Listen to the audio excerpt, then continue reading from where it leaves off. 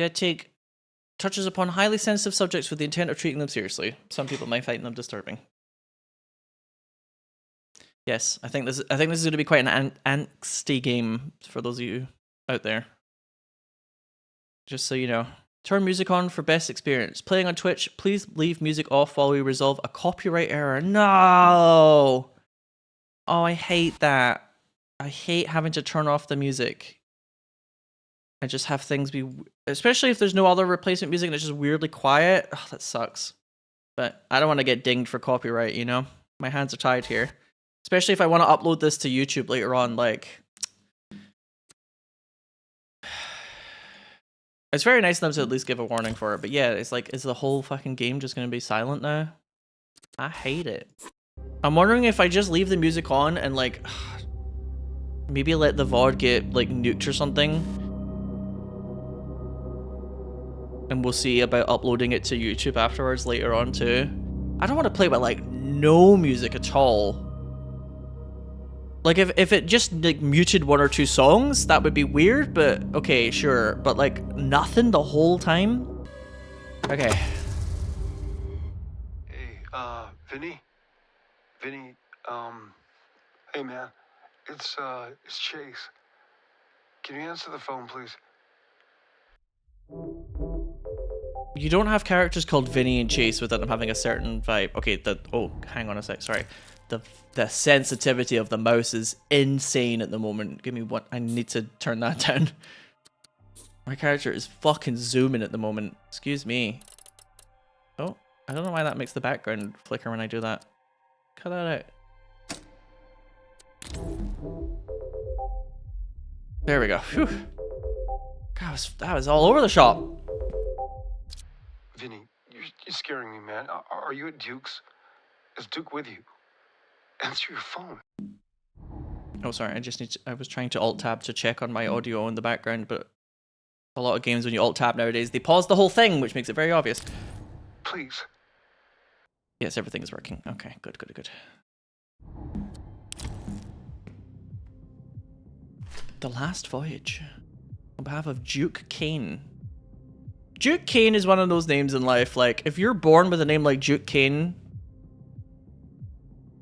people would expect a certain level of success in your life, you know what I'm saying? It's hard to be like a total dropout with a name like Duke Kane. People are having a party.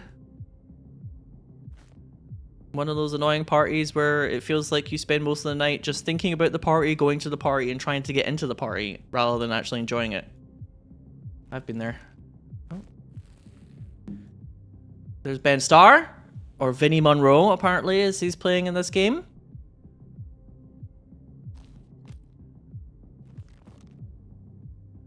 Yeah, working at the gas station with a name like Duke Kane. Vinny, get out of there, please. Just pick up. God damn it. Don't believe what he says, Vinny. Duke is... Please, answer your fucking phone! Brrr. You might also recognize some other faces in this game, by the way. For example, some of you might recognize this face.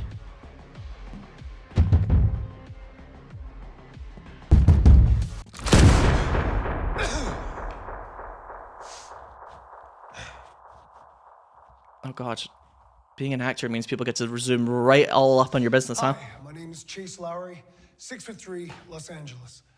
Just want to say I'm really excited to get to audition for the part of Willie in your upcoming project. It's incredibly exciting, so thank you. Yeah, the question. What have I been up to recently? I've been auditioning a lot, some great opportunities, meeting some amazing teams and directors. And overall, although it hasn't worked out here and there and I've had some clashes, you know how it goes, I feel I've really grown a lot in the season. Well, it's just made me hungrier than ever. So, I don't know if I like that. That's a little insidious. Does Neil Newbon have something in his contract now that he's always allowed to paint his nails black in every single thing that he appears in? He's like, yes, I'll act in your game, but you need to let me paint my nails black. Otherwise, I shan't do it. I'm coming for you. It's Neil Newbon's birthday today. Wow. Everything is connected. Everything has come full circle. Happy birthday, Neil Newbon. And will one survive? Thank you very much for the Twitch Prime. Thanks for saying hello. You say that you love this game? Good. Yes, I'm very curious about it. Oh god. Oh, I thought it was a bomb at first there. I thought it was a bomb was going to go off. I was like, Jesus. Non-disclosure agreement? Ah, yes. Don't tell anyone about things and stuff. That one just looks like a generic version. California law. California law.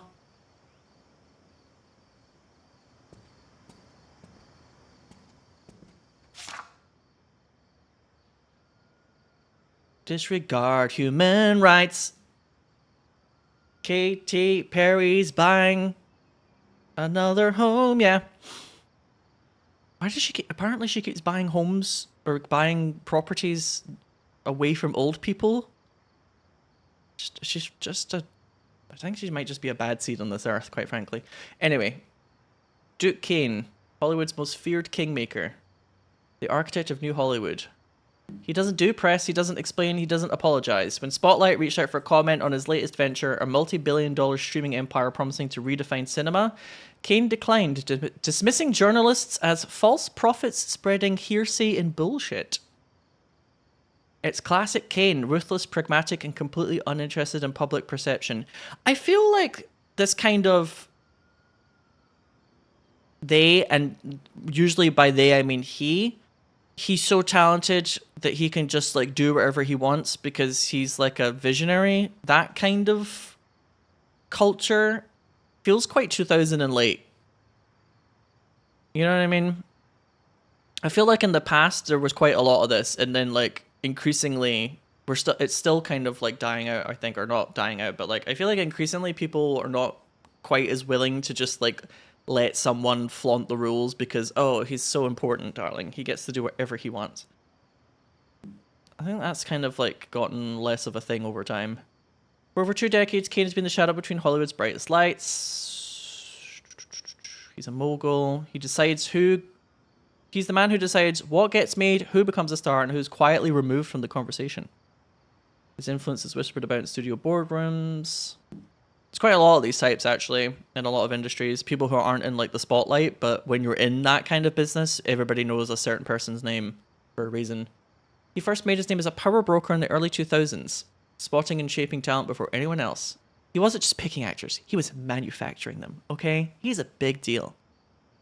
Kane's empire wasn't built without blood. Stories of brutal contract disputes, blacklisted actors, and projects mysteriously falling apart at the 11th hour have haunted his legacy. There are whispers of debts repaid and humiliation of careers snuffed out over a single slight, and then, of course, there are lawsuits. Settled swiftly, quietly, and never spoken about again.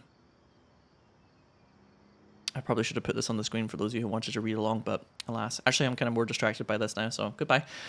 There's controversies. Despite his near-mythical control over Hollywood, Kane has never been able to fully outrun the shadows of the past. The allegations, sub-public, most buried, paint a picture of a man who thrives in dominance. Oh, this is going to be a great concoction for a well-balanced individual. Former colleagues describe a figure who could be charming one moment and terrifying the next. A puppet master pulling strings with a smirk and a well-placed threat. A recent Herald expose detailed a culture of fear within his production company. Former assistants and executives spoke anonymously about cult-like environments. One ex-employee described his office as a place where loyalty meant survival, and mistakes were punished with exile. Kane, true to form, refused to address the claims. With Hollywood in flux, Kane is once again ahead of the curve. His new venture, an exclusive invite-only streaming platform, aims to bypass the traditional studio system altogether. He calls it the future of storytelling, but insiders suggest it's something more dangerous: total control. Directors, writers, and actors who signed with Kane's platform are said to be locked into ironclad contracts, surrendering not just their projects, but their artistic autonomy. Yet for all the fear he inspires, Kane remains untouchable. He doesn't seek validation. He doesn't need the Academy's approval. His name is whispered at power lunches, muttered in legal offices, feared in backroom deals. He's Hollywood's final boss, and he's just getting started. So this is like a total puff piece that makes him sound like a badass, huh? You can't stop him. And it's one of those articles where everything like negative about him is described in such a way where you're still supposed to be like, wow, he's so powerful. He's such a badass, they can't stop him. One of those type of articles. Today's frequency code is Boggle. No, 0.320, the first 2 digits of the Kane estate. What does it say? Lamp Black Productions. Okay, ew.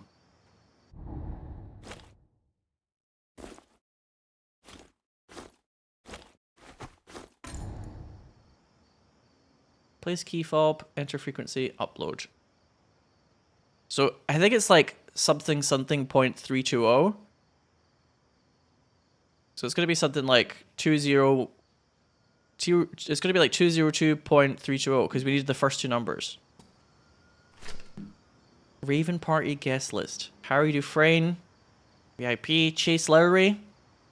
If Frank Garduo arrives, deny entry. Kaito Moriyama. Lucy Duval. There's a lot of names here that sound like somebody has come up with like a stage name that rings true.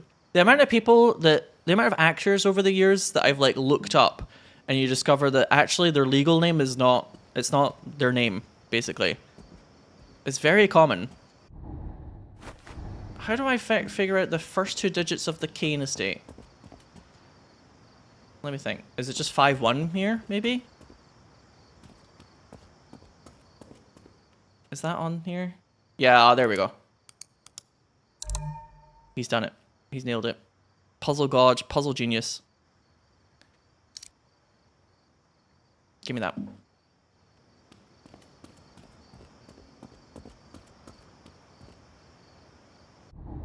Okay, let me enter your crappy, expensive party. Let me enter your rich person's party, please.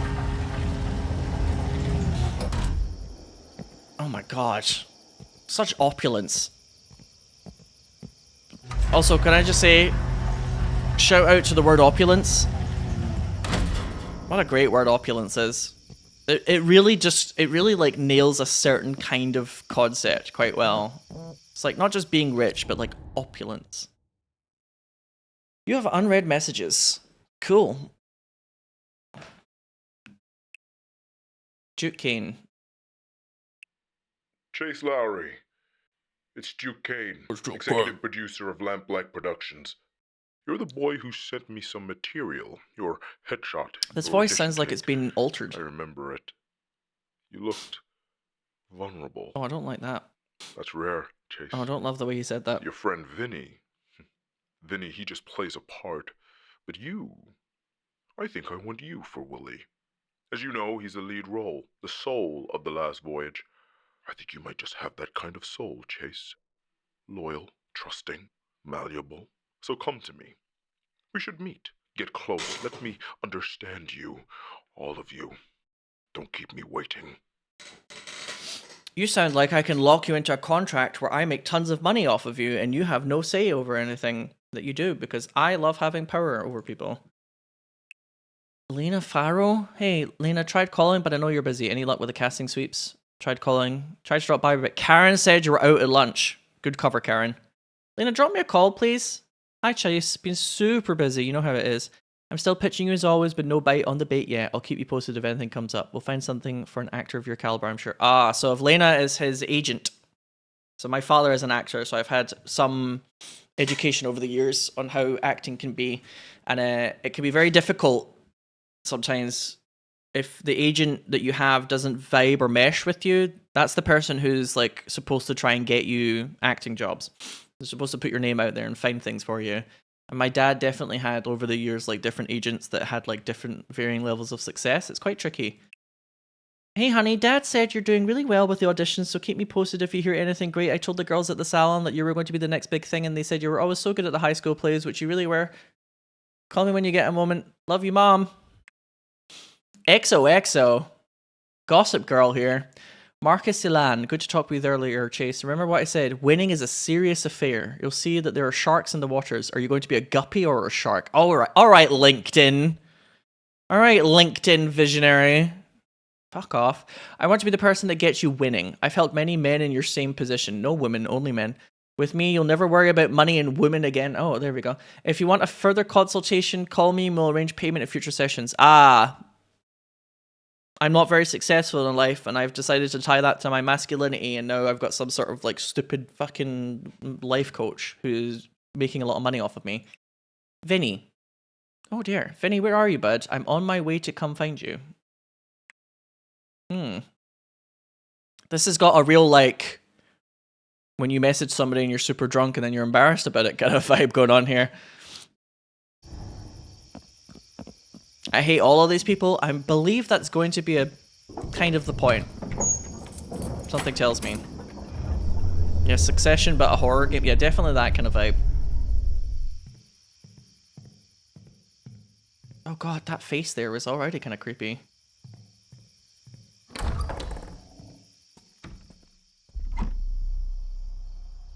Oscar Lindholm, 1995. Oh, I can hear some sort of like far away, like blah music. Oh, people are already popping pillios with the alcohol. Carmen Duval, 1948. Oh, this is cool. Jonas Feldman, 1989. Elena Moretti, 1984. Rich people love to have so much artwork that it kind of sometimes ends up just like lying around. You know what I mean? They love having like superfluous amounts of artwork. I've noticed rich people. Oh my god.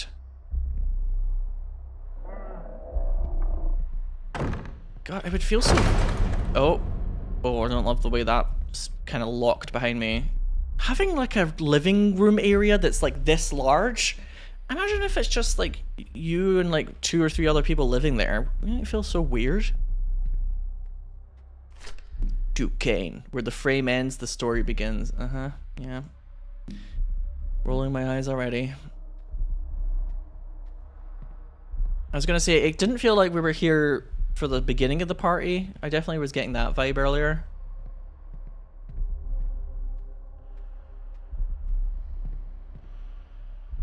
Oh, I like these plants though. Naturally, my eye is drawn to the blinking room. Should I just have a quick look upstairs though, just out of curiosity? Oh, there's something's up here. It's too open. Every single sound that you make in this place reverberates all over the it's too open. I don't like that. Oh, this is obviously... who's got a piano that looks like this? Your piano is sick. You need to take it to the doctors. What is going on with your... what is going on with this fucking eldritch piano? This is nonsense.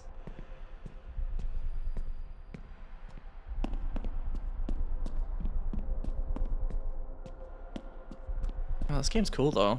I'm having a lot of fun. Okay, alright. Here's the world's most depressing room. I tried again today. I sat at this desk, pen shaking in my hand, and I thought, just write his name. Just write it down. But I can't. My body won't let me. My mind won't let me. Donnie doesn't understand. He doesn't take anything seriously. He sits there with that hollow grin, that empty gaze, as if none of this is real. As if our son was just a passing dream and not a life we created, a life we lost. Father Emile Voss sees it too. He won't say it outright, but I can tell he's wary of Donnie. He watches him, or I can tell, he's wary of Donnie. He watches him the way a doctor watches a patient who doesn't know he's sick. But Donnie knows. I see it in the way he avoids his bedroom, in the way he keeps the doors locked at night, in the way he refuses to say his name, just like me. What does the I button mean down here? Just to like look at certain notes again? Okay. By the way, once again, last time I'm going to reiterate this, but I think this game is going to have quite depressing subject matter in it. Some real shit is going to go down, you know what I'm saying? So, just bear that in mind. Oh,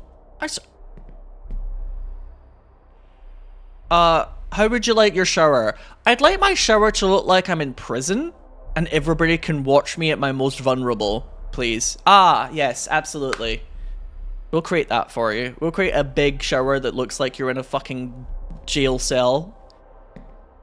No, I don't want a jail cell for a shower. This is mental. Also, I don't like the step for that bath. As soon as that step gets wet, I can just envision somebody dying. You slip in that and then poof, your head goes on the corner of that bath, dead. That's how it feels to you? What, when you take a shower, it feels like you're in jail? It feels like you're in a prison? Nice try, Stinky. Take a shower. But I also feel... Whenever people are like, oh, having a shower with someone would be so intimate and sexy, I'm like, absolutely not. Get away. Red Valley. When young Ben Wheeler's father dies mysteriously, his restless spirit haunts the town of Red Valley. Determined to set things right, Ben embarks on a thrilling quest to put his father's soul to rest.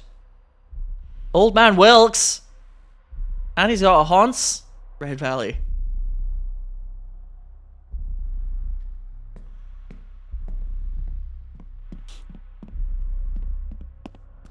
That's a big problem that I have though. I basically look at every bathroom as like, if you slipped and then bashed your head, you'd die like this. I'm constantly like that. I kind of wish I didn't think like that all the time. Oh, this is weird. Oh, I like how pleasingly plump this teddy bear is. Guests, welcome. As part of our tradition, we like to share a few of our favorite films with our most cherished guests. These 5 were carefully chosen by our little boy wonder. We hope they give you a glimpse into the heart of our family and what we hold dear. Before you head out, we'd really appreciate it if you could sign with your order. Would have loved that. With warmth, the Kane family. Guests. I'm not going to read everything, but... What the fuck?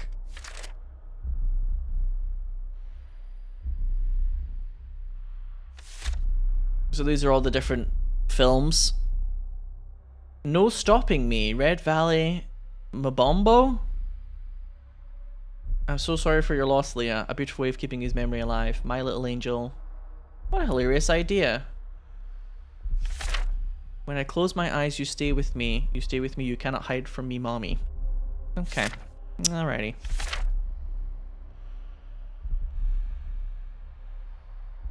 Hang on. When I've showered with someone, I wanted to see what you said, Stace. They find it hot and sexy, whereas I'm just using them to wash my hair for me. Real. Stace, real fucking shit. They're like, ooh, I get to shower with these, Stace, and you're just like, yep, okay, worked the conditioner in. Shut up.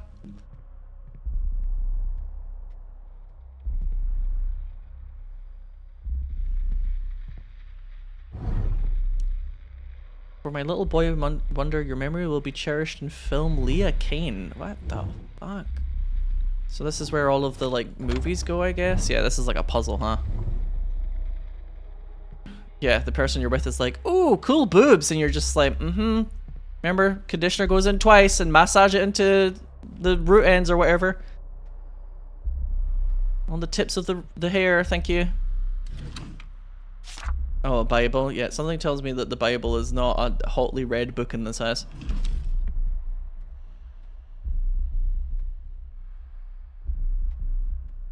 I'm sure there's many people out there who would disagree and they think that a shared shower could be quite hot, but I'm very against that, personally. If you enjoy that, then good for you, but for me, I'm like, absolutely fucking not.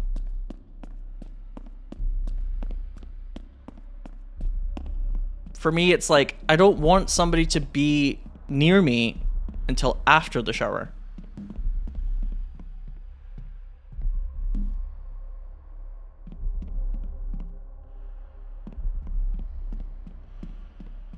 The order was wrong. You don't want to have somebody watch you wash your ass. Somebody might want to watch that. No, just kidding. Well, who knows? There's somebody out there for everything. Let's be real. Oh my god, this person's they've got like a whole like movie theater down here. Oh my god. This is basically the steps I take when I have a shower. Wash, develop, stop, fix, wash. This is my showering order of operations, step by step. Okay, so they've got some sort of device here that digitizes film so you can put it on like a flash drive. Which is, first of all, this is very cool. Obviously, it's going to be like a puzzle. Romulus and Remus. Rome was built in a single terrible moment. Harry Dufresne's snake. Dear Gail Mandy, I've just spent my whole life chasing ghosts, the greats, the ones who leave something indelible behind. Oh, somebody asked me what I thought about... What was the word again? I was like talking about how much I like the word opulence. And somebody brought up another word that I like. I can't remember what it was though. But it was also another good word. Nebulous, yeah. Nebulous is another good one. No one has loomed larger in my mind, in my career, in my understanding of this industry than Duke Kane. His films don't just entertain. Oh my god, we get it. They leave you gasping. They drag you under. Oh, Jesus Christ. The Last Voyage. I read the script. I let it stain my hands. Willie isn't just a role. He's a fever, a wound that never quite closes. And I know without hesitation that I am meant to play him. This isn't just another job. This is the one. Oh, you're way too intense. I have attached my audition tapes. Raw, unfiltered, no vanity. Just the work, just Willie. Just the kind of performance I know Duke demands. Vulnerable, violent, utterly real. I don't just want this part, I need it. You know what though? If you're an actor that's a bit desperate for work, he's really, really playing up the intensity for a reason, I guess. Oh. Did you guys see like a face there for a minute, or am I insane?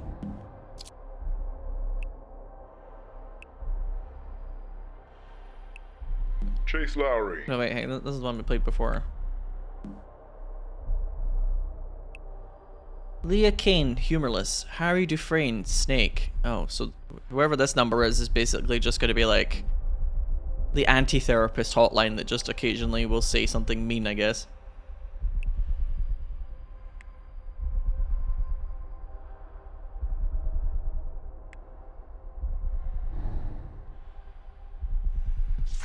You've signed up to the hotline that makes fun of you. Chase Lowry. Gail, see Zara for Marion. No excuses, no delays. If she's no good, I'll know. If you fight me on this, I'll know that too. Make it happen. Do it.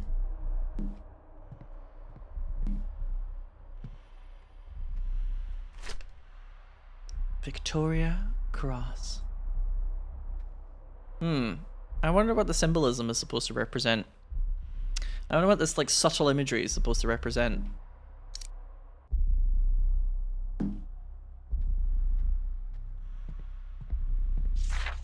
We're doing something right. I'm talking about like offices at Lamp Black Studios or whatever it was called. What's this one? The Last Voyage. Vinnie Monroe, excellent take, first choice. Chase Lowry, cold cover letter, was not invited, denied. Flag to Duke, there is a leak. Gareth Road, strong presence but lacks depth in later scenes. Elliot March, too controlled, needs rawness. Samir Devine, visually interesting but voice is too flat. Sometimes I think my voice is too flat. Marion, Victoria Cross, fine takes, Duke's first choice. Riley Marquette, too theatrical, over-rehearsed. Ava Linney, strong read but lacks chemistry with Patrick. Harry Dufresne, excellent read, first choice. Miles Conroy, second best, strong but misses the subtle menace. Damien Voss, heavy-handed, feels unnatural. Theo Stroud, decent but lacks depth in later acts. Additional note, Zara good, no tape, requested for part. Female ship hand, ha ha ha. Flag to Duke. A little bit of the nepotism's going on here, perhaps. Leah Kane. My love for movies grew with you. It's like a scratched out thing here. Moved to coat check. I'm hearing like a weird like burp noise when I like look away from this door. Security reminder. Due to heightened security at tonight's party, the movie theatre facilities are to be locked. Tonight's key code is the stamped date of the former Mrs. Kane's caricature. Okay, so obviously that's a puzzle coming up. The stamped date of the former Mrs. Kane's caricature.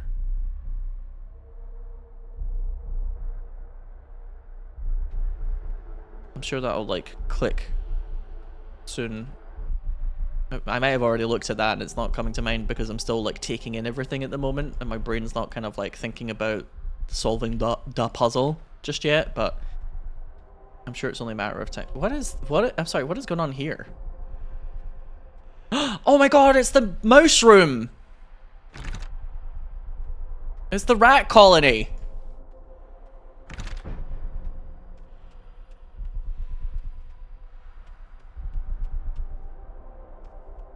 Yeah, there's a poster here that's missing, huh?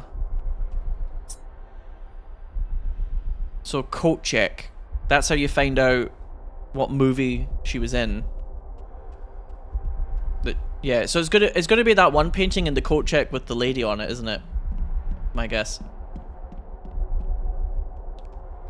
Oh, I guess that's a reflection of the light. Okay.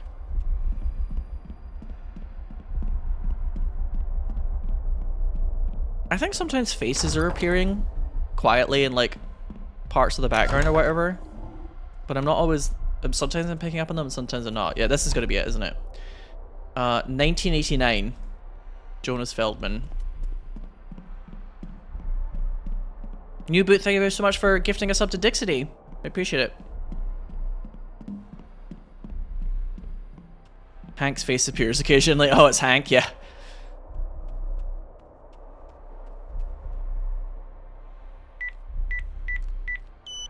I'm so smart. I'm a genius. I'm a fucking genius. Do I want to look around a bit more first? Before I do this? No, I'll just look at this now.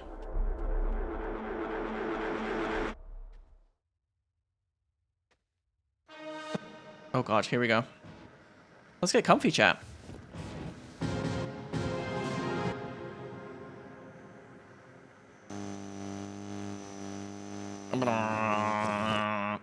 Here's Ben Starr.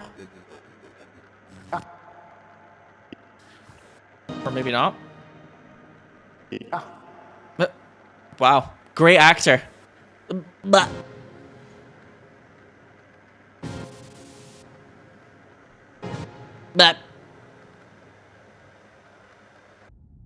barf.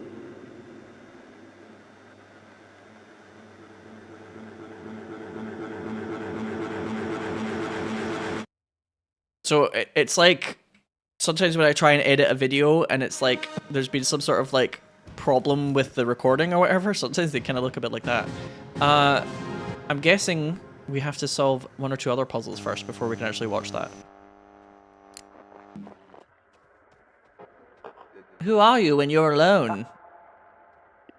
Just me, but slightly less interesting. Media server. Projector not functional, replacement parts are needed. Editorial notes. Balance is key, good and evil, right and wrong, night and day, etc. This scene will swallow the moon, but I don't know if he's got the balls for this. Color grading needs work. Excuse me? Swallow the moon. Color grading needs work. Again, we're misleading the audience and it's not brave enough. More fear, more cowardice. Mind Palace? Ah, oh, hell yeah. Unironically talking about their Mind Palace. Duke, good news. The studio wanted to gift you Splice. Looks like Splice, but it's pronounced Splice, apparently. New state-of-the-art AI edition. Anyways, the studio got a deal to beta it. Simply put clips you like in the tracks, and it'll cook up something nice for you. Cheaper than an editor, but expensive as hell. Now don't share it, or the studio will have my ass. Anyways, have fun. Oh, the version you got isn't compatible with all file types. You'll figure it out. Good luck. This is a MacGuffin that allows you to make scenes, I think, later on in the game.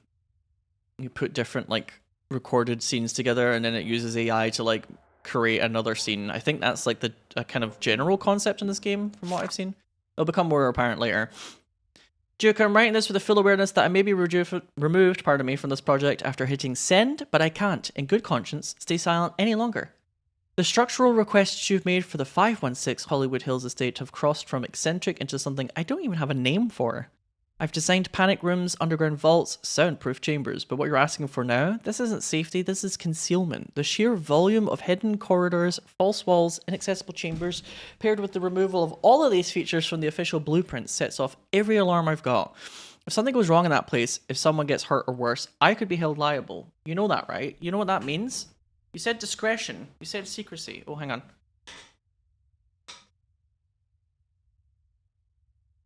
Am I still able to hear sound?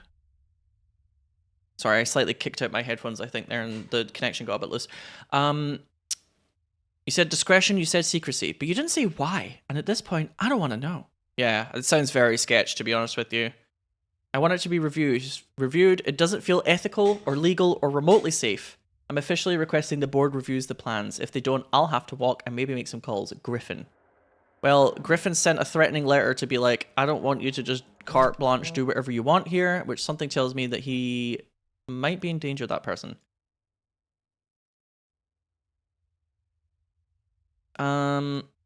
Celeste Rowe, Vanity Film. The Monroe Mystique, Vinnie Monroe, Hollywood's new obsession. They're so obsessed with him.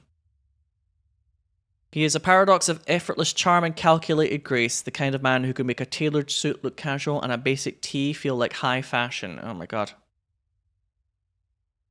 Trust me, he's aware of the effect. I swear I don't think about it that much, he says, flashing a disarming grin, though the glint in his eye betrays him. It's flattering, of course. The whole thirst trap thing is weird, but I'm just here to act. Here to act, sure. In the span of just 2 years, Monroe has skyrocketed from a supporting role in an indie darling to a full-blown leading man with murmurs of the next big thing surrounding his every move.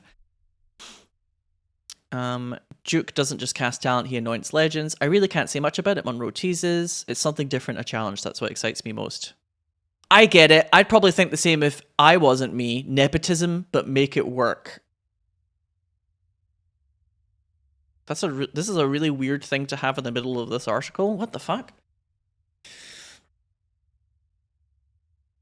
Of course, Monroe's rise hasn't been without its critics. With a last name like Monroe, comparisons to his father, legendary Hollywood producer Al Monroe, were inevitable. Some whisper nepotism, but if he's bothered, he doesn't show it. I get it, he says with a shrug. I'd probably think the same thing if I wasn't me, but no one sees the rejections. The times I auditioned under a fake name just to see if I get the call back. I've had to prove myself too. I'm not a nepo baby. I tried very hard. His latest performance in The Hollow Suns stunned audiences, a gritty, feverish portrayal that silenced any critics still clinging to the nepotism card. Al Monroe remains a looming shadow. He taught me how to work to earn it. He didn't hand me a career, he handed me a work ethic. I try not to think about surpassing anyone. But what happens when a star rises too fast? When the heat of a meteoric ascent starts melting the wax? Vinnie Monroe is now being mentioned in the same breath as Hollywood's most bankable leading men, some of whom spent over a decade clawing for the recognition he's earned in just 2 years. How does that feel? Monroe hesitates, then with a careful exhale, I try not to think about surpassing anyone. You don't really think about anything, do you? This whole article is him just being like, I don't know. I don't think about it. I just want to keep working. Humble, measured. Whether it's genuine or just part of the charm is a mystery I'm too entranced to solve. But one thing is clear, Hollywood isn't just obsessed with Vinnie Monroe, it's possessed by him, and I can't say I blame them. Alright, God. By the way, thank you so much to Sydney Poofy for the 50 months resub. I appreciate that.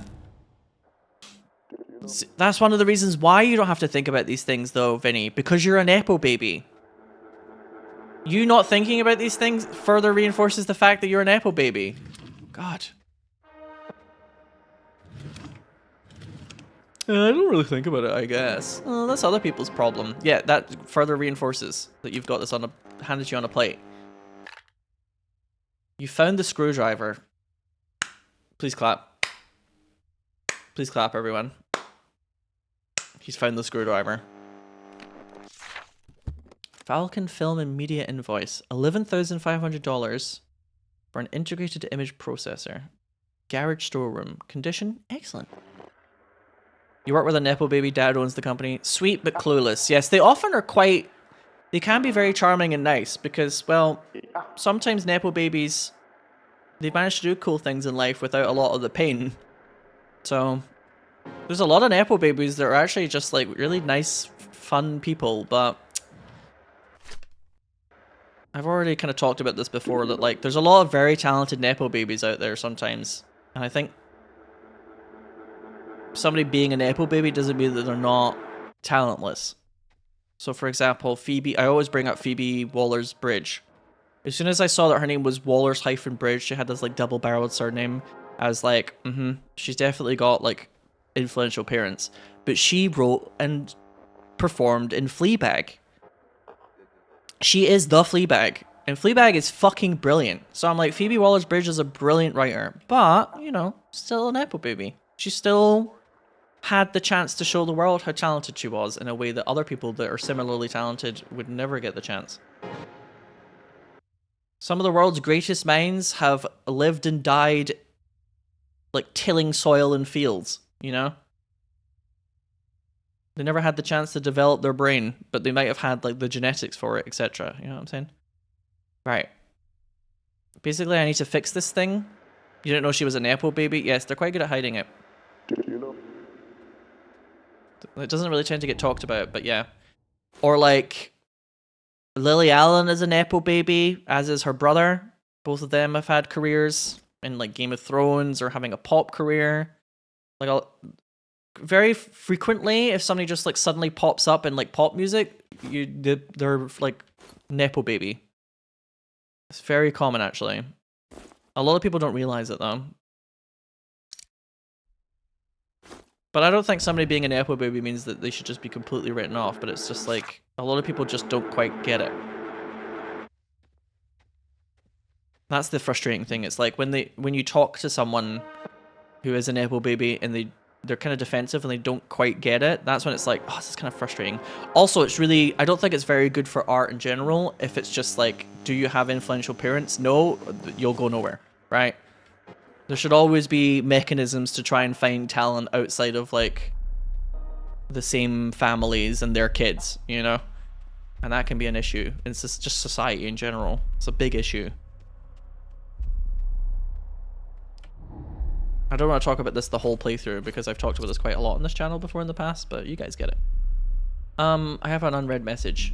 Vinnie Monroe, yellow bile. Oh dear.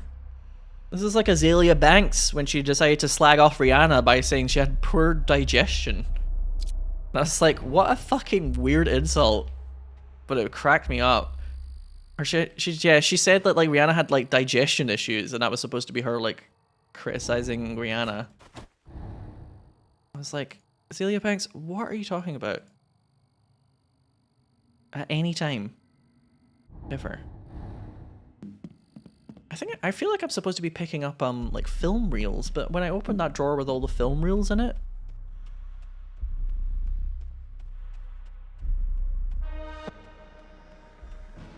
I don't think I was able to pick them up. I'm gonna just double check in case that was me just not clicking on the right part.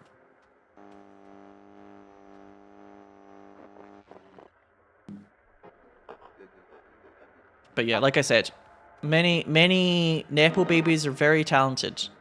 There's also some Nepo babies that are totally shite, obviously, as well, but I think the whole point isn't necessarily that they're not good or not talented all the time. It's more just like, it was much more guaranteed that the world would get to see their talent. It's like having a chance to impress everybody. Some people never get the chance, even if what they could do if they had the chance to develop it would be astronomically amazing. And of course, yes, that's another thing, of course, Sydney, is like, if you aren't having to work like a dog just to pay the rent, then you have more time to like develop artistic talents or any other form of talent, I guess. If you aren't having to do like double shifts just to make sure that you can pay rent, then you're not like working in a restaurant for 18 hours a day or whatever the fuck. You're sitting there working on your screenplay.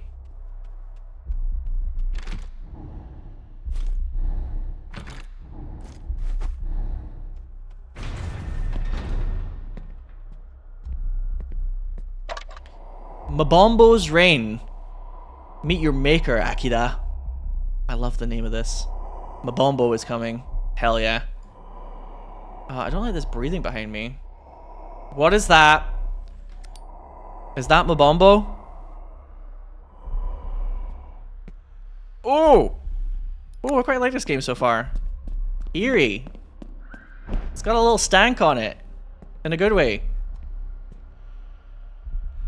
Machine play. Okay, that's a porno. That is.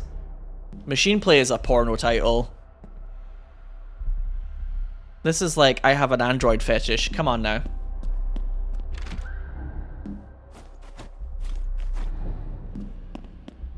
Every so often it sounds like a scream in the background with that fucked up audio. Oh, T to view, no. Price and illusion. Oh, that must be like the painting on the side. Here we go. Yep. What the fuck is going on?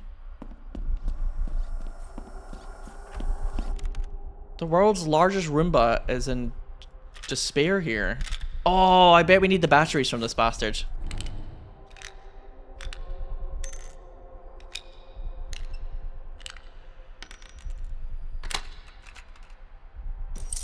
What the fuck? Storeroom key? Oh, this is nonsense. Affectionate. This is some video gamey nonsense right here. Oh, hello. Oh yes. I can't look at my dead son, so I've scratched his name out like I hate him. The Sinner's Showcase. Duke Kane's gallery unveils the bargain. Kane isn't alone in his artistic endeavor. He has partnered with rising star New Cali to craft a provocative new piece that reimagines the classic tale of Dr. Faustus with the treacherous corridors of the film industry, titled The Bargain. A producer signing away his soul not to the devil but to another producer. Blah blah blah blah blah. I'm not gonna read every single puff piece about him, but we get it. Duke Kane is... If something like comes up again, I might like go back and reread a note, but we get it. Everybody is so fucking hot for Duke Kane. He can do anything he wants. He's the best.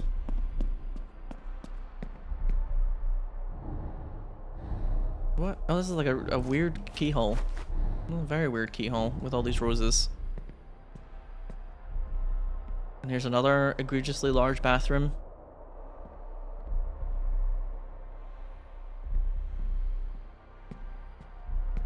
Was that a banana plant? Probably. Okay, this shower, yes, it's in that kind of minimalist style that's becoming less and less popular, but I think I like this a bit more than the weird prison one before. What times do I stream? I try and do Monday, Tuesday, and Thursday at 8 PM UK, but I have to move around my streams a lot to accommodate recording sessions with others and all these other things, so that generally I try and do that. Oh my god, what the fuck is this bath shape? You could chill with your bro in the hot tub 5 feet apart because you're not gay or whatever that meme is in this one bathtub alone.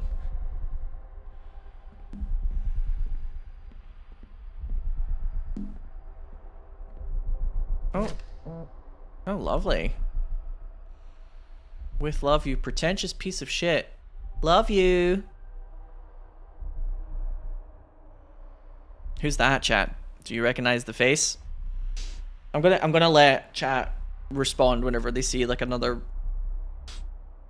person. Yeah, that is Sam Lake, who's been peed on. I'm gonna let you guys react every time a new actor appears on the screen that somebody recognizes. Yes, he is quite a prominent part of Alan Wake.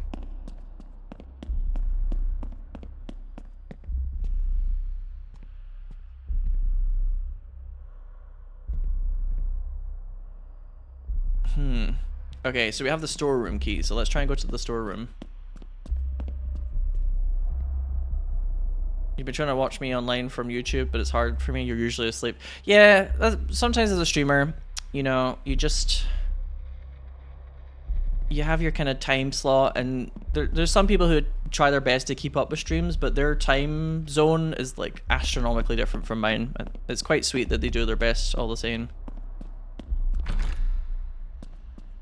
Like Megapixels, for example, I think when I start streams, it's like 3 AM for him or something, and I'm just like, the amount of times he like keeps up with chat and stuff, despite the fact that his time zone and I are like very different. It's very sweet. Where was that storeroom again? Not here. I was like, there is a locked door here, but that's different. Yeah, I think we saw it downstairs, but I'm just making sure I'm not missing something.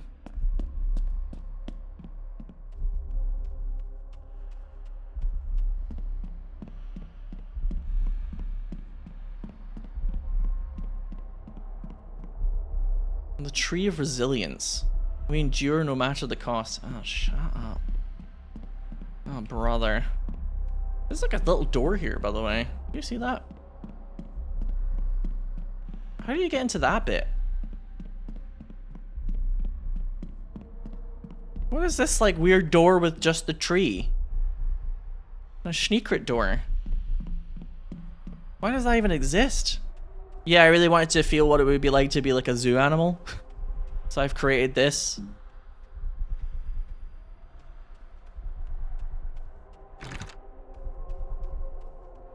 They did say though that he has some very weird requests.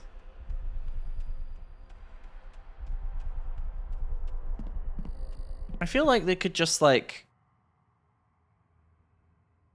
if they just didn't put it in glass, they wouldn't need like a separate door to get in there towards the tree. Do you know what I mean? They just could have the tree there. It's such a superfluous way of doing it.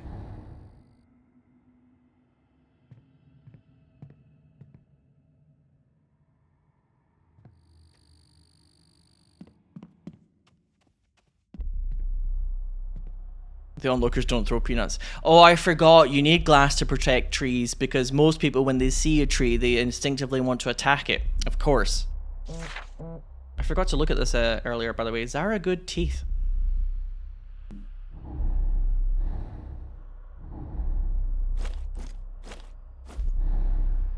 How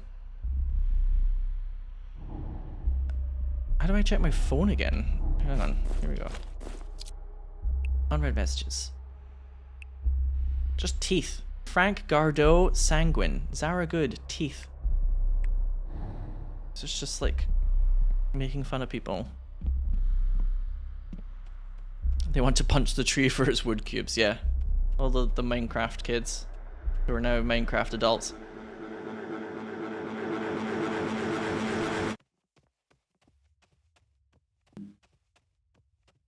They are bringing up the humors, yeah, like bile. It's like bile, blood. What are the? How do they say it again? The four humors. Blood, phlegm, yellow bile, and black bile are the four humors.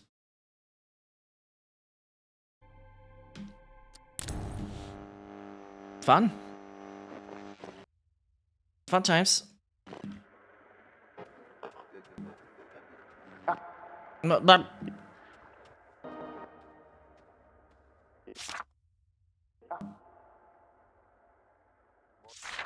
we're creating some sort of like, oh, this is Chase Lowry's what should we call it, like casting lecture. So I'm guessing this is going to become kind of like a hub in the game. I have a feeling I'm going to come back here very frequently. Also, this icon appears whenever the game is trying to save, so I'm guessing this icon is going to be important. And it seems to be putting a lot of the items I'm picking up here on this board, so that if I ever am a bit confused about the plot of the game, I can just like look at this. I'm guessing is what's going on here.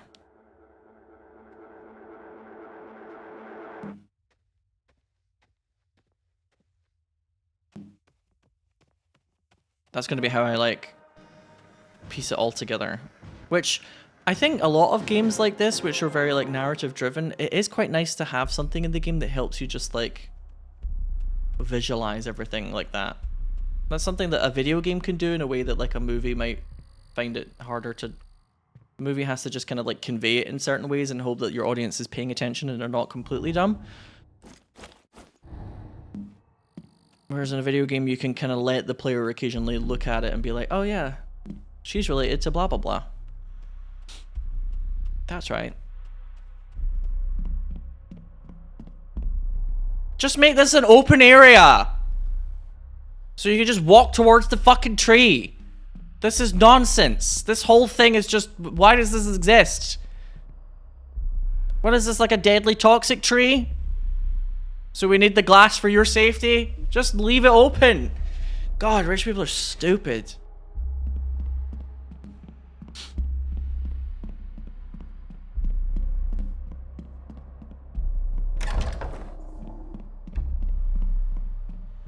The 4 temperaments is a personality test that can find your humor. Yes. Can't wait to go to my next party and be like, you're being such a black bile right now. Oh my god, that's such a phlegmatic thing to say. I could tell you're phlegmatic. You just have that vibe. You know what I'm saying? You just have that aura.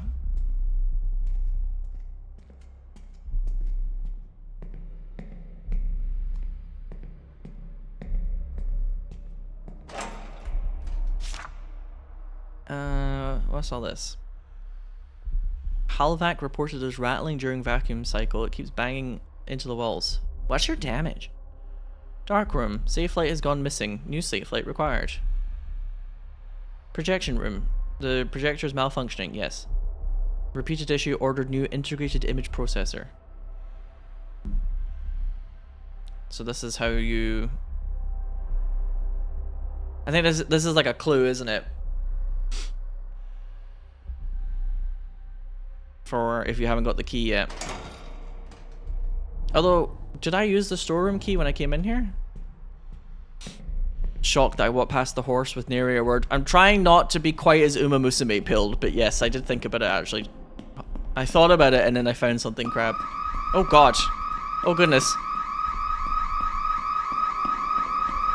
Can you stop? Oh my god, please stop. Thank you. There's the storeroom. Way ahead of you, video game. I've already fixed that. I've already done that puzzle. Way ahead of you. I need you to get rid of this, please. I didn't mean to do it. I just followed his direction. I didn't mean to hurt them. Not like that. I'm not into that. This could kill me. Kill my career. Please help me. I got angry. They were saying stupid shit. I am sorry. Oh dear. Here we go. Here we go. Make sure footage is saved. Add Vinny's name to the log. He's quite an angry boy, isn't he? D. Oh dear. And it all comes tumbling down. Let's look at the phone. Vinny Monroe, best boy. Vinny Monroe, the truth projector room. I get the feeling Vinny is also worst boy. In fact, mostly just worst boy.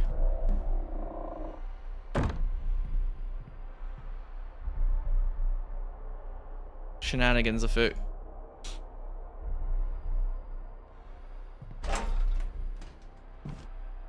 Oh, it's the IP part box. I do be peeing. Sweet.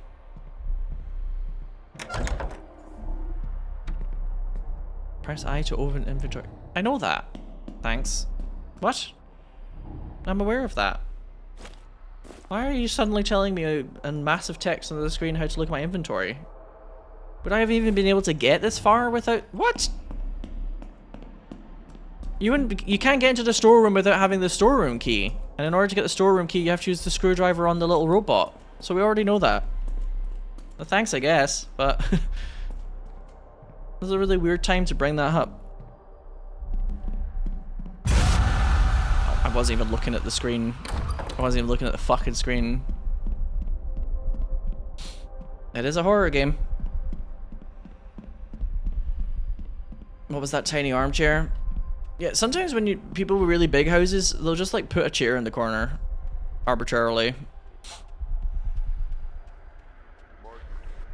A chair that nobody actually sits in. Not me though, I love sitting. I love to have a good sit. I will use the weird chairs. Okay, so we need the screwdriver.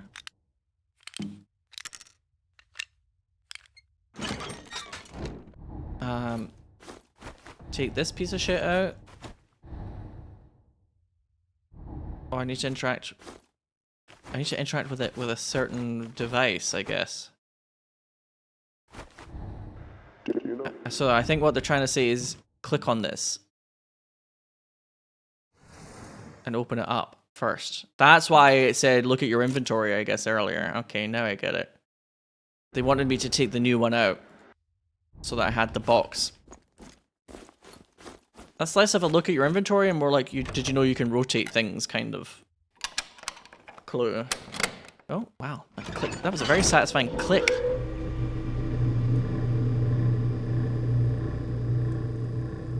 Are you guys excited to watch some Ben Starr? 'Cause I think we're about to. Oh. That's related to the phone. I think Ben Starr's been a naughty boy.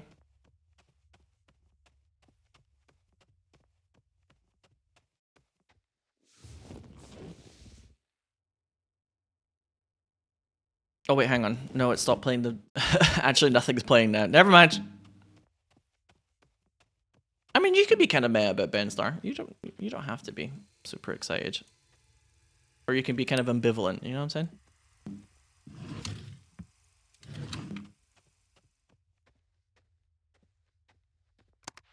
Duke, buddy, good news.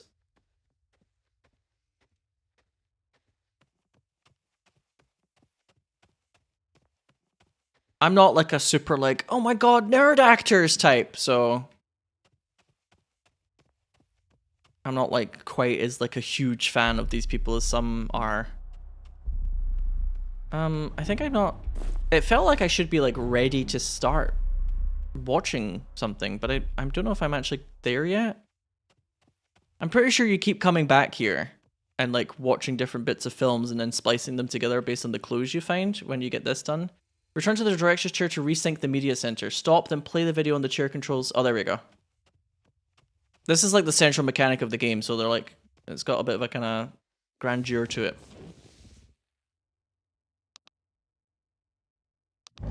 There we go. Oh, I like how it made me do that, though. I think that's quite cool. So far, I'm impressed.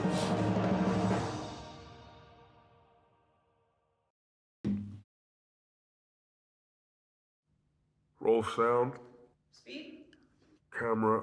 I'm kind of curious to see Ben Starr like acting here and not acting as like a kind of goofball or being Ben Starr. Do you know what I mean?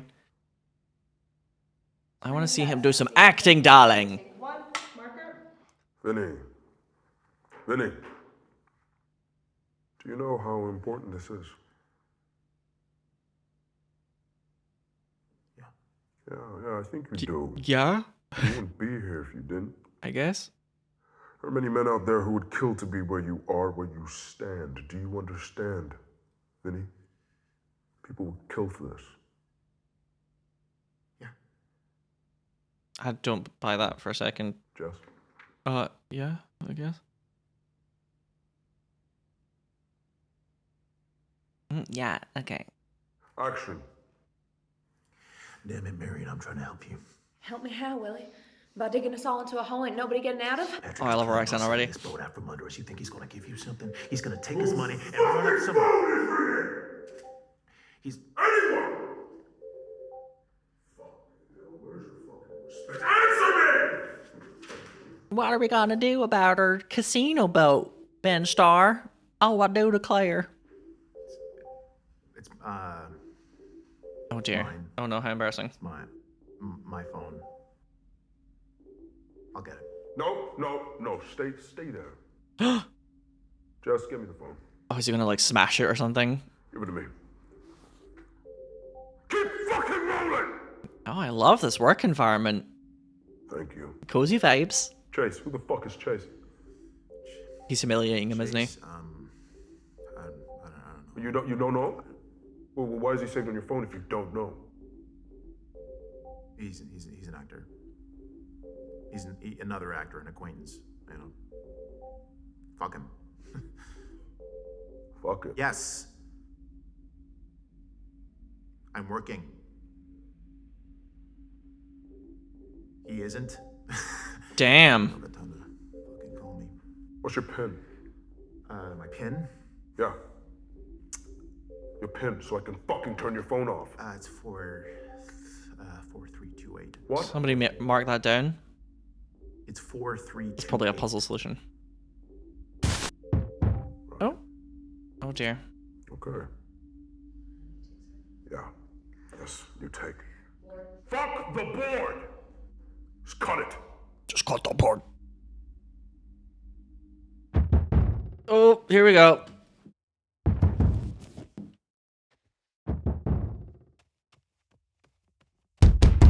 Hello, occupied. Oh dear, it's is this Harvester?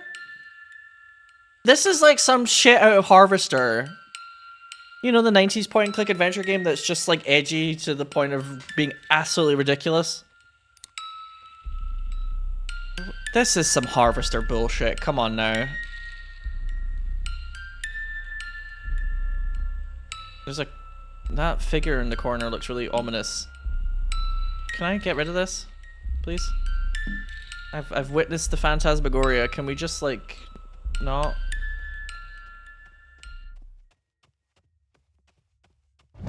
That baby's had a jam accident.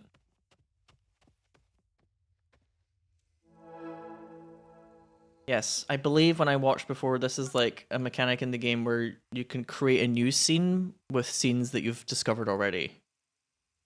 Although I don't know, I've only got one scene so far, so I can't splice anything together. Excuse me, sorry, but that's what the AI was talking about. Okay, here we go. Now, chat, who recognizes this person? I want to see. Is that, what's his name? Sea Dog VA or whatever? He like does a lot of kind of Japanese related content. Hangs out with VTubers. I know like absolutely almost nothing about him apart from what I've just said so far, by the way. And chat, who's this? That's Queso, yeah.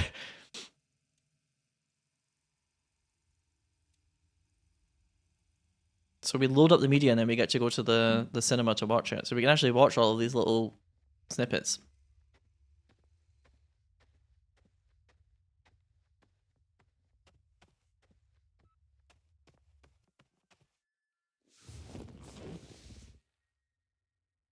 I believe her name is Alana Miles.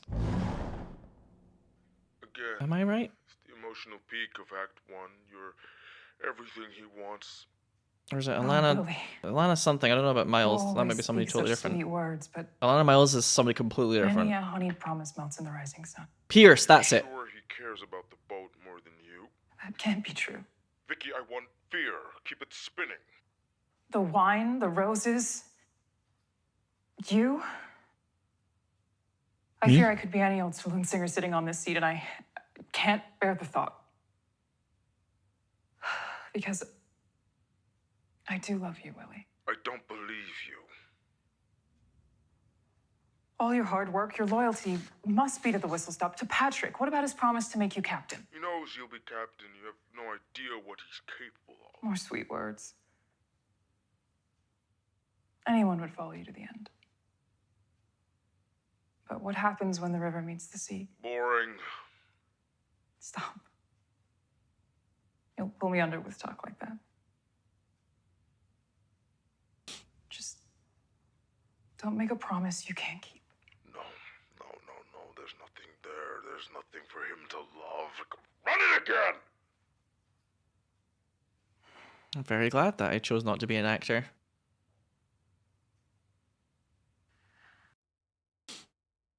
No wonder people end up just doing fucking Marvel movies.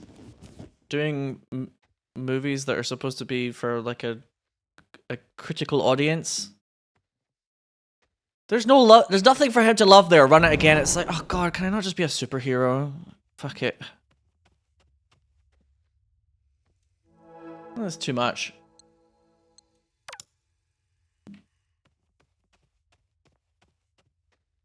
But yeah, lots of classic controlling behavior from the director in the Ben Starr scene of like telling him how lucky he is to have that position and then kind of like isolating him from his friends and making him denounce his friends so that he doesn't have like a support network to get him away from what the actor or the director wants, pardon me. It's like classic controlling behavior. Duke, buddy! Hey, hope you're good. Figured a video was better than a voicemail. More personal, braver as you'd say.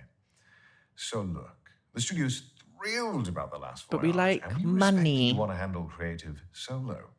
Writing, directing, editing, full house. That said, we think it's worth at least getting a director attached. At least, take one or two things off your plate. Frank Gardo is eager and available. and he's assured me he will play ball. I know you two have a history, but he's hungry, and he needs it more than you. He's good, really good, but he will listen. Now, Duke, this isn't about I'm getting sent on a totally spies mission. You're capable. You're a beast. You're a beast.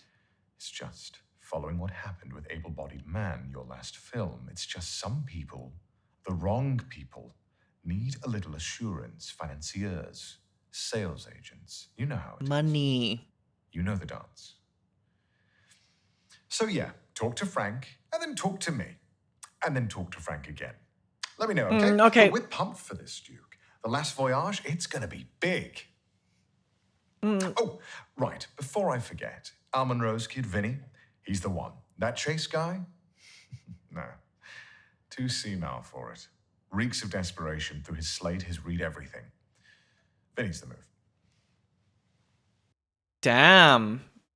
I'm getting a kind of vibe that like Chase might be the one who set all of this up because everybody keeps just like totally shit canning him. Because during that one scene as well, Chase's face kept like showing up. Chase is the one who's being played by Neil Newbon here. I get the feeling this is all like Neil Newbon is taking revenge for everybody just like totally dunking on him. And that's like Vinny's actor friend that Vinny like denounced in front of the director earlier. Do the British actors do American accents and the Americans do British ones? No, Connor is from the UK. Connor is British. Connor's voice is much more Americanized than it used to be. I mean, yeah. As a British person who also has a lot of American friends myself, A, that happens to you, and B, when you start singing or acting, sometimes it does kind of like change you a bit. Well, this has got like a fish icon now.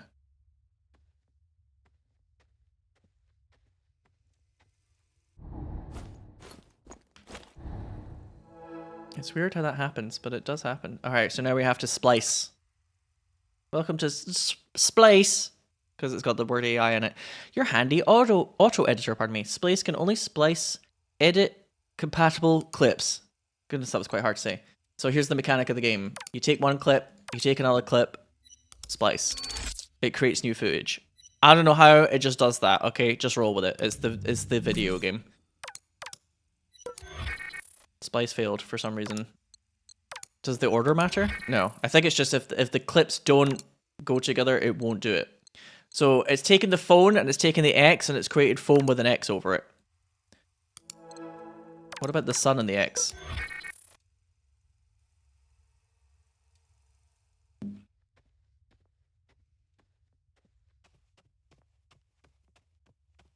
Oh, hang on. Sorry, I didn't load up the right clip, did I?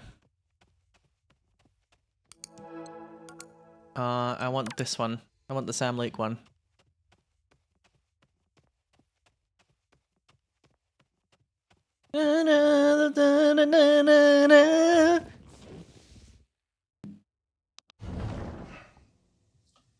Hello, Duke. Hello. It's Frank Cardo. I have to say, it's an honor. What does FMV mean in FMV horror? Try Googling it. Voyage. The script itself is a masterpiece, a raw, unflinching commentary on oppression. Just layers upon layers of subtext, so subtle, so nuanced. It almost seems accidental. Of course, that is the genius of a story like this. It doesn't just entertain, it forces the audience to confront the uncomfortable truths about themselves. Great. What they Great. when pushed by others or their desires. Because the film is actually what's happening in real life. The film is creating the circumstances that it's depicting, etc. Disruptor. You've built a legacy of telling stories the traditional way. Stories about strong men, decisive action, good old-fashioned heroics. But we are in an age of progress. It's new.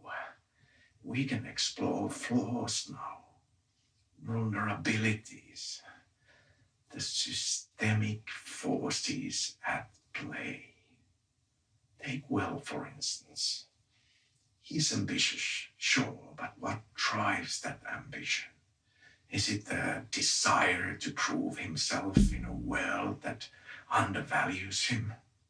Or is it something darker? Oh, Marion. Oh, Marion.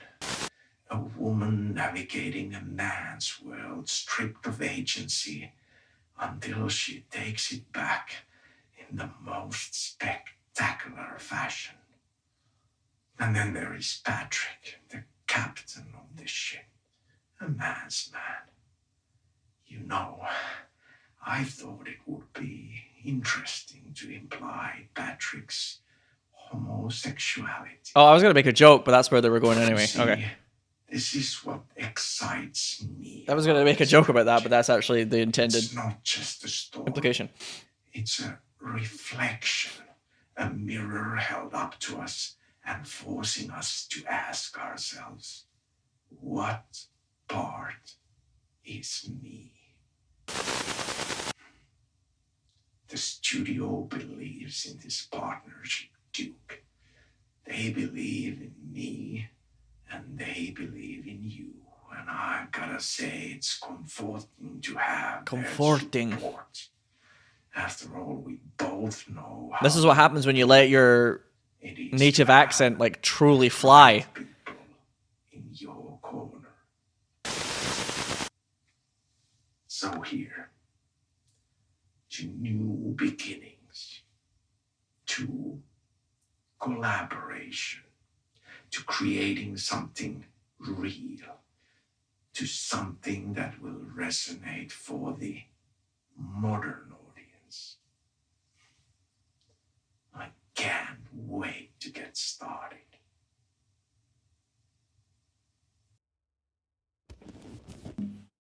The whole time during that clip, I was kind of half expecting him to be like, all right, let's cut the bullshit. None of that actually was real, huh? And like something was going to happen differently, or was going to start talking very differently. It's weird when you speak English with like a somewhat like a kind of regionalized accent, and everything is a regionalized accent. America is not the default settings of the world, right? But sometimes it's people will kind of act like if you don't 100% speak in like a really strong version of your own accent, you're like faking it. But it's kind of not really like that. It's more like human beings just sort of slightly adapt to the people that you're around. So it's not like I hide my accent being Scottish, because obviously you can still hear it anyway when I speak, but it becomes stronger or more different when I'm around other Scottish people, and I'm not like doing it on purpose. It's just like the way humans are sometimes. People always kind of depict it as if it's like a kind of masquerade and you're like hiding it. And it's like, it's not really like that. As if I'm making like a, well, there might be one or two times and if I was like thinking about it and I'm like, I don't want this person to react to me in America, so I might just like, you know, if I ever had that kind of thought, it would be like a conscious thought. But it just sort of happens. Human beings just like socially are like that. I mean, I've never had the strongest accent anyway, but people kind of always imply that like I'm making this like grand decision in my head to slightly sound different. And I don't really. It just kind of happens. Like, I don't use the word I at all when I'm in the US. But if I'm talking, I don't really use it a lot here in Scotland either. But if I'm talking to like a taxi, like a cab driver, you might hear me say I occasionally. And it's like, I'm not making this like deliberate decision. Like, I'm going to say this. Yes. Move the pawn forward 2 pieces. It just kind of like pops out. Do you know what I mean? So it kind of annoys me when people act as if it's like, oh, you're being such a fake. It's like, it's not really that like conscious. And it's not like I talk with an American accent or anything. It's just my Scottish accent is milder. You know what I mean? I'm not suddenly American. Can you splice a video that's already been made via Splice? Can we splice a splice? The answer is no. You're Scottish, but you usually sound like you're from around the home counties of England. Too much Radio 4 growing up at a private Edinburgh school. Oh yeah, that'll do that. But once I'm around my friends in Dumfries, I absolutely sound like I'm really Scottish. Yeah, exactly. Yeah. It just annoys me a little bit that, like, people don't always quite get that it's not always like a kind of conscious decision, and it's not always like a kind of smoke screen that's being deployed. You want me to bust out the full Glasgow? But that's the thing, I don't talk like that. I don't naturally talk like that. So people always have this kind of implication that, like, under the surface, that's the real Sinow. That's the real me. But it's not. That's the thing. That's why sometimes when I deliberately play up having a Scottish accent, I am playing it up deliberately, because I actually don't talk like that normally. But everybody kind of has this, like, implication that your real accent is you being unintelligible to others, and it's you sound completely different. And it's like, well, that's the thing, I don't. But it, like, changes depending on context in ways that I don't always control. And my accent, like, dips in and out of strength depending on what's happening or who I am around. Yeah, like, when I get angry, people say I suddenly sound like a lot more Scottish. But it's not like, that's not me accidentally letting slip and oops, the mask fell off my face and oh no, the illusion is shattered. That's just how I speak. That's, like, unintentional. That's not me being like, oh no, they've managed to peer past my cunning disguise, you know? This isn't a disguise, I'm just talking how I want to talk. But, again, context, I'm talking into a microphone and I'm doing my Twitch job here. I'm recording, which obviously subconsciously, my brain has, like, a different concept of that than me talking to a cab driver in the back of a taxi in Glasgow or in anywhere else.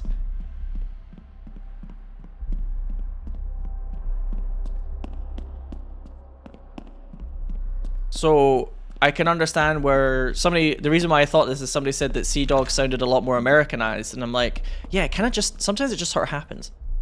Another example of this is a lot of British people in particular might have this. When you start singing, sometimes people say that British people, when they sing, they don't really sound like they have their accent as much, unless they deliberately choose to keep their accent when they sing. And I'm like, yeah, that does kind of happen. And I don't 100% know why.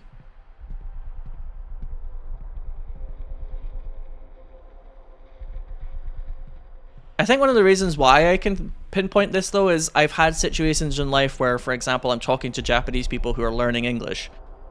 And in those situations, I'm thinking about my accent a bit more, or, like, terms of, like, what phrases I'll use. Like, if I'm talking to somebody who's learning English, I'm probably not going to use, like, a metaphor.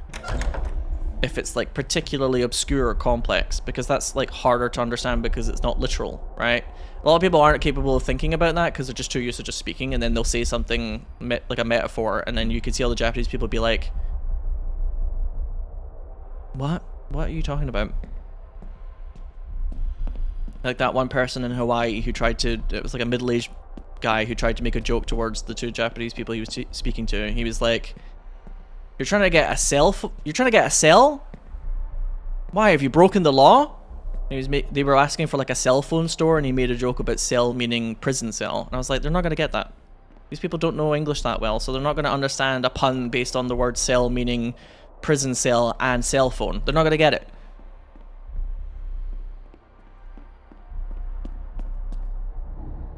But he was like a boomer, so of course he wasn't used to thinking about a different perspective. He's just some boomer.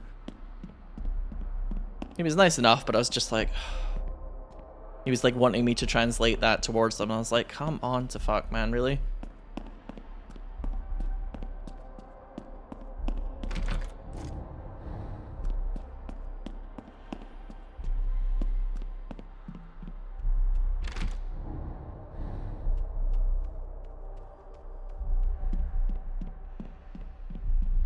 They don't sound British when they sing.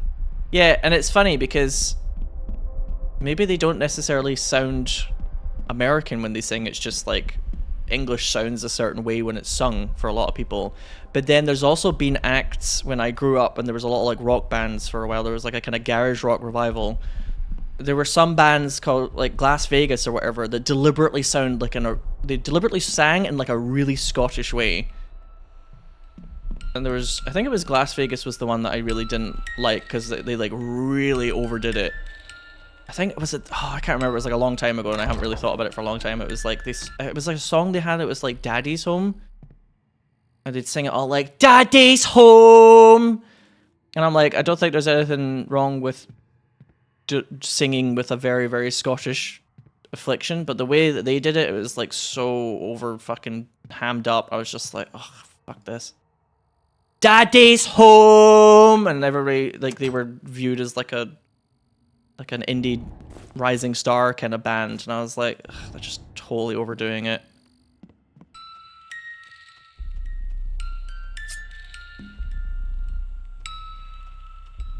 But for another example, Lily Allen, sometimes she would sing in like you could tell sometimes she was trying to make her sound a bit like LDN Lily Allen, yeah? You gotta watch yourself when you're in London, because it's crazy out here. Like, she would deliberately sing like that, and then sometimes she wouldn't as much. Okay, I am too busy yapping away about this.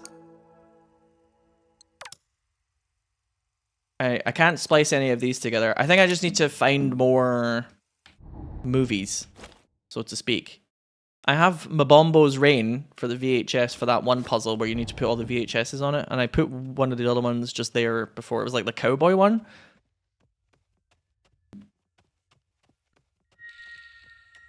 Either that, or I need to find the... Oh, hang on. This is a key. Wait a minute. Ah, here we go. Okay. I nearly missed that, chat. Very clever. I'm guessing that's going to disappear now. Duke Kane. Here we go. Magic of cinema is that it lets us peel back the skin. Oh, you'd like that, wouldn't you, you weird, creepy bastard? What he hides. What he dreams. This kid, Vinny, they're throwing him at me like he's gold, but he's all surface, no weight. You got bones, Chase. I can feel them. You're the one I chose. You're the one I want to build. Willie can be yours. So take your shot. Oh, that's interesting. So the director actually wanted Chase. He didn't want Vinny. But the studios were pushing Vinny, right? So there's a kind of a clash there.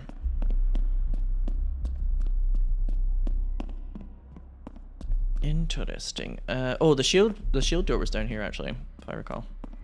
Yeah, Duke Kane is well, they said that he should bring on another director, but yeah, Duke Kane is like the visionary behind everything. That's like, whose phone is that? That's him. I think my next goal in this game is probably going to be to collect all the VHSs, but let's go down to that shield door. Actually, no, the shield door was right here, wasn't it? I just ran away from it. Nice. Pro gamer Sinow Beats, here we go.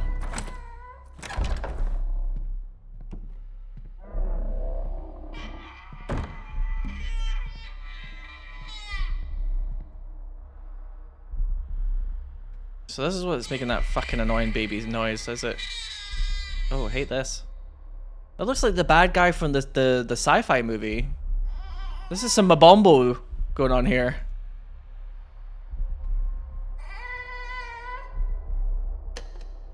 Oh, we need like a cassette tape for this. Can we shut this up, please?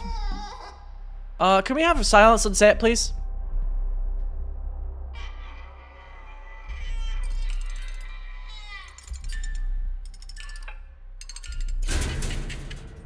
There he is. There's the boy. He's the clown. A little angel now, La Mama. I need to learn to say goodbye. You're in the stars, you're in the sky. But when I close my eyes, you stay with me, you stay with me. I'll never know the truth, you know. You broke my heart for all to see. But when I close my eyes, you stay with me, you stay with me. Little Mabombo.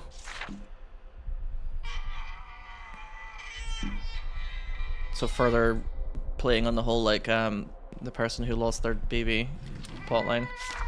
Empty chest weeps dry. Tiny footprints end in red. Silence eats your name. Oh gosh, this is very depressing. I think in the guest book there was similar lyrics, yes.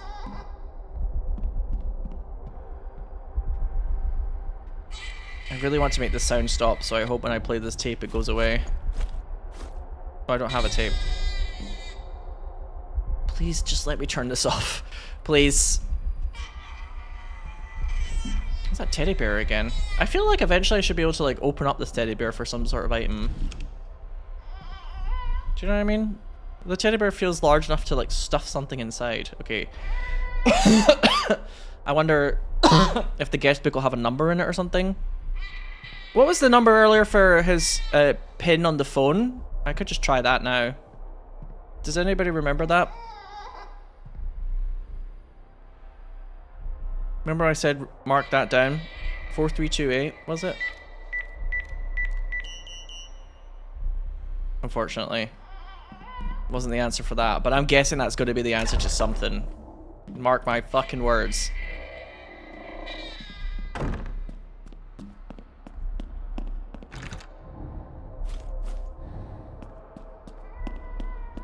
Mark my words, that's coming back in the future, I'm telling you. I've played these games long. I've played video games long enough. Yeah, so maybe there's strange sheet music for the piano.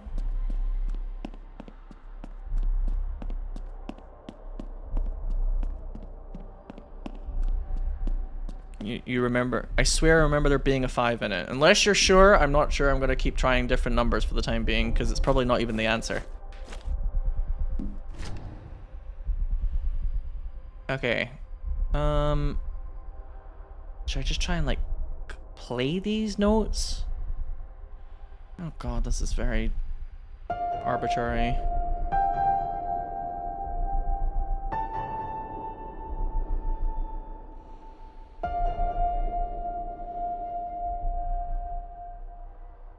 And then it's like, where's that? This one? There you go. What the fuck is all these?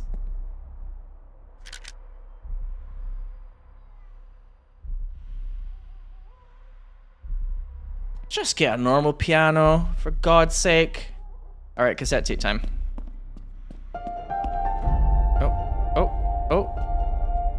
Oh, it's popping.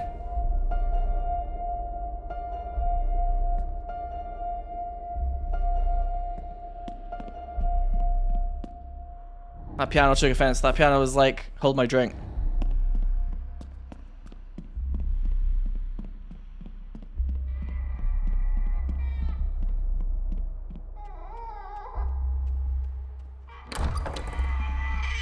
Please stop with the baby.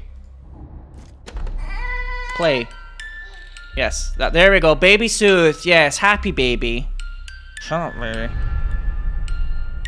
See, there you go, 2429. And this is why I don't sit there and obsess over every single puzzle I find the minute I find it. Because a lot of the time, the game will just give you the answer when you get to the right part. And we have had, like I've said before, a bit of a bad habit on this channel of torturing ourselves over a puzzle that we've discovered, and then when we actually find the answer, it's really obvious. That's why I don't sit there and try a million different combinations of numbers and stuff, you know what I'm saying?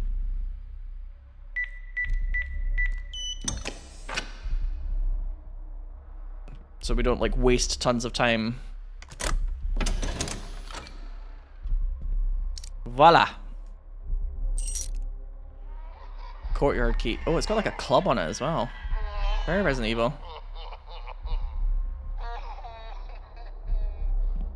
Do you mind? Do you mind?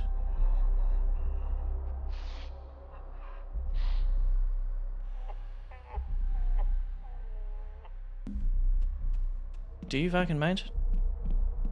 Close that door. Jukin. Oh, you can play this one. To go. My little angel, he was in the way. But him gone has given me so much more. Wait, what the fuck? See, sacrifice is needed in order to achieve greatness. Do you understand that?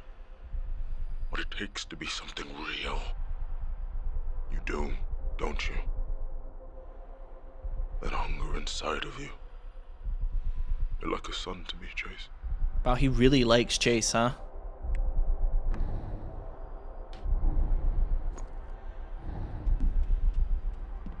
I don't need my baby son because I have new son. Acting son.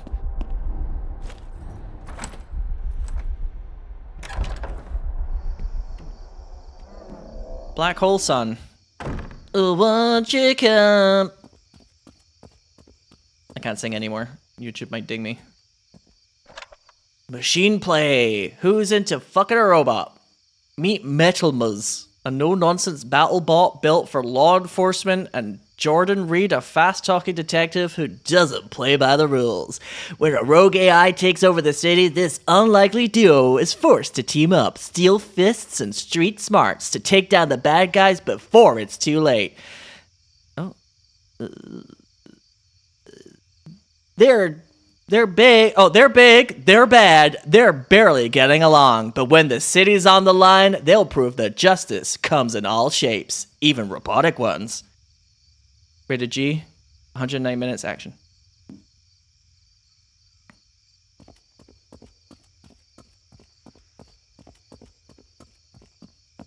This robot can fuck.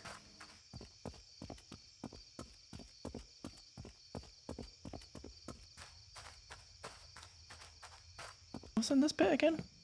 Is this a new bit? Oh yeah, the courtyard. Oh, what is this courtyard? This is ridiculous. This is absolute fucking nonsense, this pool. Stop. Stop it. They don't make movies like Spendthrift Albade anymore, and maybe there's a good reason for it. It's fucking shit. Obeyed is a paradox, and for a while it's an entertaining one, but after a point, once the scale and grandeur dulls and the pompous ideologues multiply, you realize you're watching a proudly silly film about men in tunics. Both numbing and soulless, the film seems dedicated to pummeling us over the head with this overtly obvious messaging. The Greco-Roman gods and their rich mythology is a subject of immediate familiarity. I'm not sure if Duke Kane, the writer and producer of this self-anointed epic, is trying to reinvent the wheel.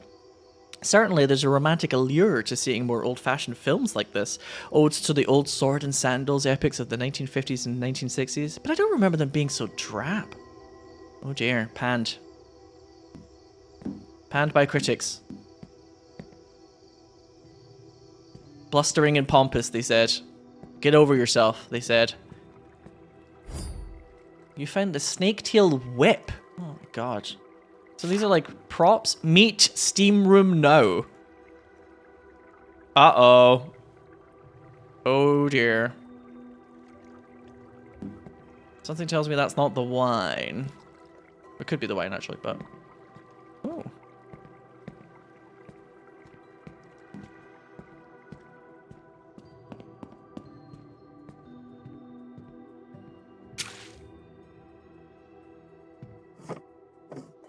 Oh. Something tells me I'm gonna have to like adjust the temperature in here to get some sort of like message. Perhaps. Oh my god, this screwdriver has been used so much. Like, what would you do without this screwdriver? The game would just be over. Click. Small vent, -5. Middle vent, -10. Big vent, -15. PS, keep the door closed. Dude, Duke likes it hot. I swear, I almost passed out when testing this thing. He says it has to be 185 degrees Fahrenheit. So I have to close the right vents to get some sort of desired result.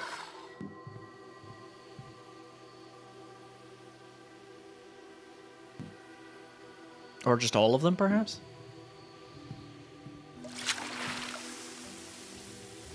Yeah, let's heat this bad boy up. Oh, maybe too much. Too much. Oh, too much.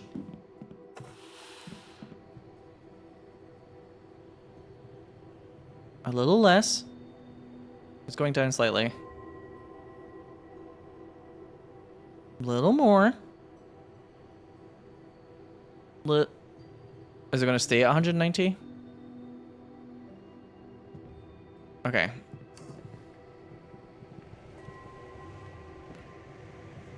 This is probably going to be too much. Yeah, okay. What about if we keep that one closed and keep this one open? Oh, I think I've got it. Is it going to stop here? Yeah, I think it's going to stop here. Yes, I'm so smart. What's this? The fuck is this? Left trident tine. Rich people are dumb. People are fucking stupid.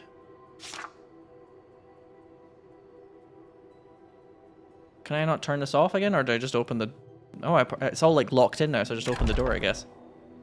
I'm gonna let all the stank out.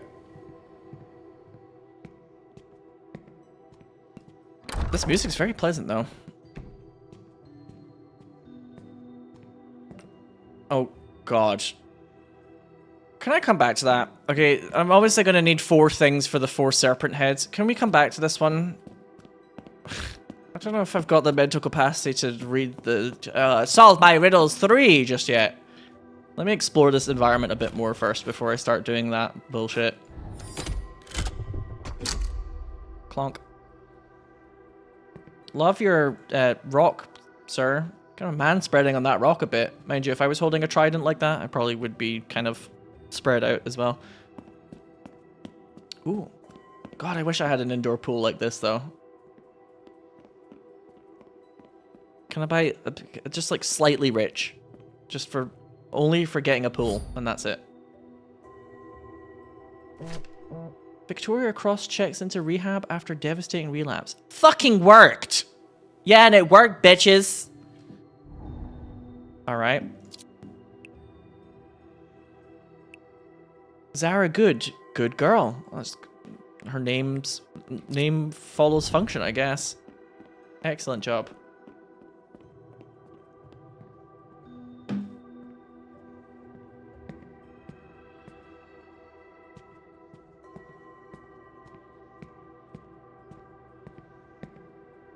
There's a lot of places to, like, rinse off before you get in or out the pool as well.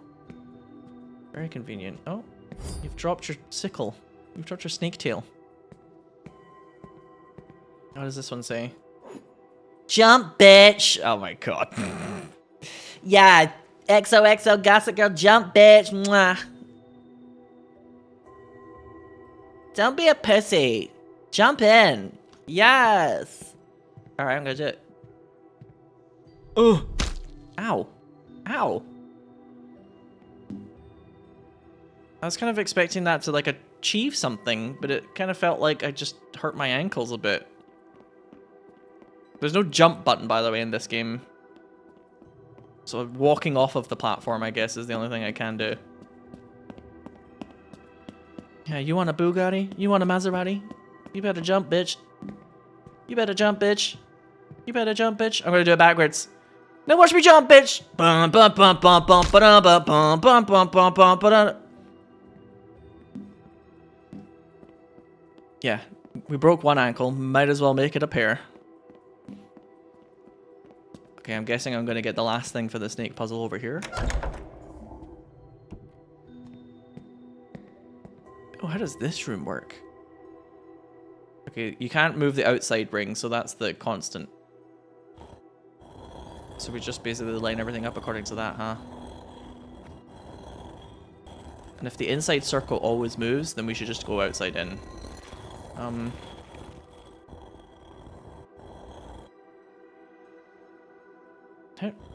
does this line up? I'm trying to use this thing on the left as like the guide. Oh my god, there's like a butt cheek here. Gotta line up that butt. Is it this hair? I think it is this hair, isn't it? There we go. There we go. And then... Boggle! I'm being a bit boggled by this puzzle. Here we go. Gotta line up the leggy. Not quite. Is it this? No, not quite. Almost. More like this.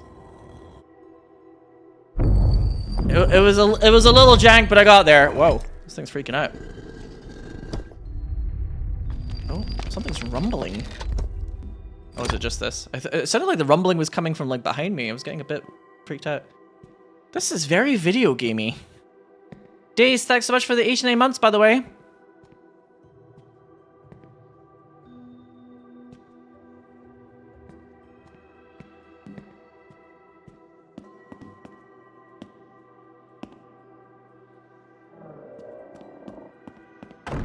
So wait, did we get another tine or did we get another one of these? No, we've got 3 of these and we got another tine for the trident.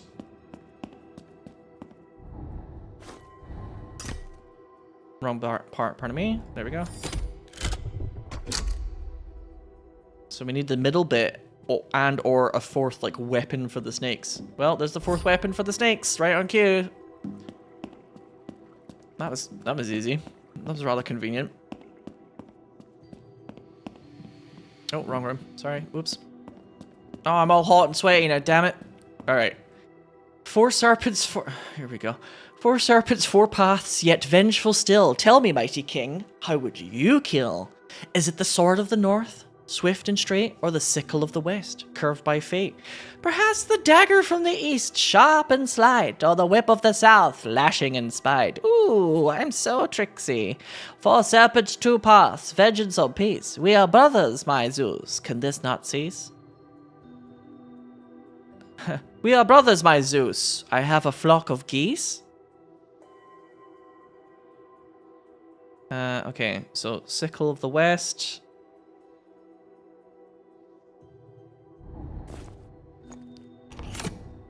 Whip of the south. Dagger on the east. Sword of the north.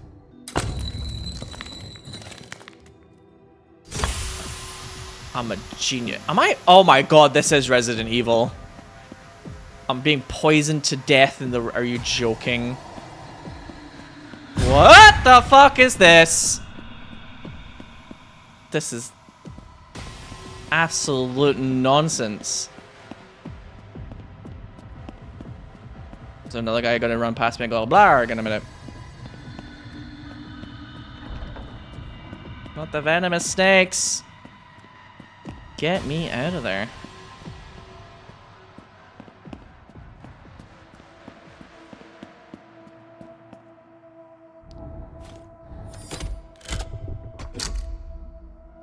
Okay. Oh god. Oh my god.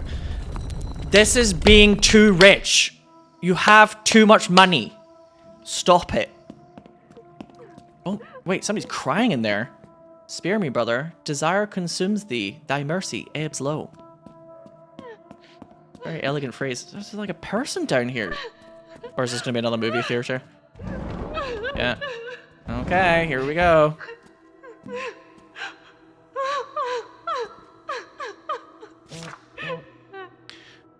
Victoria Cross, official complaint. I thought you'd want to see this before it gains traction. She's serious, Duke. I could try to slow things down if needed. Let me know what you need from me. Also, if there's any space left in the last voyage, I'd love to be a part in a bigger way. Zara good. I like it when you look at me. To whom it may concern, I am writing to formally document my experience on the last voyage casting process and the repeated mistreatment I endured under Lamp Black Productions. I've attempted to resolve this privately, but I no longer feel safe remaining silent. Throughout production, I was subjected to extreme working conditions, including last-minute overnight reshoots that violated my contract, psychological coercion to perform scenes I had previously declined, and intimidation tactics to prevent me from speaking out. I have records of multiple incidents, including text and email correspondence. I'd like to get rid of the crying before I keep reading this. But she's taking medical action, or no, she's had to check in for medical treatment, and she's complaining about it. And she's in a treatment facility in Malibu. Hi.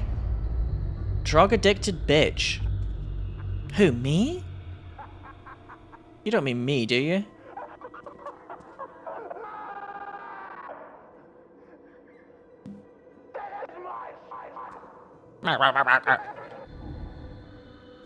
Going on in the background.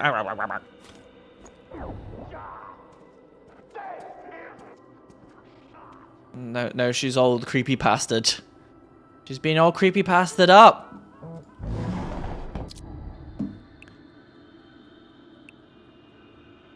I see the walls you built, Chase. Around your body, around your soul. I know how to open them. You just have to listen. Let me in. Let me guide you. If you trust me, if you let me, I can show you show things no you one else the can. world. Let me in, Chase. Let me in. Stop. Shut up. You're creepy. I hate you. Zara Good, good girl. Zara Good, phlegmatic. Zara Good, the truth projector room.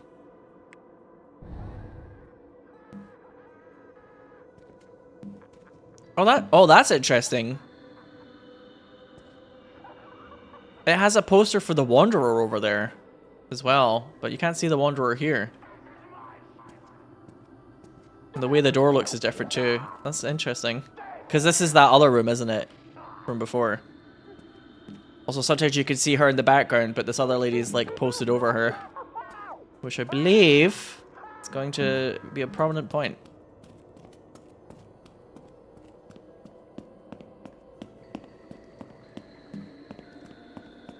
Spare me, brother. Desire consumes thee, thy mercy ebbs low. It's got themes in it. Think, chat, think!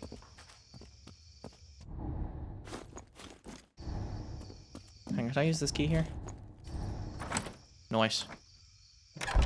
And now I no longer have the key because I just leave it in this door. It's like the Resident Evil thing. If you open all the doors the key is for, it leaves your inventory.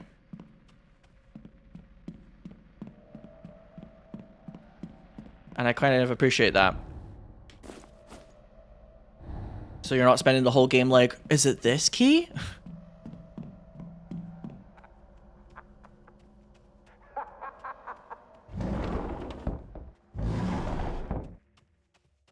Weird to have an entire marble pool and sauna puzzle house just for your jerk-off room. It is weird, but I think he's a pretty weird guy. Also, was there a thing that just ran into this room ahead of me there while I was responding to your message? I'm pretty sure there was.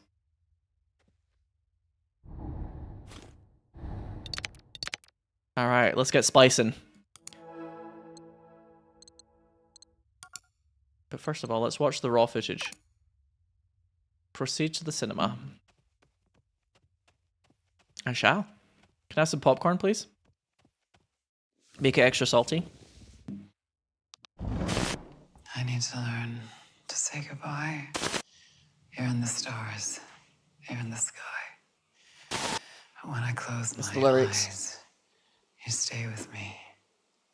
You stay with me. Little angel. Now. Little angel. Now. Little angel. Now. Little angel. Now. Now, sissy that walk. Dun, dun, dun, dun, dun. No, okay.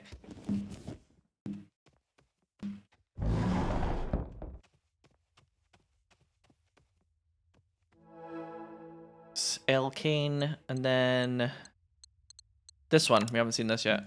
Blue Moon. She's got like the music with the wings, and he's got the moon.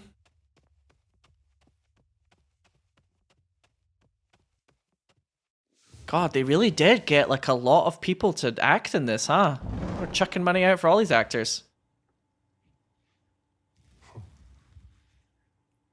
Because I imagine they're not so cheap these days.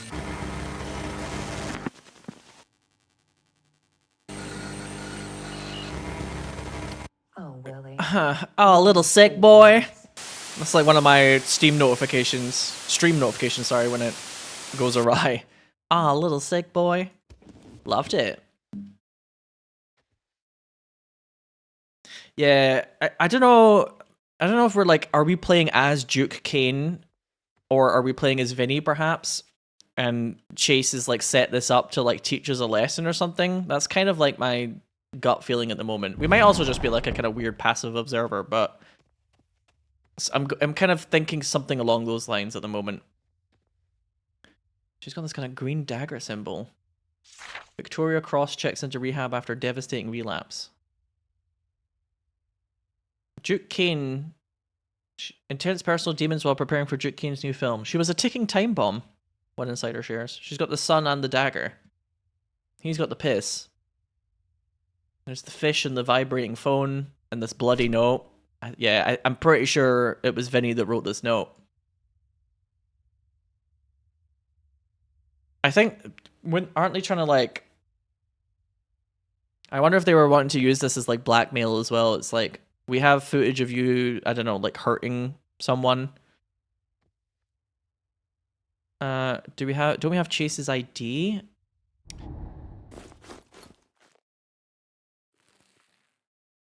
We do have Chase's ID. But we haven't added it to the board.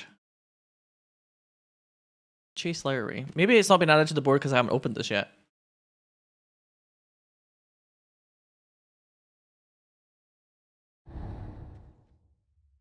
That's kind of weird because it's added Vinny's ID.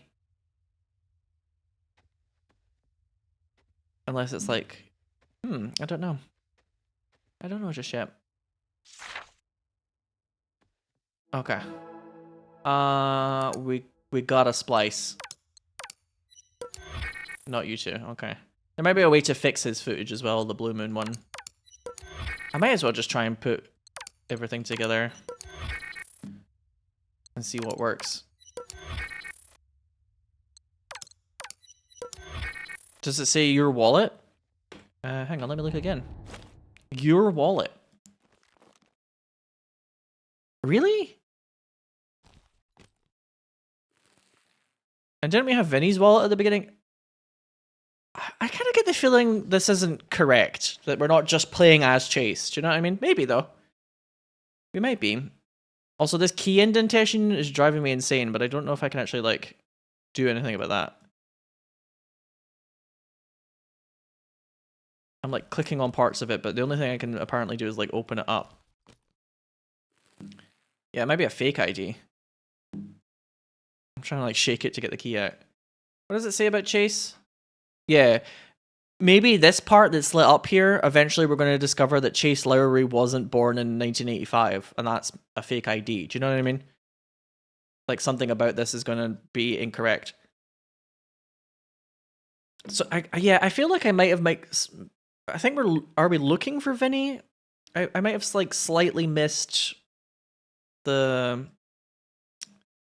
kind of the original kind of goal of it, but I feel like this is one of those games where the goal is to understand the story, if that makes sense.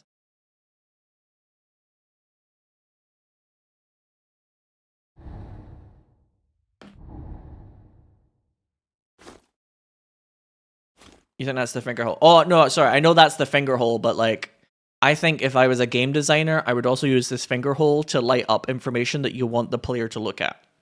So it could just be like, you know, that's the finger hole to slide the ID in and out of. But I think also as a game designer, I would want to light up information that the player is supposed to look at and then be like, wait a minute, it says March 1985 here, but he wasn't born in March 1985. That's me guessing in the future. That's not necessarily confirmed, but that's me using intuition to be like, I wonder if you're supposed to look at that at one point and piece together that the ID is incongruent. Perhaps. Per schmaps. We can't splice anything with her footage, right? So, no let. Let's try the other one.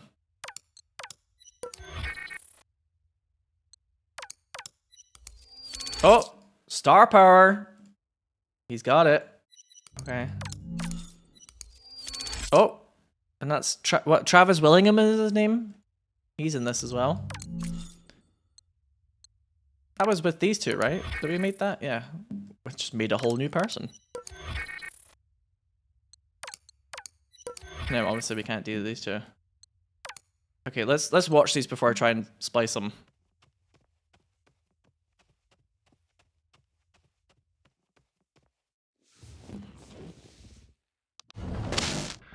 Hey, Chase.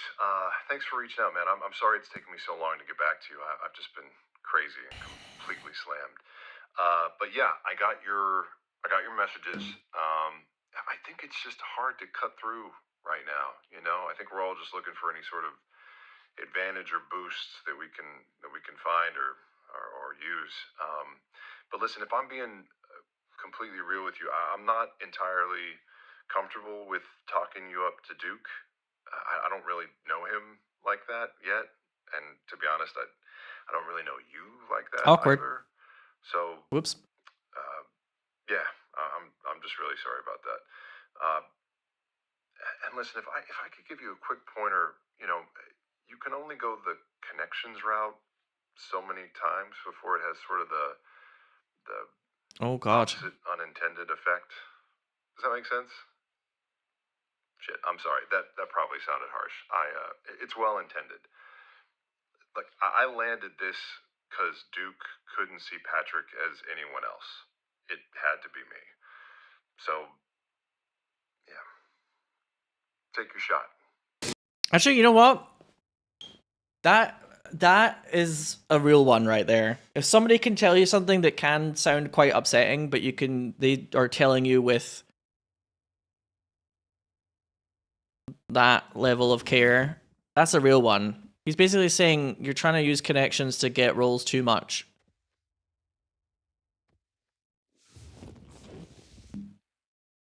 A lot of people, if they didn't give a shit, they would just be like, yeah, sorry, I mentioned you, it didn't work out, man. Anyway, bye. Hey, Chase. Yeah, I just wanted to check, sorry. Thanks for reaching out, man. I'm sorry it's taken me so long to get back to you. I've just been... So he's talking to Chase in that clip. So like Chase is like, hey, can you like talk about me to Duke to see if you can put me on his radar? That was for the role of Patrick, which was the man's man, I believe. They're not like super close friends, but probably a good guy if he's willing to say something uncomfortable, but in a nice way to him to be like, I think you might be trying to use this connections thing a bit too much here. It's not going to work out for you. So probably a real one, at least in my initial evaluation. All right, let's watch this clip. Starkey, thank you very much for the 56 months. Oops. Wait, is there a note here? Did I miss something? No. Wait, you can just run over these? Wow. The disrespect. Just running over these little sofas. I know this environment is weirdly empty, but still. Is nothing sacred? Hang on, I missed this. Fuck Duke, Frank Gardot. And then Frank Gardot says, no, fuck you. Elegant. Elegant phrasing.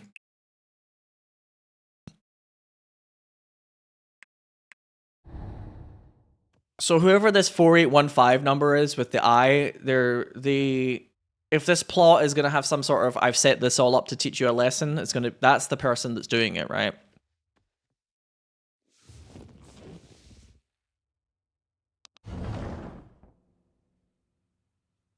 And maybe that's Duke. But that's weird.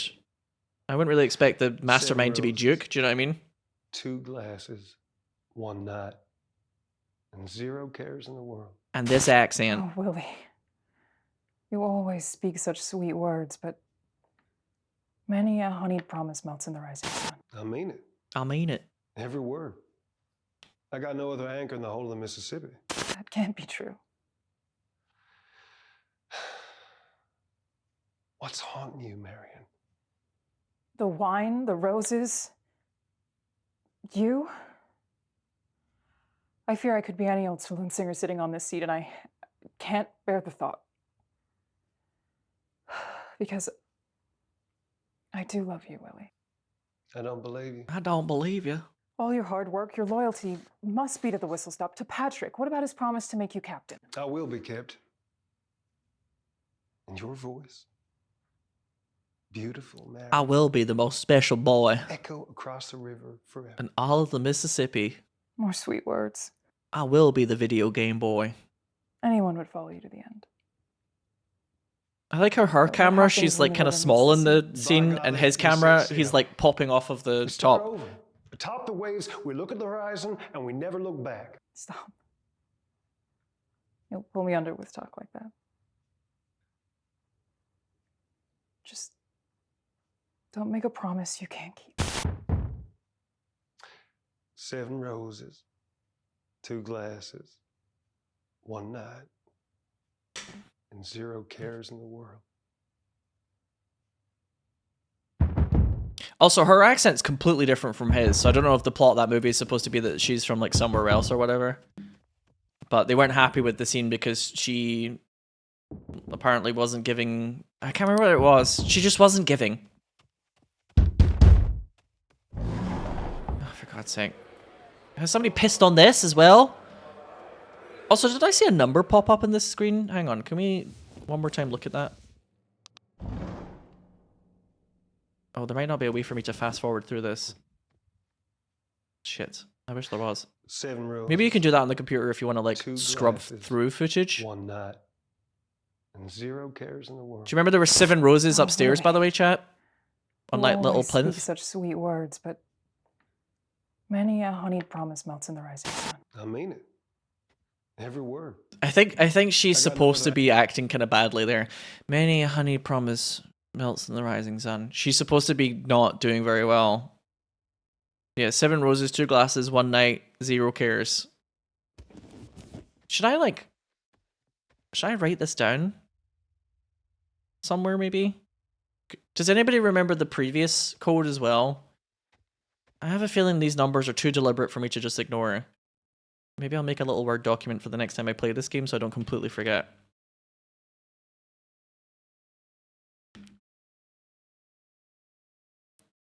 Yeah, it was like... I'll just quickly note down... Gab quite often like writes down things when we're playing like puzzly games, and it's quite useful. So the Vinny video had 4328 and then 7210 for the chase. And I can't remember the other character's name. The blonde-haired lady. The pin number.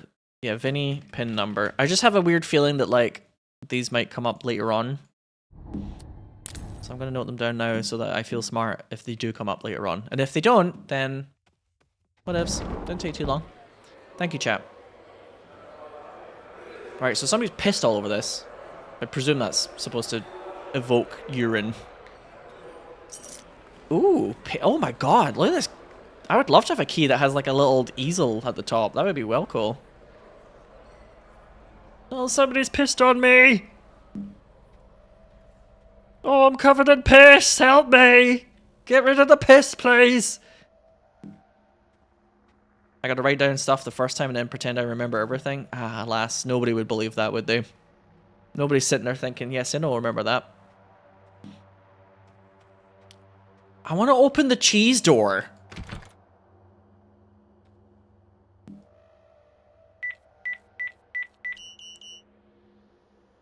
What was the other code?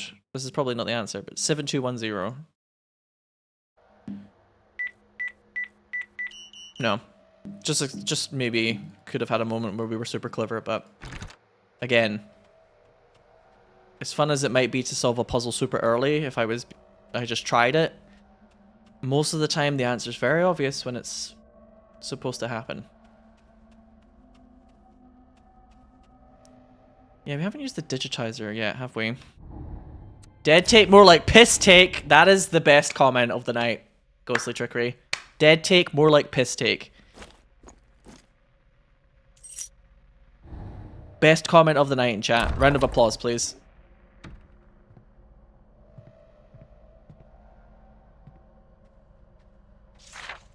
I wish I had made that joke, quite frankly. So, yeah, she's Victoria Cross. And she is Zara... Wait, I thought it was the other way around, actually. But no, I guess not.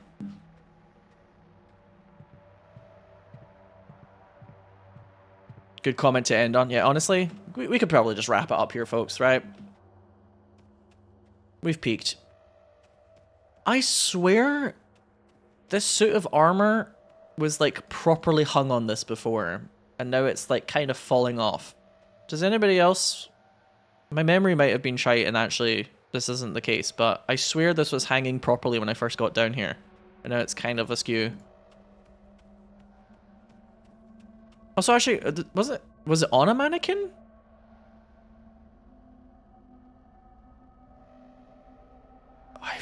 Was it on a mannequin? I have a weird feeling it was, but I can't... It was? Okay.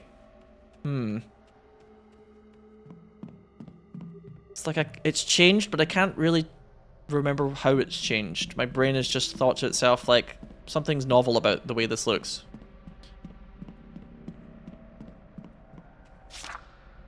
Oh, we already read this at the beginning. This game's cool. I'm not always a big fan of like walk around in an environment that's like really esoteric and then it just tells you the plot of a game. Sometimes that can get a little... What does it all mean with the imagery after a while? But this is actually... It's got a good pace to it. Got a good plot. I'm actually really enjoying this.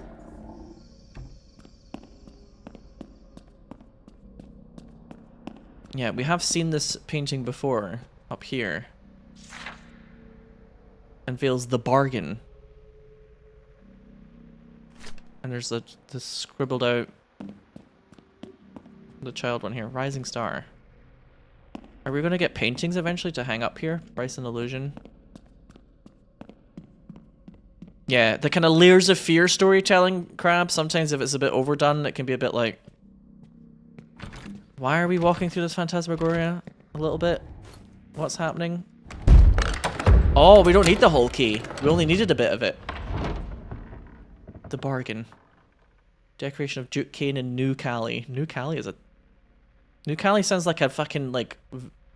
Silicon Valley investor. Doesn't sound like anything to do with art.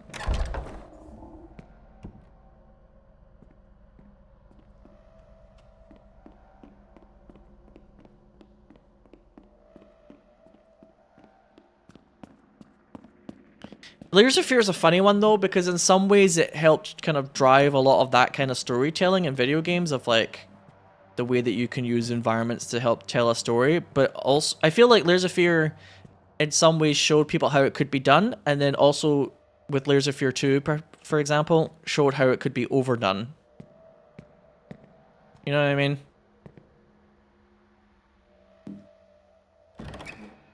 So like influential in an interesting way, where it was like maybe not the best example of itself.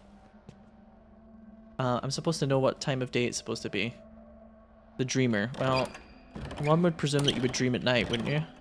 Maybe this one's already correct. What's this one? Price and Illusion. I feel like I should...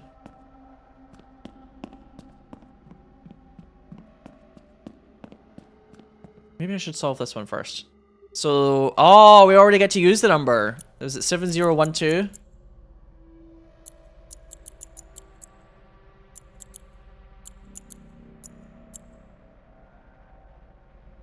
I'm pretty sure it was 7012.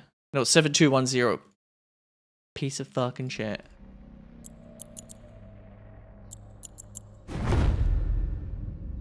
The Dreamer. In a chamber most meager, Felix Faust doth stir in the early pale light of a coming day. His heart is burdened with want, for he doth yearn for renown. Yet lo! The gates of fortune are presented, and dark eyes and darker intent. At the foot of the bed stanketh Lucifer, a lot of deals cloaked in silken guile. Take thee but a scratch of the quill, and stardom shall be thine. With trembling hands, do you get it? It's about the plot of the game.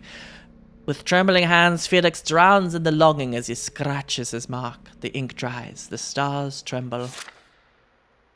The rising star. The star holds brightly as the crowds do look up to him so. Felix's life hangs in glory, his visage adorneth the banners of the hills, his name is writ in light upon great marquees.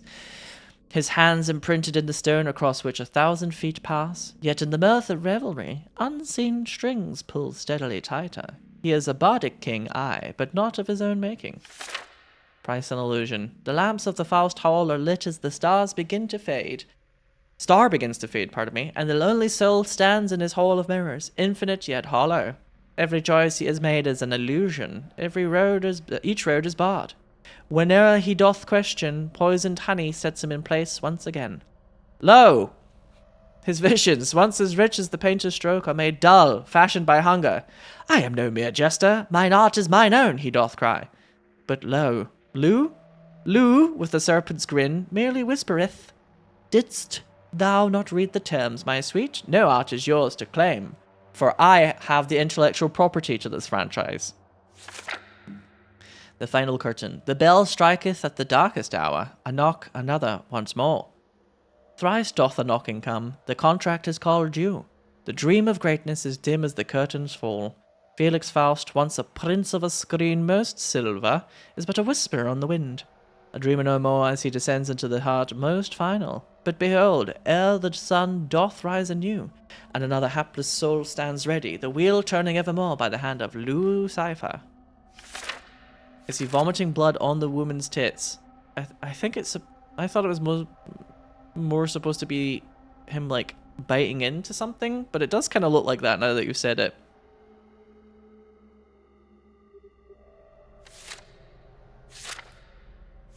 Okay, so the answer is... Dark eyes, dark intent, the stars tremble. Yeah, Saturn devouring his sun. It's supposed to be Saturn devouring his sun kind of coded. Just like how Duke might have devoured his son Chase. Which is actually quite clever.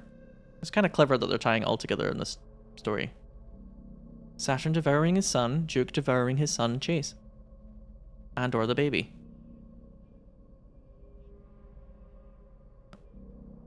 Name is writ in light upon great marquees.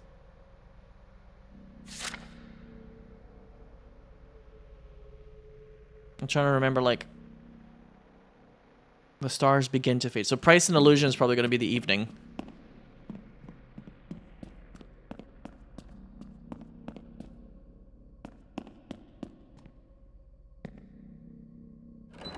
If the stars are beginning to fade. So sunrise, sunset. Or would it be the morning, actually? Hang on. Stars begin to... No, hang on. That's the other way around, isn't it? Wait, I just had a thought. Yeah, stars begin to... Yeah, okay, you had this same thought as well. Stars begin to fade would be in the morning, not at night. I can't remember the other ones for now. I've got it the wrong way around, innit?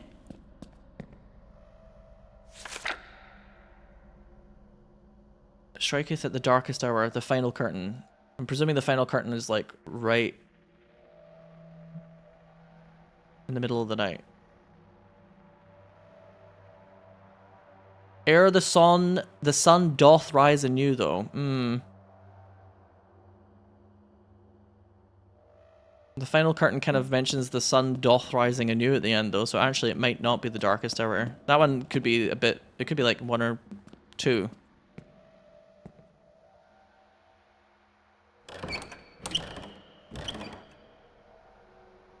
But then again, the sun doth rising anew could be like the...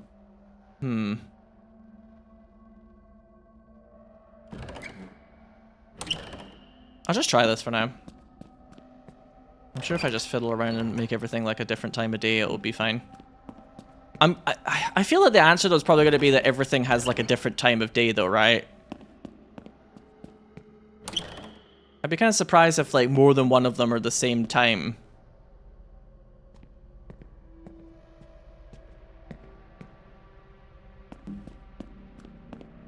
But maybe. What if they were all just night? That'd be really dumb. What was the star, the rising star one?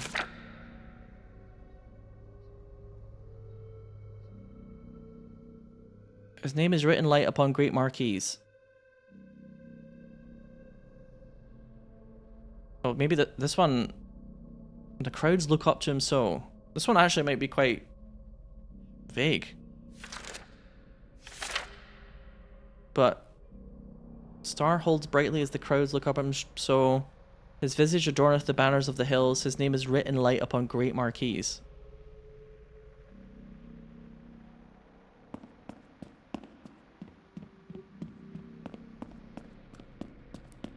See, I thought that would be like midday.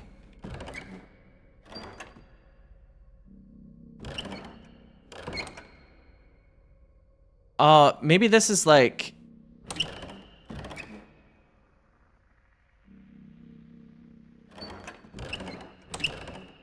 I kind of interpreted it as like morning sun, midday, evening sun, night, right? Which would kind of make sense, but... Am I somehow kind of getting it the wrong way round, perhaps?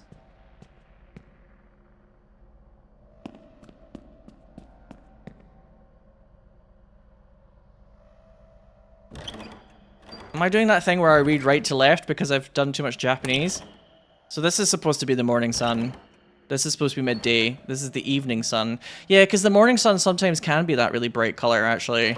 And then this is night. I'm doing that. I'm reading it like a manga. Fucking dweeb that I am. So this is supposed to be... I guess this is the morning sun.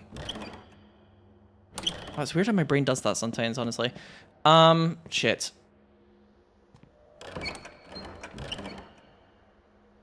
Red sky in the morning, shepherd's warning. See if I just remembered that. There you go. But then red sky at night, shepherd's delight. That's what I'm saying. Dark red skies associated with sunset. Okay, I'm not totally bonkers. I'm not absolutely bonkers. I think it looks like a sunset to me. I would associate that with a sunset.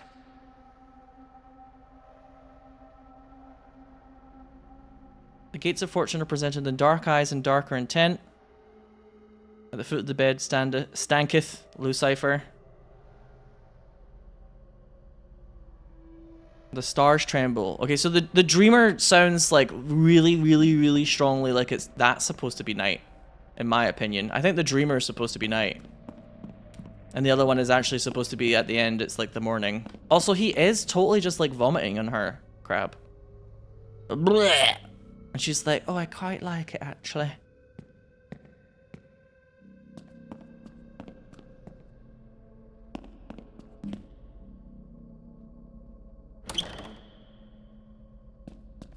I think that one's supposed to be the night, and this one's supposed to be...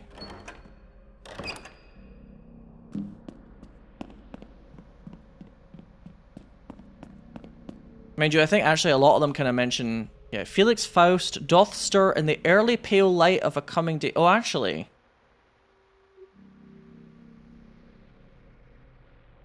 No, actually, maybe the dreamer's morning then. Rather than talking about necessarily the light. Okay, let's say that the dreamer is morning. I guess this is supposed to be morning.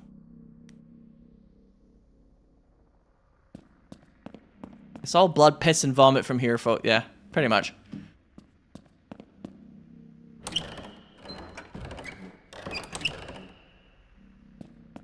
There's only 4 permutations of this anyway, so it can't be that. Even if I was fuzzy on one of them, I'm sure I'll get there eventually.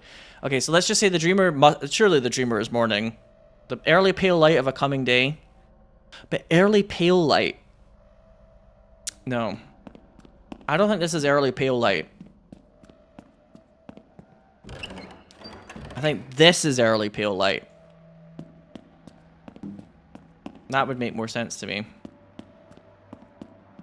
Yeah, the other one is too poppin' for that. So the red one is actually sunset. So I am reading right to left. And I'm happy to do so. The star holds brightly as the crowds do look up at him so. The lamps of the Faust Hall are lit as the star begins to fade and the lonely soul stands in his hall of mirrors. The bell striketh at the darkest hour, a knock, another once more. So the book is in order if you just read the beginning part.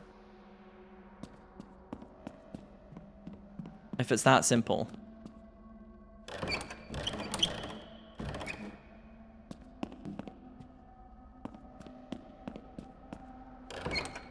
There you go. Yeah, it is basically that simple.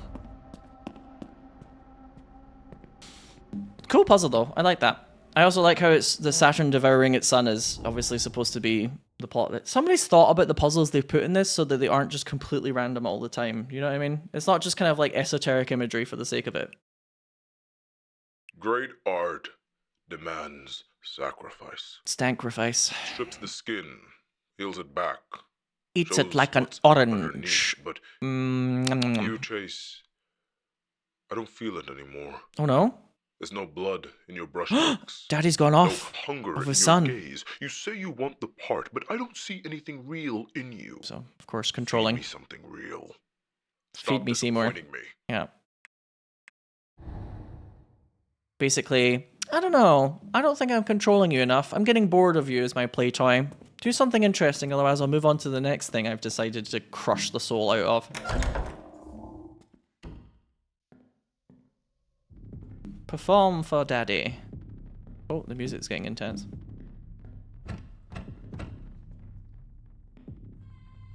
Hate that. Hate that for me. Ooh, another VHS. Akazad, a breathtaking journey into a world of magic, mystery, and the unknown. Toys R Us.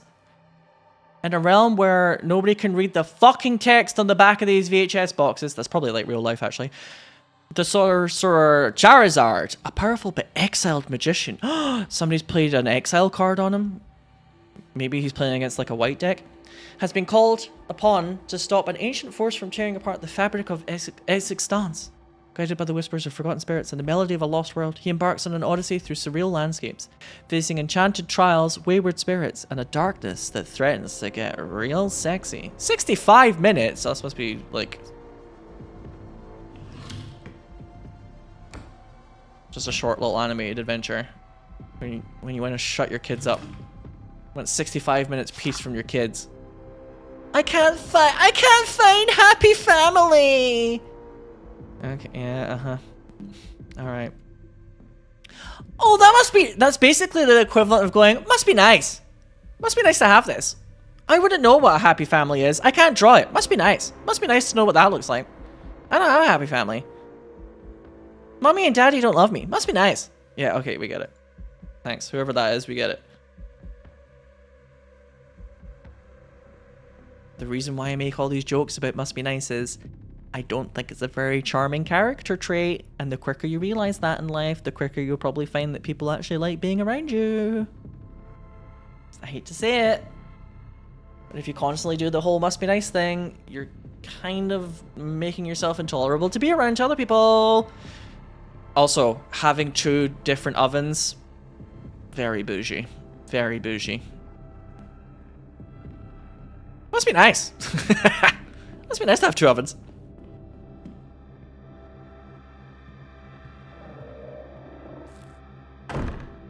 Every time I want to eat meat, I just rub it really quickly to try and get as much friction heat on it, because I'm not allowed to cook it, because I'm too destitute. Must be nice.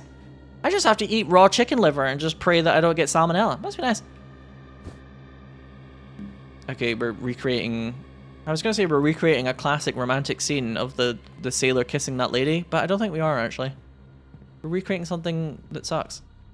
And is sad. Oh, who's this guy?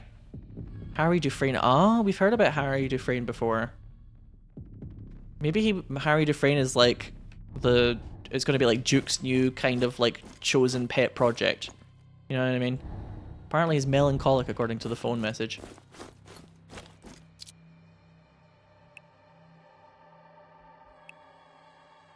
Melancholic. Yeah, so this all feels like it's Duke Kane sending these messages. But it said Harry Dufresne Snake earlier, so let's find out.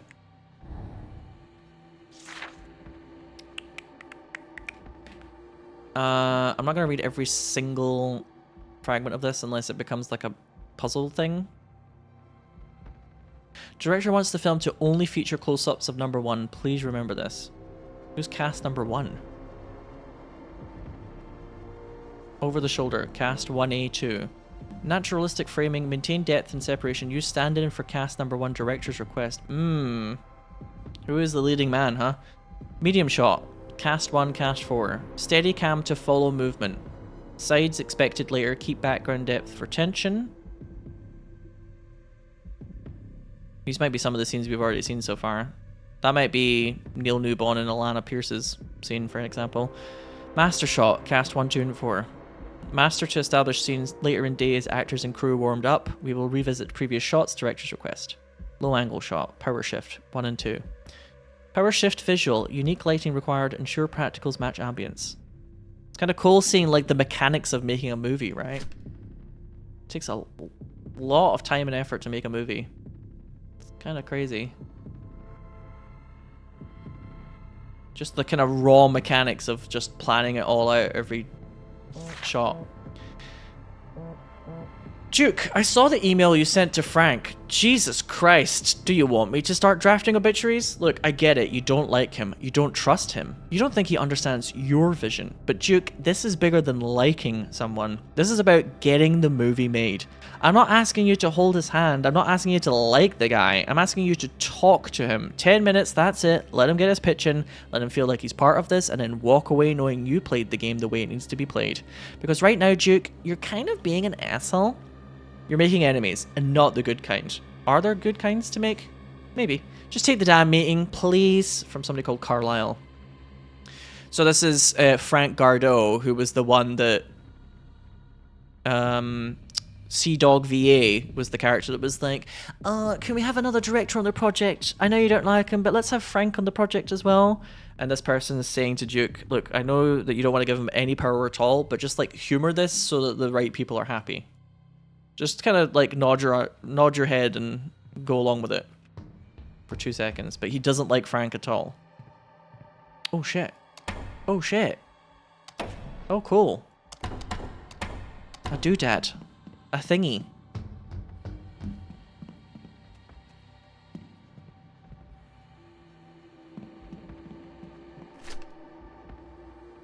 Oh my gosh. Okay.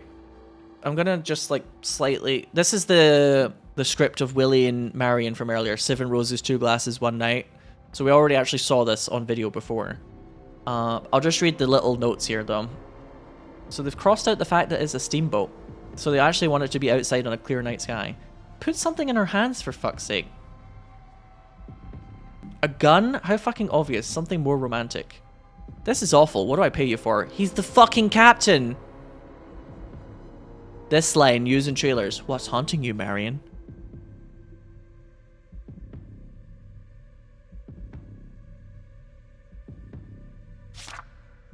I said no to Dawn. Why is this back? Garden of Freedom. Dawn.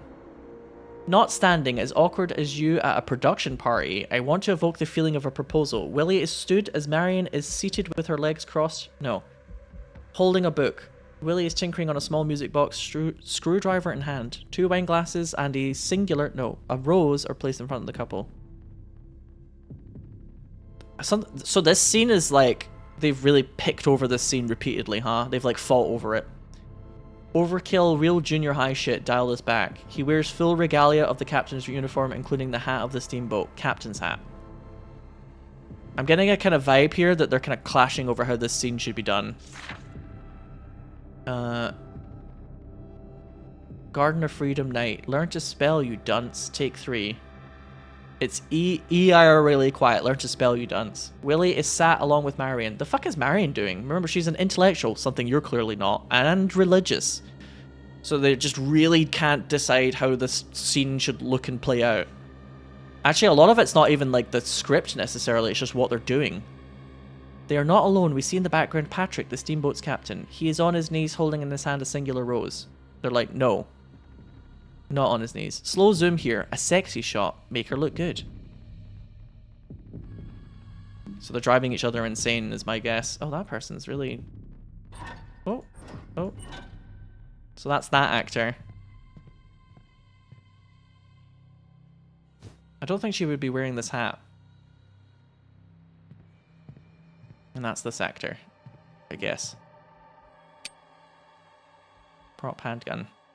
I'm glad it's a prop. Steamboat Willie. Yeah, we need to get like a cartoon mouse in here.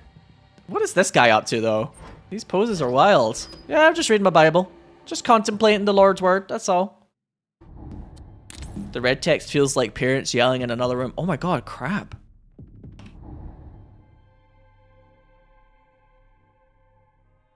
Crab. I fucking love that metaphor. Or simile, I guess, if you said the word like.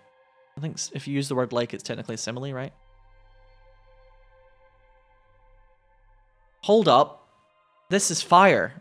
Or whatever that meme is. Sorry, I'm totally... My brain's kind of fried. It's getting late. I love that. Crab, I fucking love what you just said there. Can we have a round of applause?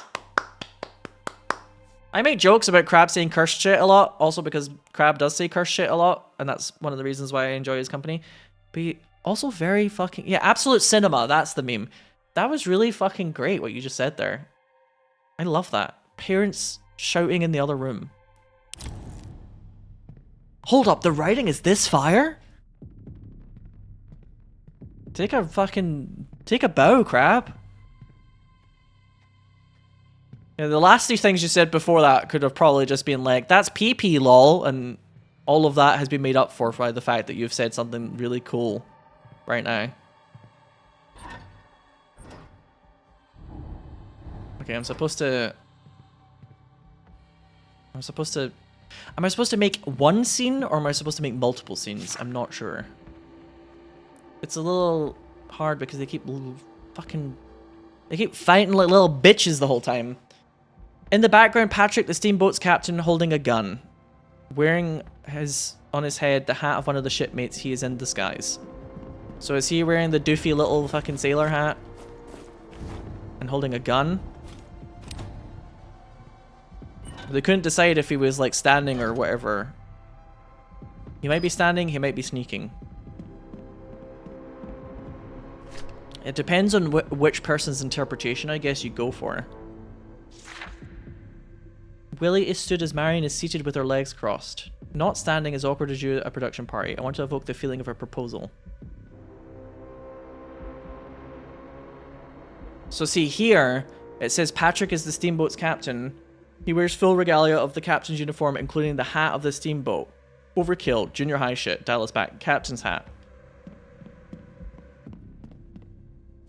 This isn't the captain's hat, that's a sailor's hat. But I don't think the captain of a ship would wear a cowboy hat. That's mental. But maybe because he's the one holding the gun, it's like not supposed to be a 1-for-1. Oh wait, no, this is the captain's hat. Hang on, I can take that. This is a cool little puzzle actually, I like this. I really like this game so far, I'm really into it. I'm super into it. Do you know what? I think she should be allowed to be a sailor if she wants to be. Let her sail. That's what I'm saying. Okay, who's holding the rose? That should be quite obvious. Marion is lying on her back, gazing at the starlight. Put something in her hands for fuck's sake.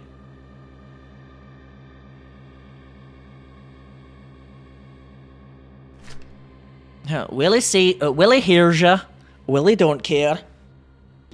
I have to do like a kind of bad Scottish accent if I'm doing Willie from The Simpsons. Willie hears ya. Willie don't care. Marion is seated with her legs crossed. No. Singular rose. No. 2 wine glasses and a singular... No. Rose are placed in front of the couple. Well, they have a bunch of roses there, so that's fine, I guess. Willie is sat along with Marion. No. A bouquet of roses and a book are placed in front of the couple. No. No book. Willie is with Marion. Tinkering on a small music box? I don't even know if I have that yet. Patrick, the steamboat's captain, on his knees. No. Holding in his hand a singular rose. So here he's not holding a gun, he's holding a rose. Yeah, there's something about this. It's like there's conflicting, overlapping bits of info, and it's like I either have to create one version of this or I have to create every version bit by bit.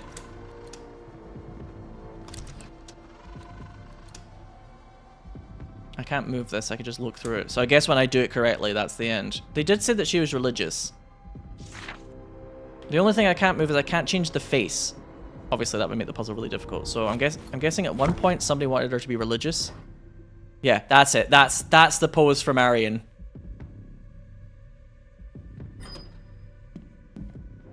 They keep talking about this guy tinkering a lot, don't they? With like a music box? Is he a cowboy? Is he holding a rose? Oh yeah, I forgot I put the sailor hat on her. That's probably not the answer. I think they should let her sail. Or be a cowboy. Also, one person said it shouldn't be on a boat. At one point, they wanted it to be the Night Stars, didn't they? Damn, this is like the last thing we're going to do before we wrap up today's stream. But also, my brain is a little fried, but let's try and get this done. Shall we just try and set up each take? Maybe that's the answer, is like you set up take 1, and then you like press the button, and then you set up take 2. Yeah, because it says 1 here. Okay, so you just do it one by one. Oh shit, even the angle though. Oh, for fuck's sake. Okay. So take 1 is not on a steamboat. Take 1 is just the Night Stars. Willie is on his knees as Marion is laying on her back. Put something in her hands for fuck's sake. So she's laying on her back. He's on his knees. Willie is tinkering on a small music box. I don't think I have a music box. Screwdriver in hand. We don't even have it. Wait.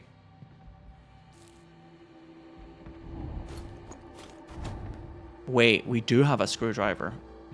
Earlier. Oh my god, chat. That screwdriver is the MVP of this fucking game. This is the most important character in this game, is the screwdriver. Unironically. So he's tinkering with the screwdriver, 2 wine glasses, bouquet of roses. Yeah, I hope that the thing doesn't go like, and like take the screwdriver from me. I'd be really pissed off. Hold up, this is fire, SMH. I'm sorry, Nageki. I'm just not cool. In the background, Patrick, the steamboat's captain, with a gun. He's wearing the hat of one of the shipmates because he's in disguise. I keep reading this as he's fucking the captain. Porn sick, porn brained streamer SMH. Rather than he's the fucking captain, my brain keeps reading as he's fucking the captain, which would be a very different movie. Patrick, the steamboat's captain, but he's wearing the hat of one of the shipmates as a disguise. Gun in hand. He's not wearing the captain's hat. Oh my god. Goodbye. Can I have your hat, please, sir? Where's your hitbox for this? Oh, you're quite tall. Give me that. It'd be a better movie, more drama. It's a Hitman level that basically is that. Is she wearing a hat? I don't think so. The hats seem to be for men with jobs. Being a cowboy is a job, just roll with me. Marion is laying on her back. Put something in her hands, for fuck's sake.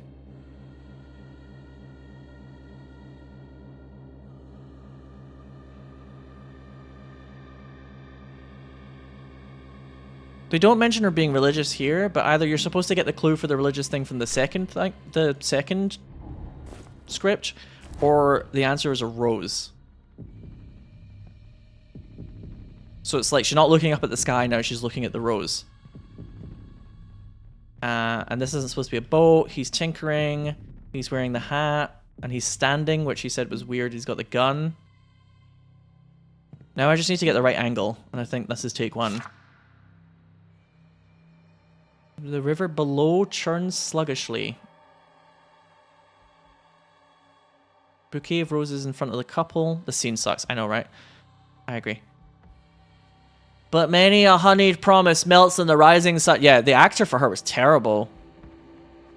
I don't mean the real life actor, because I think the whole point is that she was supposed to be acting badly. But yeah, she was really like wooden in that earlier scene. In the background, Patrick.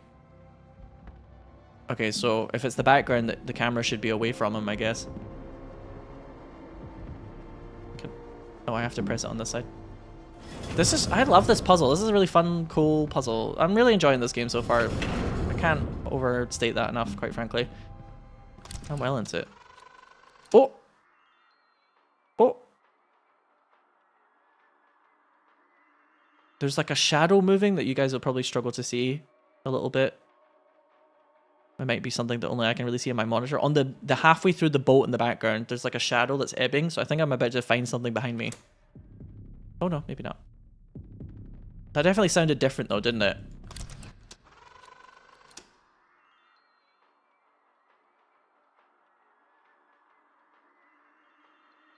Why is the music so weird?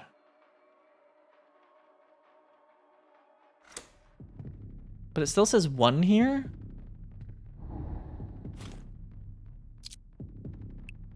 Did I get more messages when I did that? Frank Gardeau, the truth projector room. Frank Gardeau, beg for me. Oh, okay.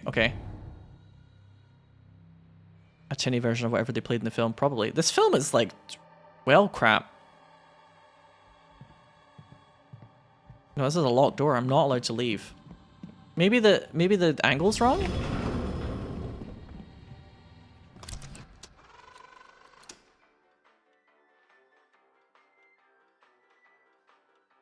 Well, the music sounds a bit different now.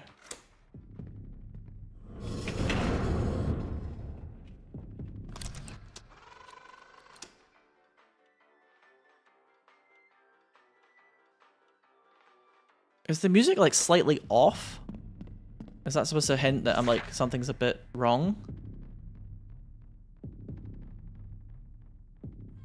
Oh. He's not wearing a cowboy hat, is he? Willie?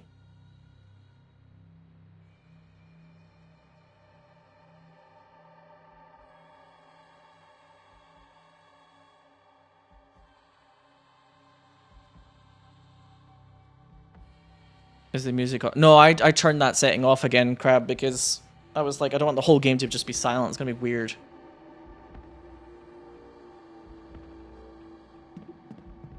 Hang on. Maybe she is supposed to have the Bible, though. Do remember. Yeah, maybe... They don't really specify what would be in her hand. Are we supposed to be on a boat? Oh no, fucking memories of Nightcry again. Hang on, I'll put the Holy Bible on. I don't know if Willie's supposed to have like some sort of hat on in this. I feel like this number is going to change when I get it right. So let me just look at this each time to see if it like suddenly clicks. But you can't even see him in the background, so that's probably not the correct answer there. And I think it is on the left side, honestly. No.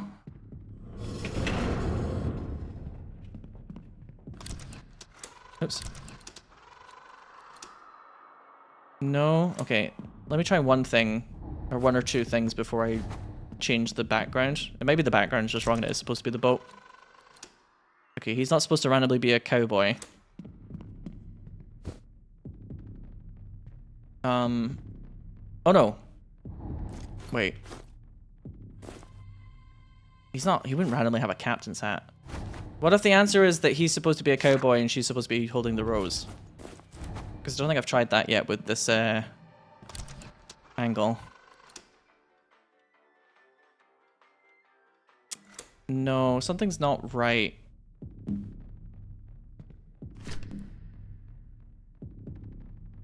That's really weird though. We find ourselves aboard, but they've crossed that out. So it's like a boardwalk. I do, because it says here take one, right? Take one. I said no to Dawn. Why is this back? Garden of Freedom, Dawn. Take 3.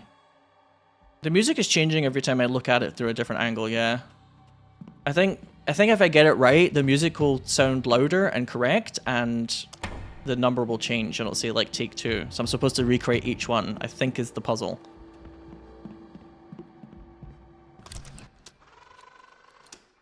The edit about fucking the captain might mean Patrick wears the captain's hat and not the sailor's. Ah, yes, you're right. A gun? How fucking obvious. Something more romantic. So maybe we have to recreate the scene with all of the red text or whatever. So don't use the gun because it's too obvious. Something more romantic. Give him the rose and put the captain's hat back on.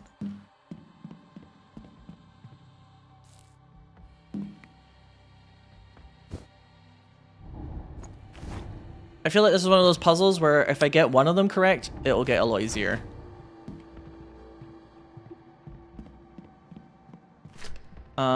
Put something in her hand for fuck's sake. So like, I'll give her the Bible, I guess. Oh wait, actually, just to check before I get it wrong. Can she hold a hat? No. Okay, I'll give her the Bible. Or a gun. I could give her a fucking gun, I guess. I'll take this off for the time being.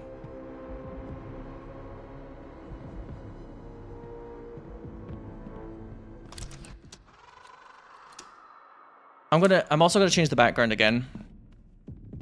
Good catch. It's getting late. Good catch, Crab.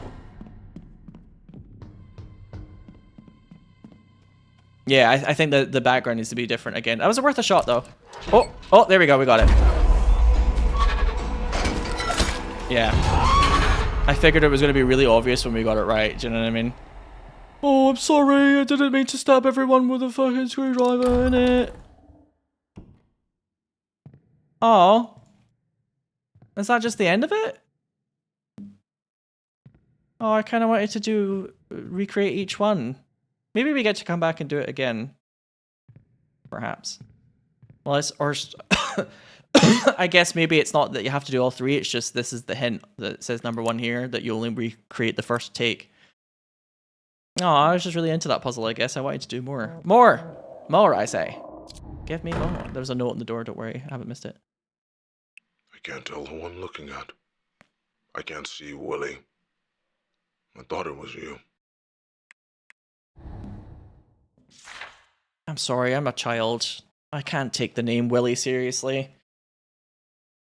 The whole time I'm like, see Willie? More like, see your Willie. Ha ha ha. Penis. Food items are to be removed from the premises. Please do not... Please refrain from eating in Mr. Kane's presence at any time. Beverages are permitted, but no exceptions will be made regarding solid foods. What is he, a baby? This decision is essentially maintaining the atmosphere required for his creative process. What the fuck is wrong with you? We understand this may be an adjustment, however, Mr. Kane's requests are to be followed without exception. If this proves too great a difficulty, you are, as he has put it, free to remember where the door is. From Quincy Henley. The dining room will be repurposed as a rehearsal space for the last voyage. What the fuck? Why does food upset you, you idiot? I wonder if they're going to explain that in a minute, though. He's going to, like, go off food for some reason, or somebody's going to, like, eat a bag of chips in front of him, and he's going to be like, silence! Father Voss is gone. He wrote something in the guest book and then left. He just packed his things and muttered something about this house not wanting to be saved. I think he's right. I'm going to talk to Donnie. I can't keep this inside anymore. I can't continue letting these pages swallow my pain when I should be screaming it out loud. Tommy, my sweet wonder boy, my angel, I love you. Yeah, I've noticed that this lady, they've given her quite consistent handwriting as well. Even if this is a font. This font looks like handwriting. Which, again, a lot of indie horror games, they'll do like handwritten notes, but they'll like write it out in Arial. And it just ruins it. But again, that's indie horror games made by like one person for like a no budget. Whereas this is obviously a bigger production, but still. Just those little touches sometimes, it just helps the whole thing, in my opinion. There's actually quite a lot more over here. But I wonder if all of this is going to be locked for the time being until we go check other things out. Yeah, because this is us back in the main hallway.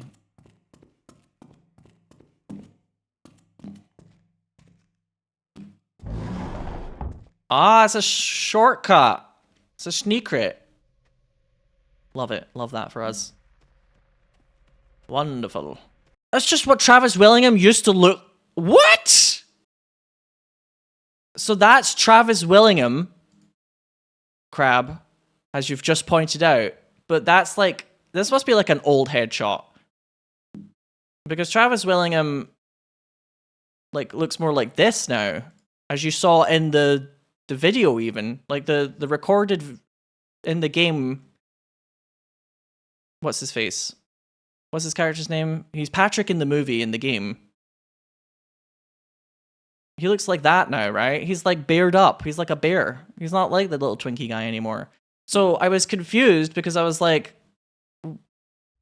whoever this character is, it's going to be the casting photo that they used. This is like an old casting photo of him. Do you know what I mean? It doesn't quite look like that anymore. I mean, he's still very handsome. He's just a different kind of handsome, right? So that's why I got confused. But oh my god, you're right, Crab. I thought this was a different human. Wow. Oh, I had like a distinct goal last time, and I'm just kind of like, huh? It's gonna take me a little while to recalibrate my brain.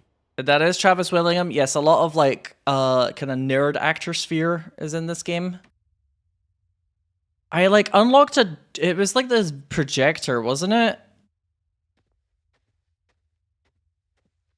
I remember last time I was like, I'm gonna do this next. So I did have something kind of discreet. We just finished a puzzle. Aha, there we go. Okay, this will be it. This will be it. I need to put this in and then make some new videos out of it. That'll help. Yellow Belly. Yellow Belly. Oh, that's a weird title. Media loaded.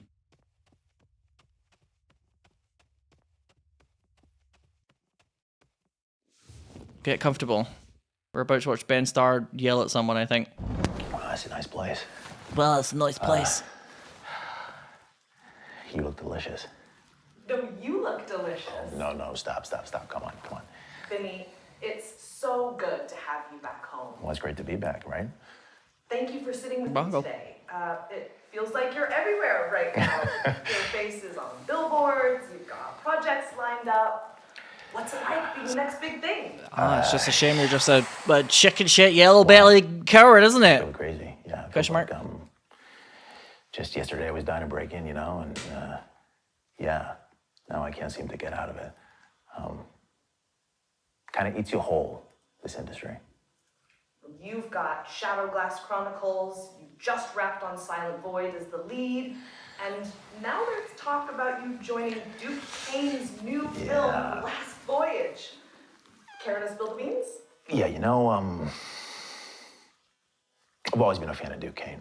I'm a huge fan. In fact, the man is. Is he gonna like ham it up now as if he's like he knew that success was going to happen to him all along, whereas before he was like desperate? He's got the vision, the grit. He commands a story. It's like watching a master at work. I remember trying to sneak into a midnight showing of Horror for Us 3 when I was way too young to be there. It was like, what? It just kind of changed me. Duke doesn't just make movies. He creates worlds. And the way he pushes his actors, he is sculpting them into something bigger than themselves. Some powerful stuff. Yeah. No, you see his name attached to something, and you know it's going to be intense, groundbreaking. High praise. I have to ask, Duke's known for being intense. Some would even say merciless. But it's his world. He's a monster. He's an absolute monster. He doesn't settle for good enough. You know, he wants what is best for the story. Is it scary? Yes. Is it scary? Yes. But if you're not scared, are you even trying? Have I pissed myself on set? Duke Kane's Also, yes. big break came off the back of one of the most horrible tragedies of his life. Are you one of those artists who believe that all great art comes from agony? I would say, if there is anyone deserving of greatness, it is someone who has gone through as much pain as he has. Absolutely. Yeah, and I'm not to imply that you have to lose a kid or something in order to be great. No, yeah. You know, No. Of course you can.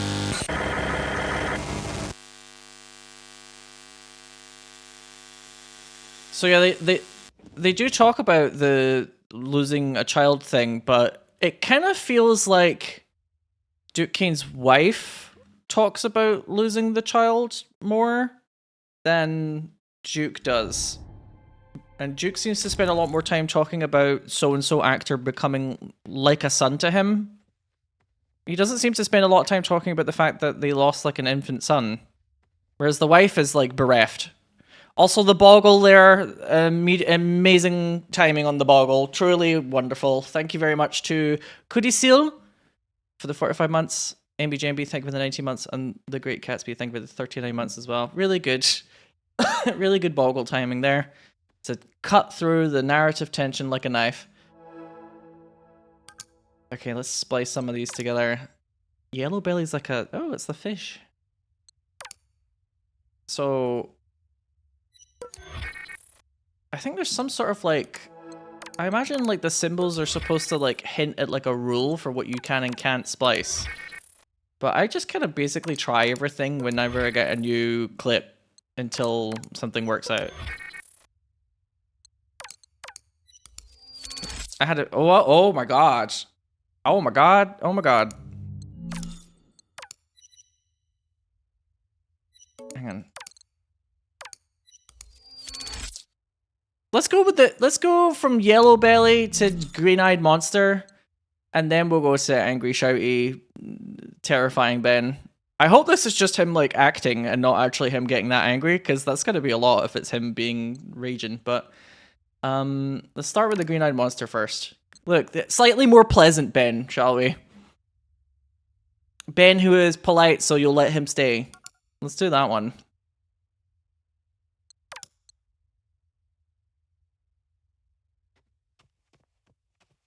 I guess it's like you have to mix a color with something else, because there's also the other clip is called Blue Moon. So I think it's like a clip that has like a color can get mixed with something else. Right.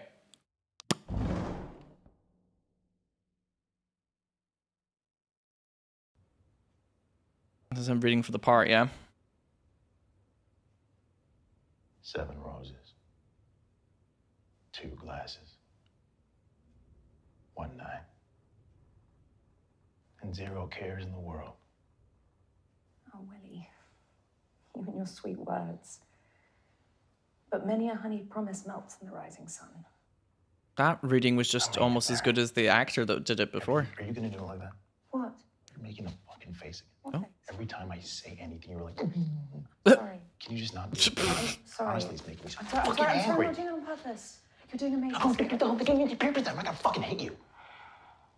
God, what the fuck? Well, I thought this was going to be the happy clip. No, don't even fucking, just do the fucking lines. You're trying to fuck up my career? Oh, please. Answer the fucking question! Are you trying to fuck up my career? No, I'm not trying. No, good. Jesus fucking Christ. Well, looks like he's learning a lot from Duke then. 7 roses, 7 roses. Oh my gosh. 2 glasses, 1 night,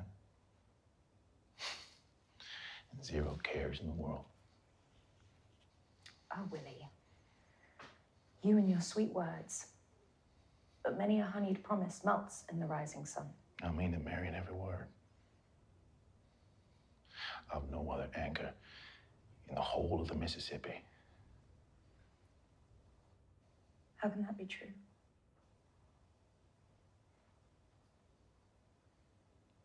What's haunting you, Marion? That was quite unnerving how quickly he went from The roses, angry the to wine, you. 7 asses or whatever the fuck he said. I fear it might be any old saloon singer in my seat, and I can't bear the thought. 7 cheeks. Because I do love you, Willie. I don't believe you. All your hard work. Your loyalty must be to Whistle Stop to Patrick. What about his promise to make you captain? I will be captain. And your voice, beautiful Marion, will echo across the river forever. More sweet word. Anyone would follow you to the end. I don't know who this But what lady is. happens when the river meets the sea? My golly, we said I don't think we've met the 2 female actors. I don't think either of them had a British accent, but I'm not sure. How are you going to talk like that? Just Oh god. make me a promise you can't keep. 7 roses, 2 glasses, 1 night, and 0 cares in the world. I wish I had 0 cares in the world right now. But I have cares. I have many cares. This is getting creepy.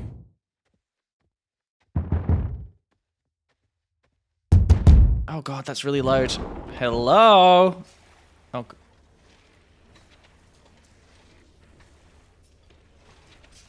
Before the weird imagery has felt less like somebody just like ran over and put it there, but this time it feels like somebody's just like laid it out for me to find. You found the red bulb for developing a photograph, maybe? And there's photos of, what was that character's name again? Chase? The actor that Ben Starr fucked over to get the part, so to speak. Well, yeah. I wouldn't say fucked over, but it was like kind of... They were supposed to be friends, but the way he spoke about him was like, I'm willing to just like cut him to ribbons to get this part. The Great Gatsby, by the way, thanks very much for the 39 months.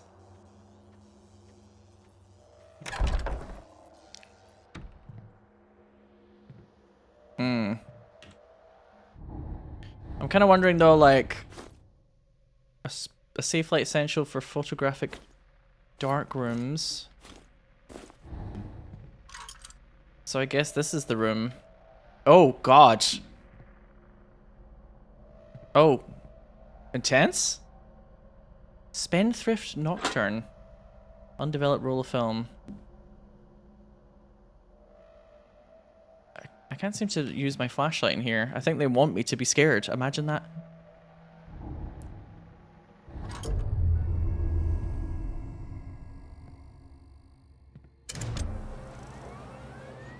CHNO? Are we gonna make some sort of... Oh, are we like create... Huh?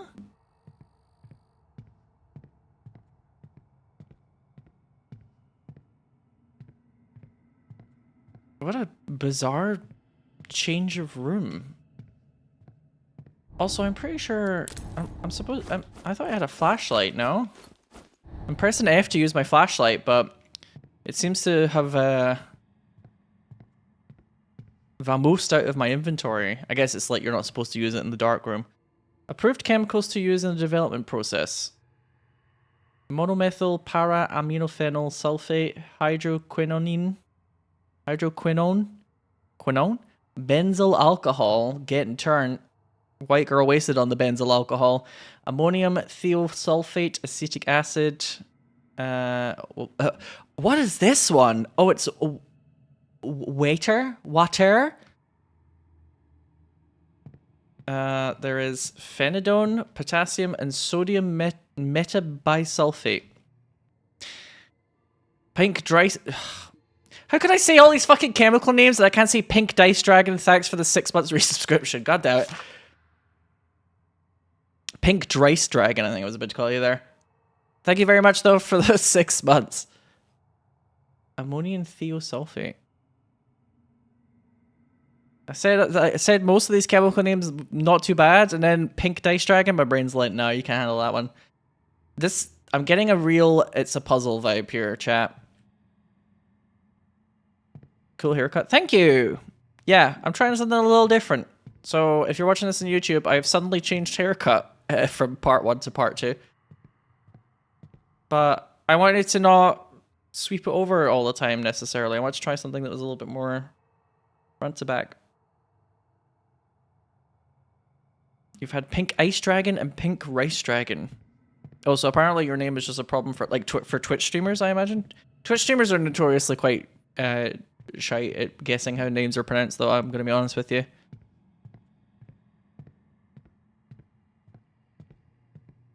Shots fired, etc. But it's true, we're not usually the best. Although I do every so often get compliments from people being like, you're the only person that's managed to actually say it correctly on the first try, or you managed to work out how to say it. Occasionally.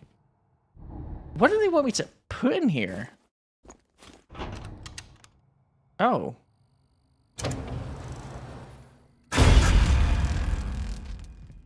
I think that's the game's way of saying you did it wrong.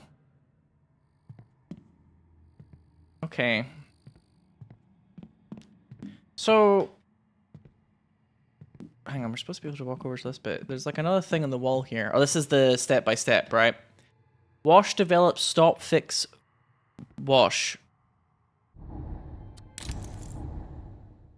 So, I guess I'm supposed to I'm supposed to do the correct chemicals to wash, develop, stop, fix, wash, which those steps of the process probably correspond to certain chemicals. I like the nicknames I get from streamers. Gay Nagito Lover. If it's based on Danganronpa, I guess it's a little bit easier for me to parse.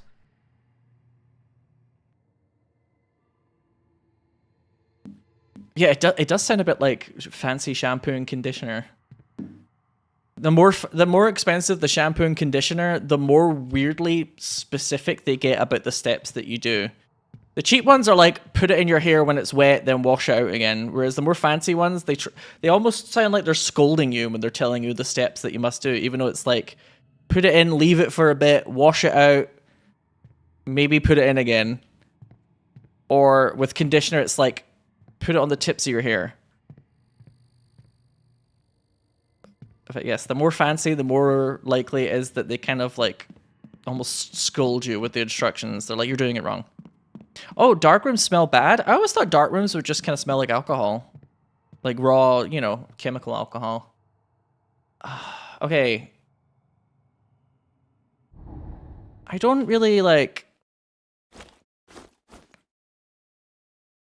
An undeveloped roll of film and a secure light canister, which apparently is now really red for some... Oh, it's because the light in the room, I guess. Oh, they're sulfur-based? Oh, that means they smell terrible then. I mean, does the wash part mean I just want to put it in the water machine, so to speak? Or is that just me being kind of dumb? Oh, oh, oh no. Oh no. My reward for getting the first step right is it gets kind of creepy, or creepier. Oh, Christ.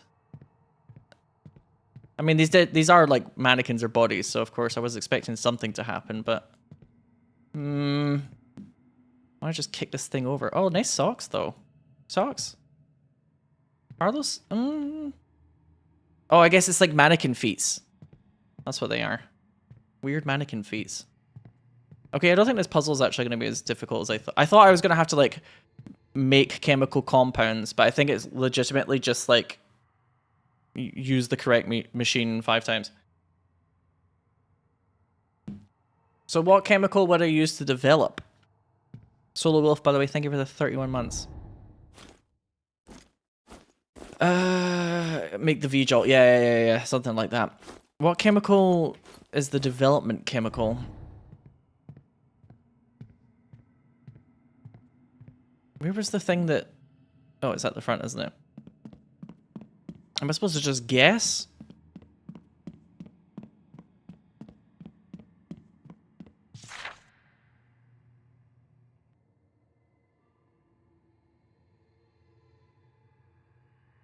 I don't know. Some of these are in white, and then the other ones have a specific color attached. I wonder if the ones in color are supposed to be the part of the process, because there's five steps that are in color. And there's 5 steps that we're supposed to do.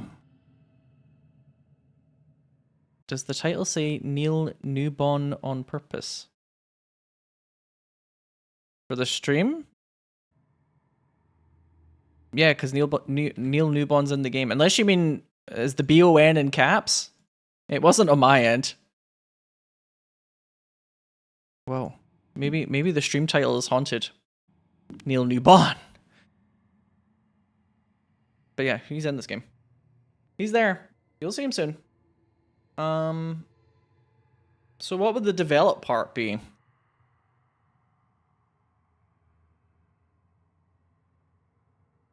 How do you develop film? I'm not really sure, actually.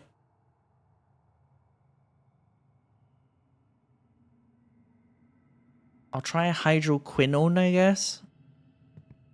I don't know if it's like, if you get it wrong, it resets, or if it's just one of those ones where you just kind of slap the machinery around until it just like allows you to keep playing. Oops, I'm totally... Let me use my fucking flashlight. God damn. Oh, which one is hydro... Oh, I'm supposed to remember. Okay. The problem is it doesn't tell me on the side. It only tells you the chemical composition, so it's like a memory thing. Alright. I'm looking for CHO.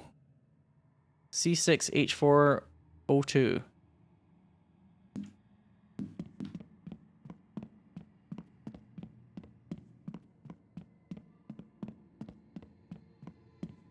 No.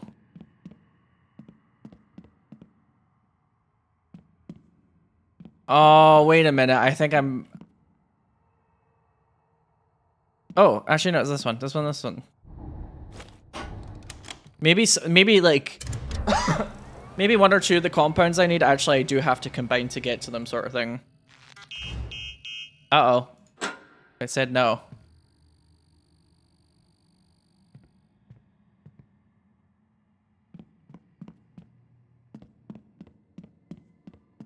You thought his name was Neil Newborn all the time.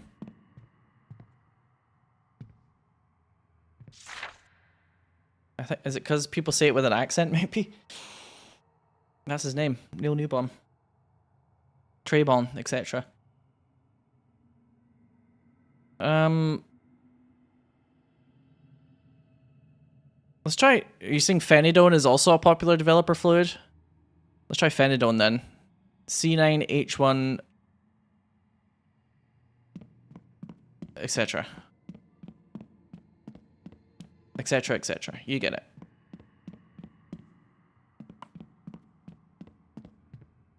This one.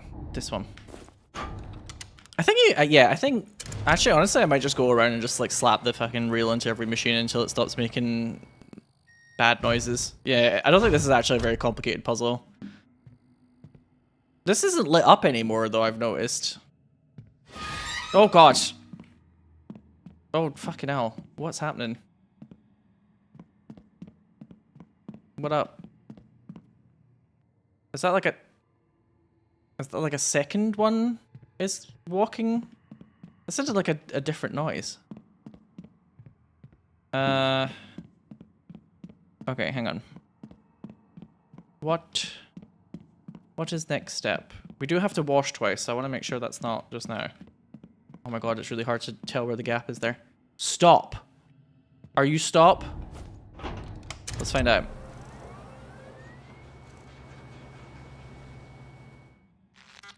No. Okay, you are not stop. You are in fact go. Maybe it's the NHS one. I'm keeping an eye out for the thing where the weird noises. Oh, I don't like how metallic the noises are. It's getting very like Silent Hill over here. What is happening? Oh, it seems to have stripped. Oh my god, where's your shame? Oh, hang on. Okay, I really do wish they would let me use the flashlight here. I think the shelving is moved, so I can't actually get... Oh no, never mind. Sorry, it's just really dark. Yeah, this thing is stripped!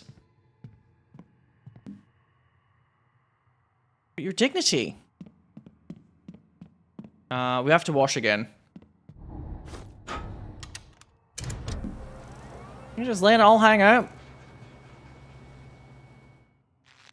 Oh, maybe we don't wash this yet. Wash was probably the final part. Where is the one that got naked, though? So... I can't remember which one I just did. I think the next part is probably this one? Oh god, okay, well, I hate to say it, but I think I'm right. No fucking A. What the... Am I insane? Oh, for some reason, my vision is all like watery. Look, it looks like my eyeballs are sweating and everything's gone weird on the screen. That's really unusual, that screen effect. Leah Kane, my love.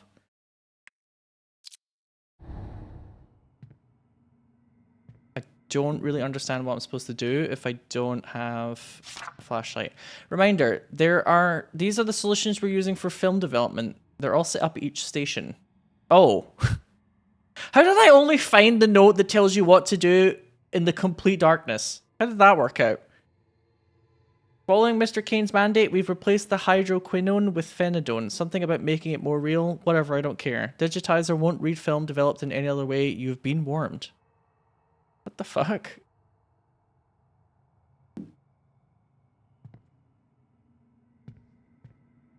I guess I'll just like...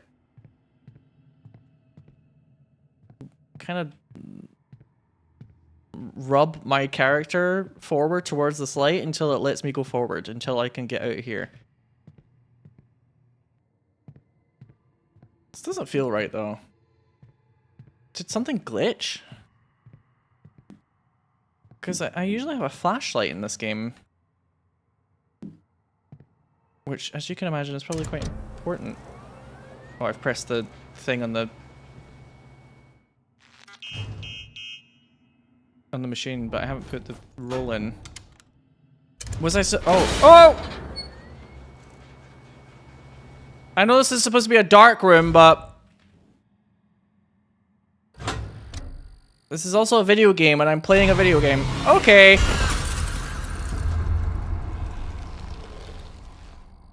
Well, it's a little bit annoying when you steal my light bulb. I guess I did it? Question mark? By the way, New Boot Goofin, thank you for gifting a sub to Munchkin Claire. Photography extraordinaire in chat.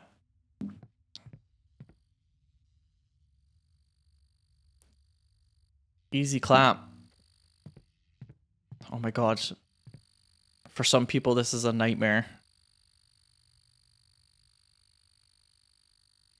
I can usually like hear when light bulbs are making a noise and stuff, but it doesn't like insanely bother me. But I'm always a bit surprised when if I've ever pointed it out, people are like, I've never ever noticed that. I'm like, you never noticed that there's something that was just like buzzing in your room the whole time? Not even like once?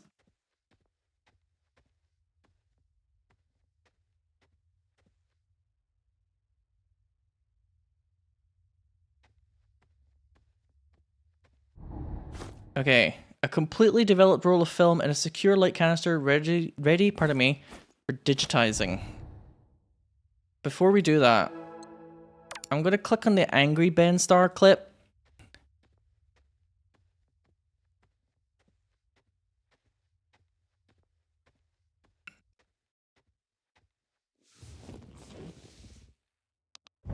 Hi.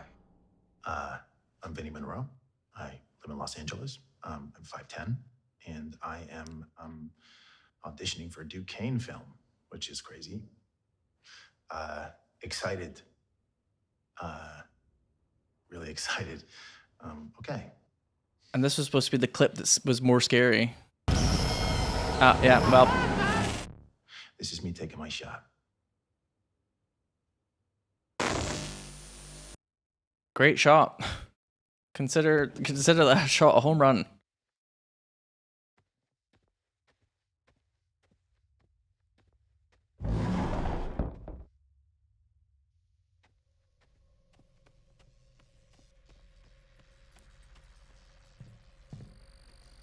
So presumably I'm supposed to put the other film here, but after that, I don't think I have a flash drive. Oh. Oh, this machine's a little... oh. It just gives me one anyway. Oh, how convenient. I don't like the way that I'm like zoomed in on like a little machine and the door behind me has been open while I've been doing this. Knowing this game, I'm going to turn around and something unpleasant's going to be there. No? Okay, thank God. It's got me a little scared though. I'm not gonna lie.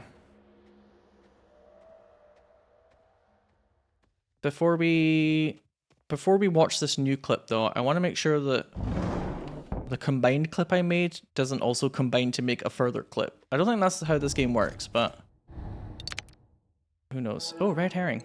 So we've got all these different like kind of colors now. Yeah, I don't think I've tried to combine Monroe with anything yet. I don't think it'll work like that though. I really do wonder, is this like a big studio that made this? Or like a medium-sized studio? Because there's a lot of acting talent that probably costs a fair bit of money. I continue to be kind of perplexed at this indie horror game that's popped up that has all these actors in it.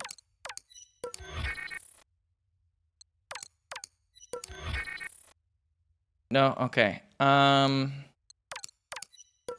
Yeah, these colors don't mix. These colors don't run. No, these colors don't mix with each other. Should I try and mix green?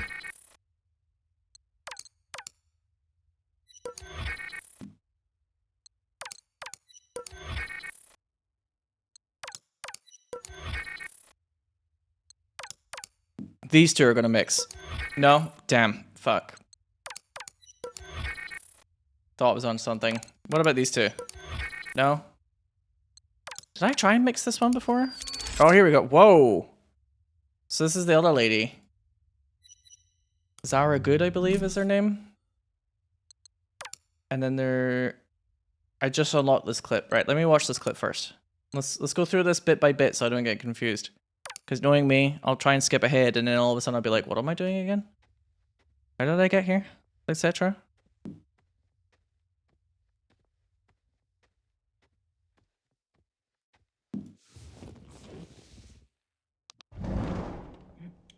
Miss Kane, do you need any water? No. Let's just hurry this No, up. I just want to fucking do it. Stop offering me water. Just doing what I want. Thank you. Miss Kane, it is truly a pleasure to have you with us. Now, it's been a while since you've come back to the silver screen. I mean, it's a different time now. Well, that's the thing. I don't think I've ever left. I was born and raised in this industry, and it was only a matter of time before I came swanning back. This industry Crawling back, swimming back. never lets you go, darling. Just when I thought I was out, it pulls me back in. Doesn't it just? It feels like Duke kickstarted your entire career. I mean, you think you can do this without him? Okay. That's a bold statement. Yeah, that's a kind of shitty fucking question. Oh no, Donnie's influence is undeniable, but let's not confuse influence with ownership. Donnie is a brilliant producer, but I have earned my place in this industry through sacrifice and grit. And now you're stepping back into his world. It is not his world. Yeah, his world? I meant the industry. Right. Stepping back into the Oh, industry. she's got this interviewer digging. Your hiatus, let's call it that, followed a deeply personal tragedy. The loss of... Who the fuck is doing this interview? It's just like every question, you can see like the Sims icon with the 2 minuses above her head after every fucking question this person asks.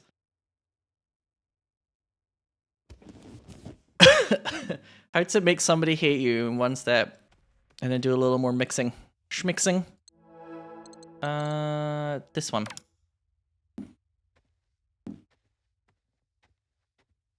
So this is Zara Good. Zara Good. She messages Duke about Victoria Cross, who is writing formulae to document her experience on the last voyage casting process and the repeated mistreatment she endured under the director. And Zara Good is like flirtatiously reporting this to Duke Kane. Exclusive, Victoria Cross checks into rehab after devastating relapse. Fucking worked! Oh my god, it fucking worked. Yeah, so she's got the green dagger, which something tells me this is going to be like backstabber vibe coming up. My guess is that she's going to be portrayed as some sort of backstabber to Duke Kane.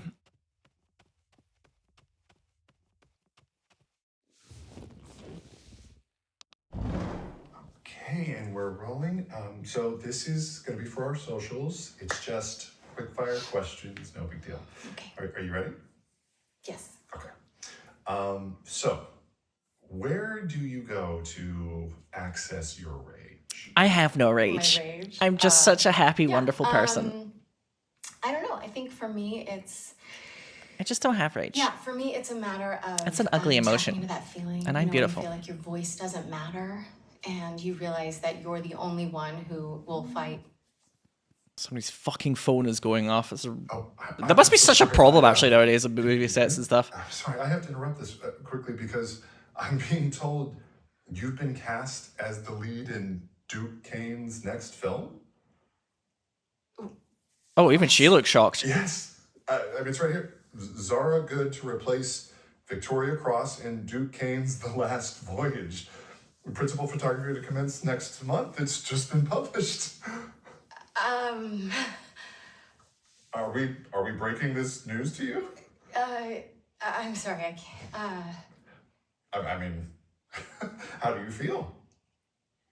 Did you say I was replacing Vicky? Yes. That's kind of weird that she's so surprised by this, though. Thank you. Oh, wow, I've missed so many calls. I mean, congratulations are in order. I mean, Duke Kane, the myth, the legend. Are you excited to work with the man himself? I can't wait. There's of course there's like a recurring theme of basically all of these people in every interview that's supposed to be about them, all the questions are about Duke Kane. It's like suffocating how much everything seems to revolve around Duke Kane.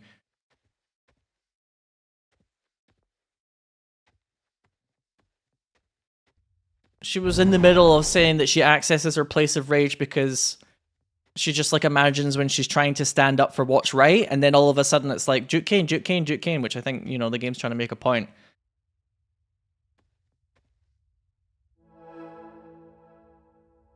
Yeah, I get the feeling she wasn't like 100% happy about the news. Maybe because she knows that she already knew at that point that Duke could be a bit of a monster. Okay, this has got an exclamation mark. I don't know if that's just because I've not clicked on it yet or what. I'll just do my usual thing and just try and splice it with everything. What was this note? Oh yeah, it was like a damning review of one of Duke Kane's movies. Spendthrift Obeyed? I don't even think there's a poster for that downstairs. Maybe that's like one that they just pretend doesn't exist. I think a lot of creative juggernauts have at least one stinker, do you know what I mean? I don't think you can be a creative and not occasionally try something out that just doesn't work. Oh, hello. Something is wrong in this house. This is a new note. Father Voss comes in with his prayers, his incense, his murmured Latin, but it does nothing. The walls don't breathe any easier. The air doesn't feel lighter. It's still thick, still suffocating, still crawling with something I can't name. Grief. I wake up gasping at night, feeling something pressing on my chest, something cold and unseen. And Donnie just sleeps. He sleeps through it all. How? I heard something last night from a shadow where there should be none. A shape standing by the locked nursery door. I wanted to run, but my feet wouldn't move, and I know I heard it. I heard it so clearly. There was a whisper, so soft, so close. Mommy. Oh dear.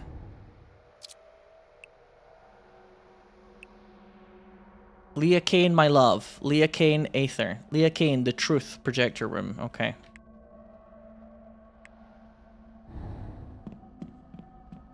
That was very lucky that I decided to walk past the wall there and open that drawer. I could have been looking for that for hours otherwise. Thank goodness.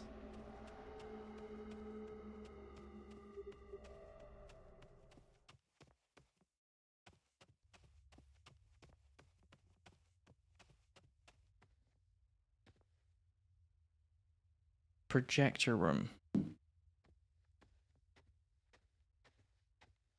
Do they mean like not here? Am I like not quite... should I just like sit down and try and watch the TV? Or do they mean that other room? With the digitizer? No.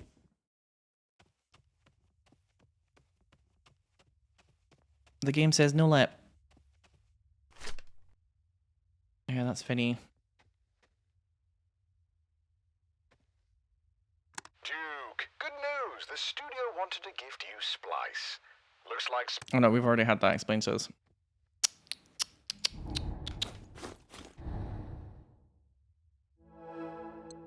We haven't got like a new clip, have we? We've had text saying projector room, the truth or whatever before, but I feel like every time I got one of those and I went here, was it here? Something just like happens. Whereas this time I'm not... Hang on. Am I thinking of the wrong room maybe?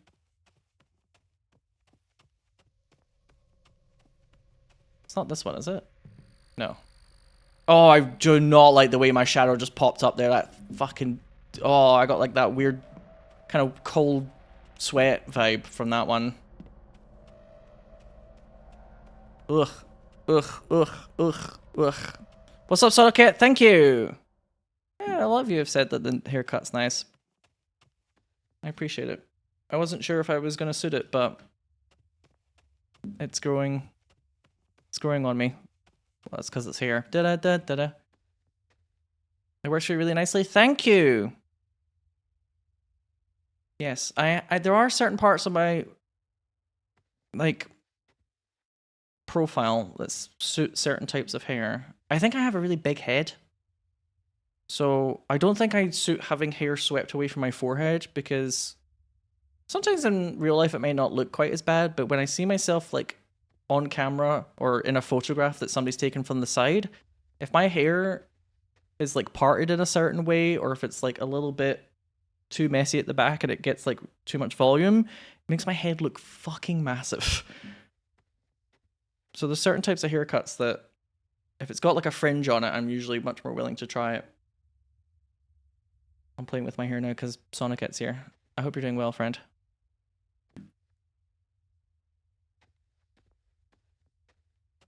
I'm not supposed to like look in this. I am like Biwa Hayahide. I've got a whole fucking thing about my head being too big. No, we already opened this. I don't know. Is there another room that's referred to as the projector room? Ugh.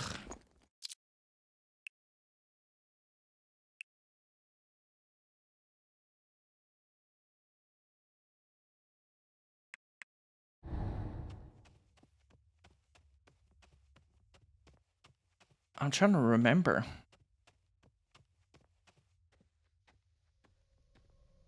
You can barely find hats that fit. Yeah, it is the curse. Have I tried the red and blue and the red and yellow films? Yeah, I have. I don't think the colors mix. At least, I'm pretty sure. Let me redo that though, just to make sure.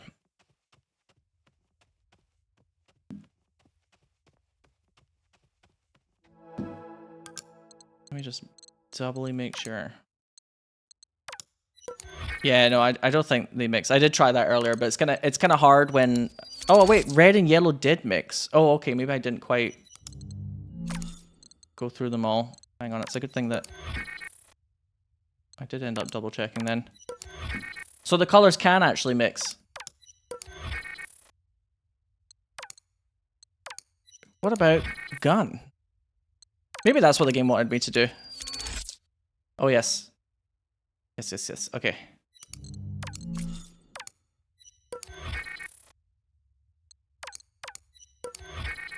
Might as well try. Sometimes the symbols kind of sync up in a way where I'm like, yeah, those two would definitely combine. And then sometimes I'm just like, I don't know. I just try. I mean, there's not that many clips anyway, so it doesn't take that long. But sometimes I'm just like, okay, I guess those two combine for reasons. Orange County. Oh, here we go.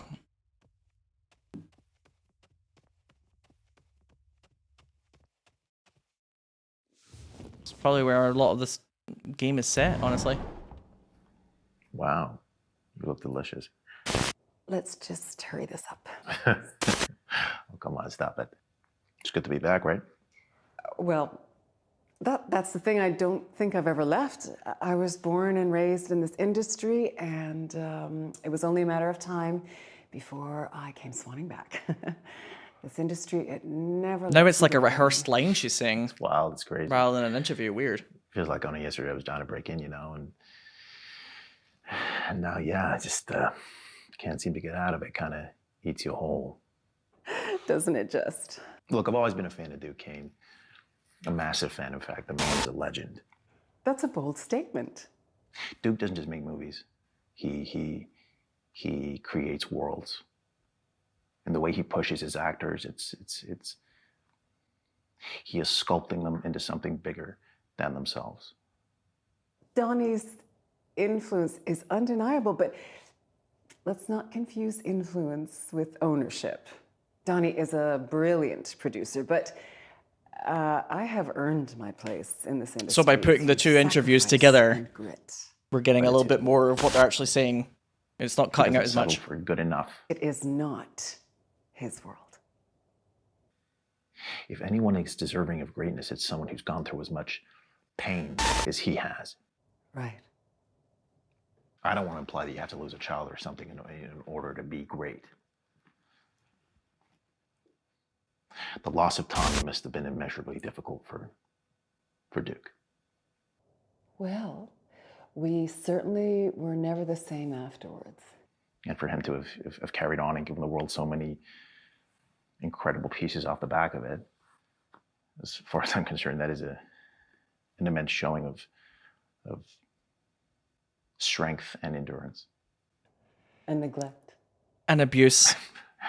Not sure I follow. Oh, well, it's like I'm invisible in all of the films and the work and the loss. Oh, but Donnie rises above it all, untouched, always there. Yeah, we always look up at him because he's sitting on the highest mountain. She's spitting the truth now. Nothing escapes him. Not grief, not loss, not me, because God forbid I should be the center of fucking attention. No, fuck this shit. Honestly, quite fucking right. Honestly, quite right. With the way this game's been so far. It really is just all about him all the fucking time. Also, can I just say, I love it when they, in like a movie or a game or whatever, when they do the thing where it's like a clip has one context, but then you can like splice it together, and then the exact same clip can have like a different context. Like how that was an interview that became a conversation. It's like it's one or two slightly weird moments in the conversation, but I love it when a game or a movie does that. Oh, here's the last VHS. A live-in lock. Kung Fu mastermind Frederick Robinson is a live-in lock. When I'm locked in, there is no stopping me. All of these VHSs are like crap movies. They aren't like Duke Kane's biggest movies, I think. They tend to be kind of crappy ones. But maybe they are Duke Kane movies that just before he got famous. Leon Locke Carter was the best until the mission went wrong. Now he's got 24 hours to clear his name and take down the ruthless crime syndicate that set him up. But there's a catch. Their headquarters is a fortress of traps, mercenaries, and martial arts masters, and the only way through is to fight past 11 deadly gates. Locke is unarmed, outnumbered, and out of time, but when he's locked in, there's no stopping him. 11 Locke, the strongest move is never backing down. 79 minutes action PG. 79 minutes. Barely even trying. This reminds me a little bit of Alan Wake in Alan Wake 2. Is it Alice Wake? I found her story particularly sad because she, in many ways, is just as much of a victim as Alan is, but nobody talks about her. And she basically, even in her writings in the game, she knows that she's consigned to be like she's like the victim of Alan being in such a crazy world that he kind of neglects her, and also nobody will look out for her being swallowed by the darkness because it's all about Alan all the time. And I was like, this is really fucking sad, actually. And I think it's a story that, in particular, historically, a lot of women would find hits quite close to home. So your husband is big and famous. Let's talk about your husband. And they just, like, they cease to exist as a result.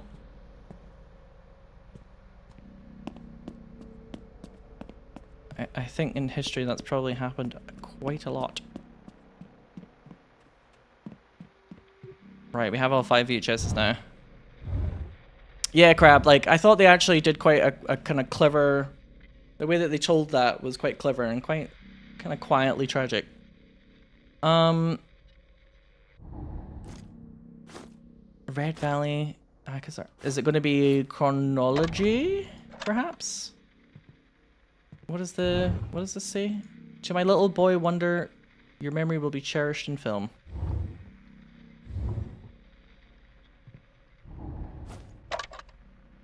Mabombo is coming. I can only hope. There's no like year on these though.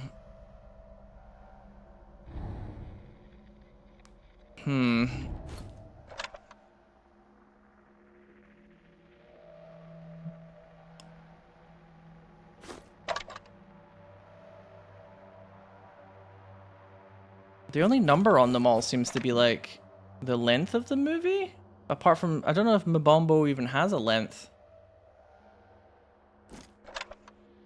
It's like the only number I can see on the back of it. 65 minutes. Yeah, that's like a kid's animation, so that's probably the shortest one. I'll try, I think I'm gonna try based on length, perhaps. Oh, okay, there's my cursor. Okay. I'm not really sure about this, so I'm just kind of guessing for the time being. So that one is the shortest. 79 minutes. 109 minutes. That one you have to intuit, I guess. I'm starting to think this might be the answer, because having a slight twist that one of them doesn't have the running time on the back, so you have to sort of work it out.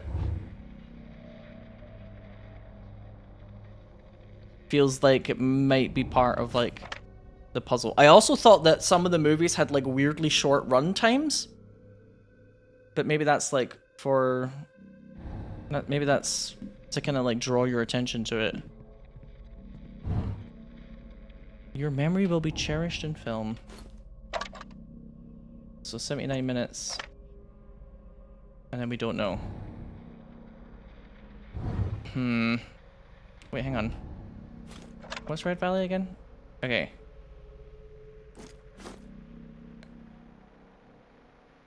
It may be kind of difficult to just like guess Mbombo's one, unless like Mbombo's reign, the runtime is like somewhere else. I would expect like a review to be the answer for that, but I don't think I've seen a review for Mbombo's reign somewhere, or I can't remember.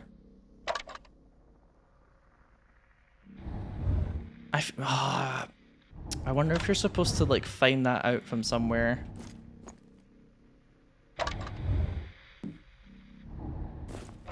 I might have actually looked at review for Mbombo's reign and I just... Oops, sorry. I'm gonna try and put it in number 4. No.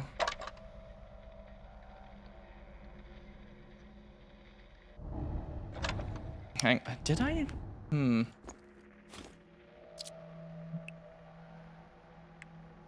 I don't really have like a notepad in this game, do I? Oh, why do I have this really funny feeling that there is a review for Mbombo's reign somewhere and it like mentions the runtime?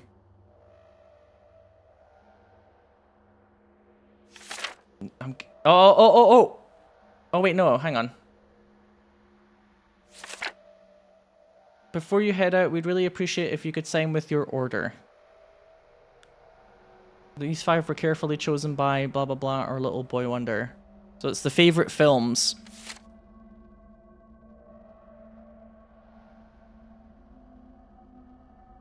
For each of them.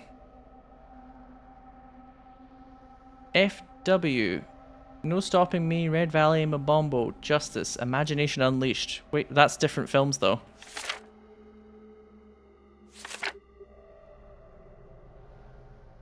So I'm wondering, I'm wondering if I can remember which guest is which from these,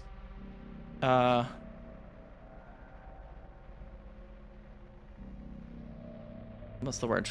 Acronym? No. These layers.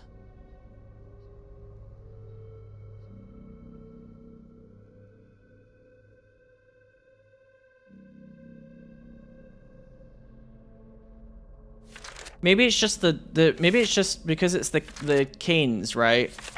Maybe it's just TC. My Little Angel. Because it says here, before you head out, we'd really appreciate it if you could sign with your order. That Theodore Kane would have loved that. These 5 were carefully chosen by, yeah, favorite films. Share a few of our favorite films or our most cherished guests. These 5 were carefully chosen by our Little Boy Wonder. So I wonder if TC is supposed to be the boy? Or what, like, his... initials, that was the word, thank you.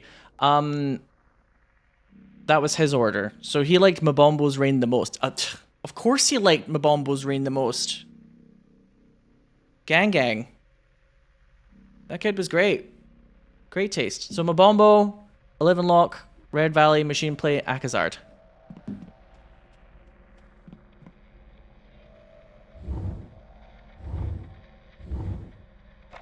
I feel like I've got them completely the wrong way around.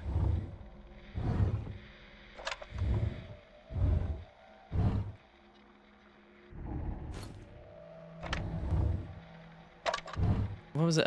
I think it was like Mabombo. No, you know what? I'm going to read it again. Mabombo is first and Akazard's last. Mabombo 11 red machine. Mabombo 11 red machine.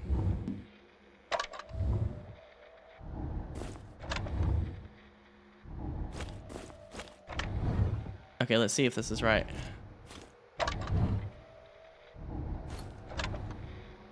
Anything? Yeah, 1 for Mabombo, right?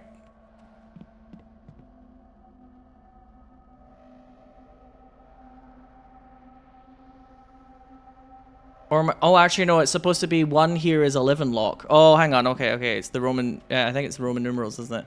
Because that's why these are in Roman numerals. So it's not like that, or it's not that order. God, this is fucking annoying. Just have a key and a door next time. You fucking rich people. Everything's gotta be difficult. Red Valley 2. And Mabombo is 3. And Mabombo makes 3. There we go. Everything's gotta be just a little bit weird with these people, doesn't it? It's never easy.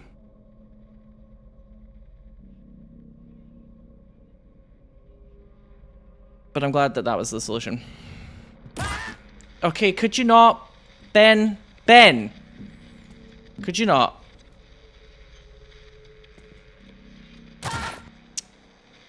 What did I just say? Dylan Holmes, $50,000. Discretion. I've paid up, delete the footage, H. Harry Dufresne. Is this going to be related to Vinny, Ben Starr's character? There's like a bloody note saying that he like messed up. So I'm guessing he like hurt someone. And that's why he's like appearing on the screen right now. Harry Dufresne, Black Bile. Harry Dufresne, the Truth Projector Room. Yep. Yep. Wilson Charles, agent. Okay, these are all like other people who have been hired, I guess?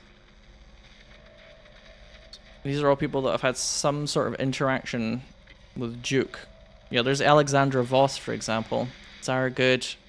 Okay, this is probably going to be used in a puzzle later, is my guess. I kind of hate this room. I'd like to leave. Security memo. Again, I am stressing to the security team that we need to enforce the no phone policy on the estate. This is non-negotiable. We are finding more and more violations of this rule. Even today, a guest's, Vinnie Monroe, cell phone went off during a private screen test. Mr. Kane was not happy, and I am not happy. Repeated violations will result in security docking of paid Douglas Cole. Property of Vinnie Monroe. Oh, he took Vinny's phone. Vinny didn't have it back since then. Like, he takes it in that one clip, right? He's like, give me the code to unlock it, so we have to remember that. Oh my god. 2324 MP4 times 32 ice.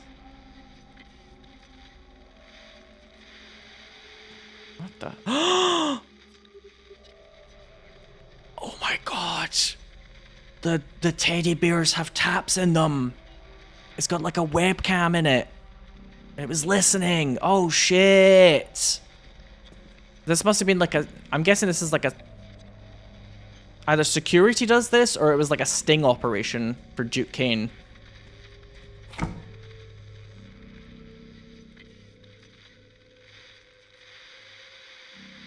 $23.24 ice. It's just between the years 23-24, but that's like most of the people on this list. Either that, or maybe Duke Kane was like using the teddy bears to look at people even when he wasn't around. That would That would seem quite likely with his personality type, wouldn't it, chat? Actually. It might not be a sting operation from someone else. It might be that Duke was using the teddy bears to have ultimate power.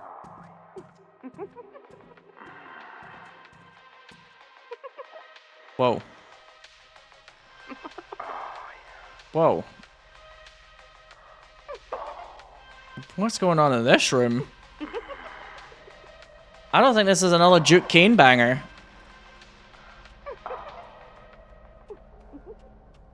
This, yeah, I'm kind of surprised that's the mouse room.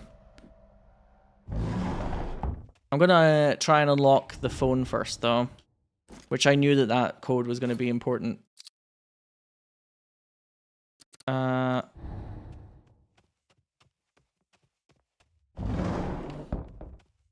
But I think it's...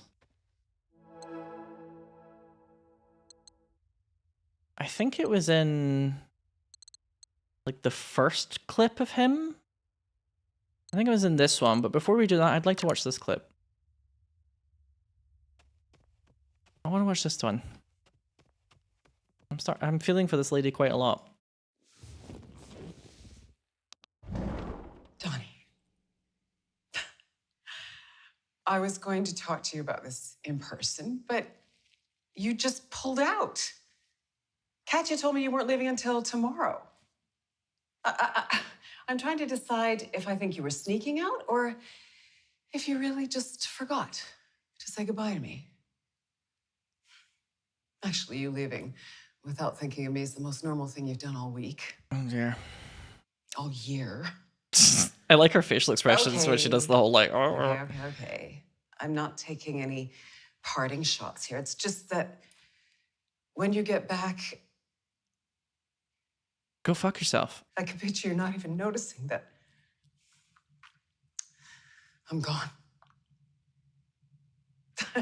You know, maybe it's for the best that I'm recording this instead of telling you to your face in case I mess up. I want this to be perfect for you. I know that's important.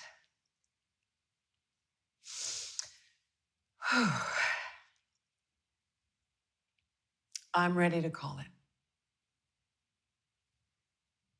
Most people, when their kid dies, break up. You know, I always thought that was a sign of a bad marriage, but looking back, I guess ours was a bad marriage. Oh no. I want you to know that I never blamed you for taking Tommy out that night, although I do still lie awake at night wondering if things would be different if I'd gone with you. But I did not deserve to be kept from him like that afterwards. And you have kept me at a distance ever since. You don't even try to hide your revulsion.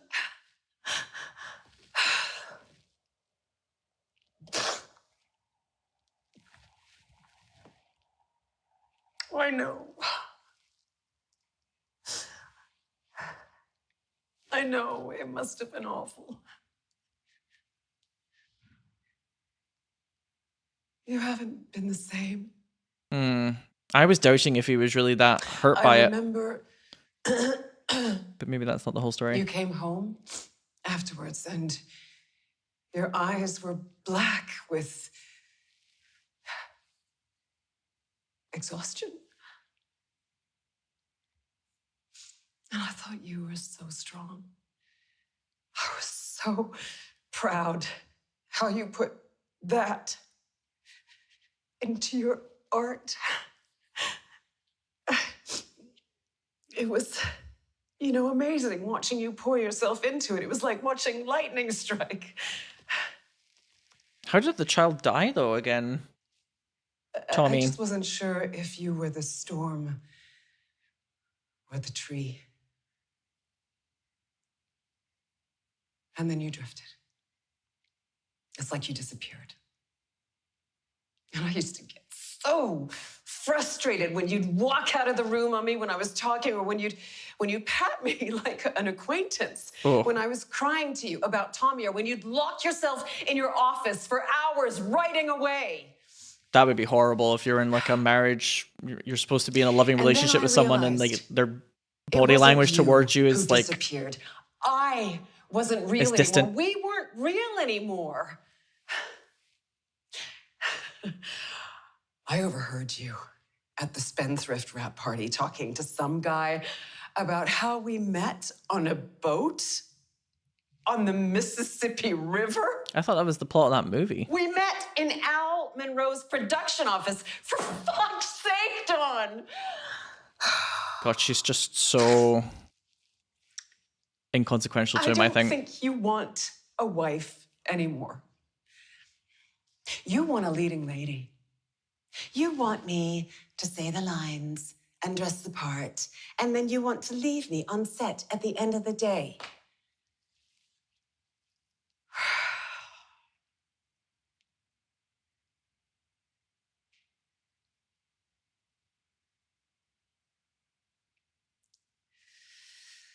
Please. He wants a supporting actor to the Duke Kane story, not a wife. Please.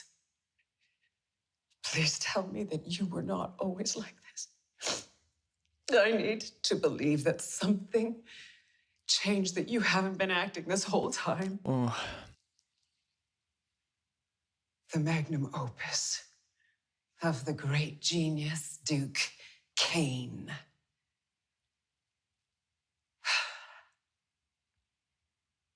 You know, I used to look into your eyes, and I thought I saw you.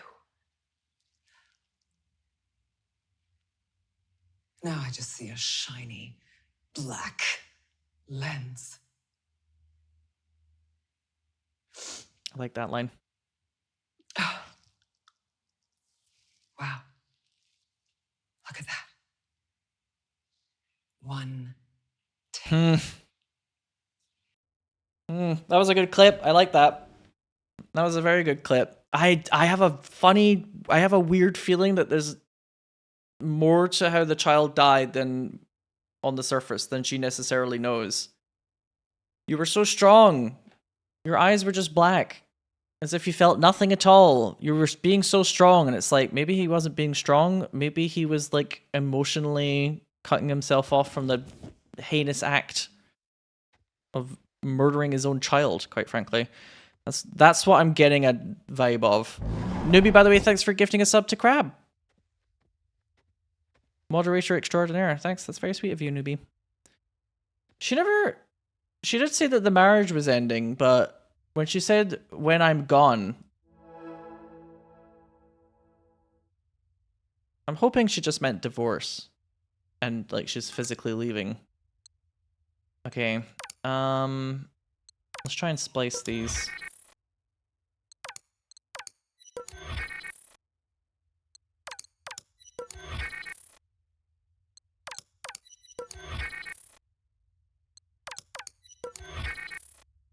I think it was she was moving out while he was gone. It sounded more like that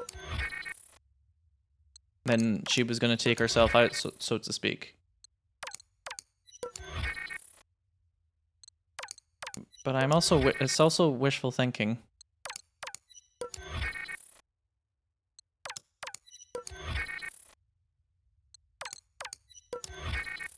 There is a lot of his like language before was talking about like it was almost like he wanted to adopt one of the actors as his son. Not like actually adopt, but you know what I mean?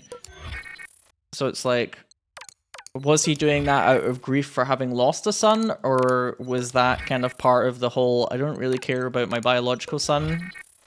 I care about someone I can control as a director.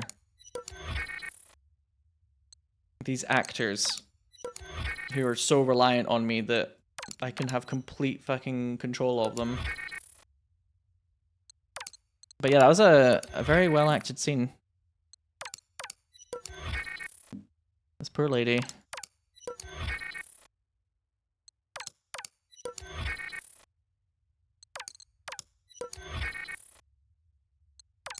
I wouldn't be surprised if there's like a kind of Duke who's been played chasing Vinny against each other, like quite directly in some regards.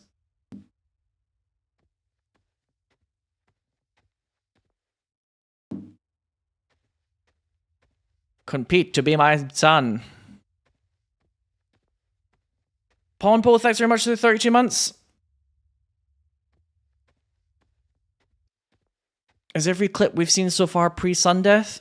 Well, no, because the clip that we just watched, she talked about, I don't even blame you for taking him out that night.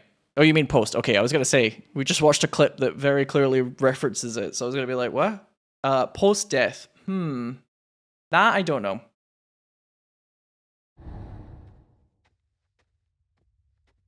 Once again, though, Pompo, thank you for the 32 months. Oh yeah, we need to unlock the phone now, don't we? That's the next thing. Oh no, you're good, Dark Rider. Now that I've seen your correction, I'm like, okay. I got you, I got you. Oh, excuse me. First clip. This clip, I think, is the one where his phone goes off and then Duke's like, give me your phone. Give me your fucking phone. Oh, I'm gonna give me your phone. What's the code for the phone? I'm gonna tell everyone that you're a little fucking baby dick idiot who's ruining my career as a director and will never ever be my son.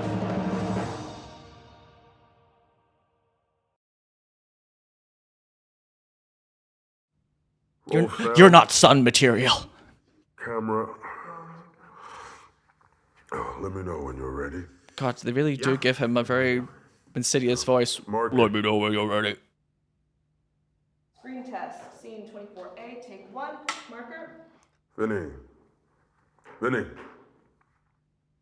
Do you know how important this is? Yeah, I think you do. There are many men out there who would kill to be where you are, where you stand. Do you understand, Vinny? Kill for this. Oh, I amuse myself sometimes. Thank God. Jess?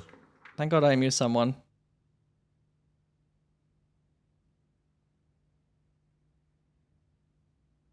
Action. That can't be his real voice. I'm trying to help you. Help me how, Willie? By digging us all into a hole ain't nobody getting out of? Ain't nobody getting out of. Out from under us. You think he's gonna give you something? He's gonna take his money and run up some.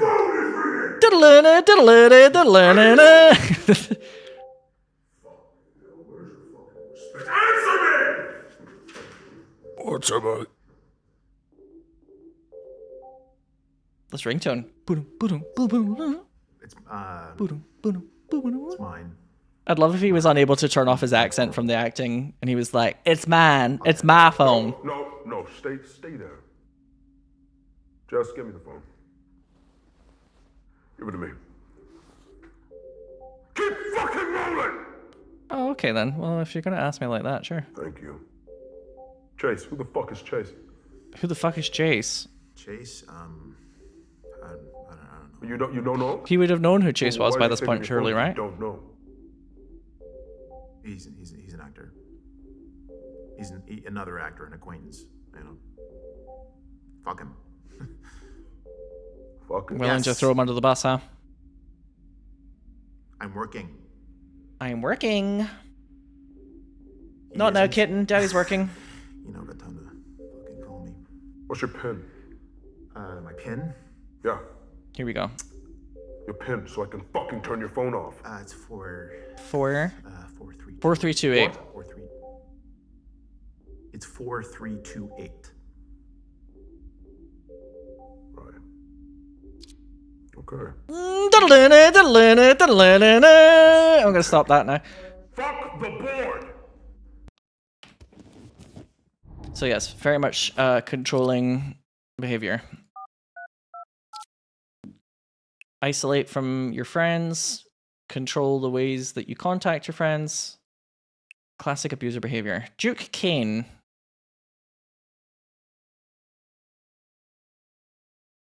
Oh God.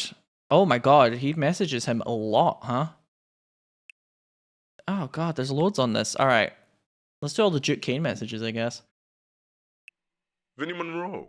Vinnie It's Monroe. Duke Kane. I worked with your father. He was a storm in this town. Hmm.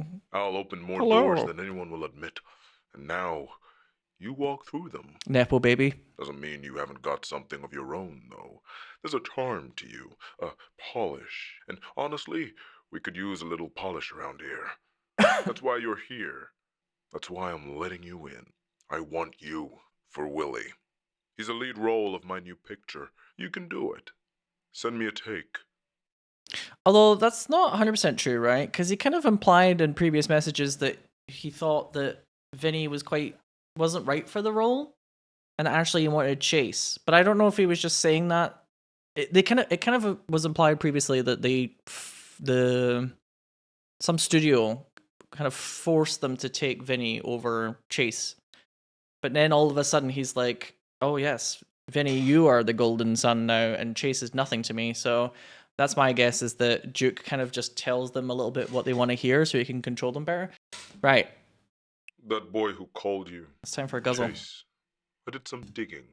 He knows you. Very well, in fact. Actor. Beyond his prime. But he wants your role, doesn't he? Beyond his prime. He's persistent. Obsessed. Very hungry. Do I talk to him? Vinny? Do I talk to him? Do I carve Willie out of him? Oh. Call me. Oh. How absolutely whimsical an idea. Do I talk to him? Should I? I know he's your friend. Go fuck You yourself. have to understand, this industry, our world, it demands sacrifice. Like my boy. Every great performance has a body buried underneath it. Chase was never built for that. He clings. You sever. That's what makes you ready, Vinny. That's why I chose you. You're like a son to me, Vinny. Yep, there we go again. Make me proud. So he could still be referring to his son's accidental death as a sacrifice, like retroactively, because he's, huffing his own fart, so to speak. But it's lending a little bit more credence to the theory that he is responsible for the death, especially because all of a sudden now all these other actors suddenly can be his new son. It's time you stop waiting for permission. Your father knew that. This is your role. You take it. You own it. This house is yours now. This is your shot. I can see something real in you, Vinny. Feed it to me. Feed me. This is so intense. Fucking calm down.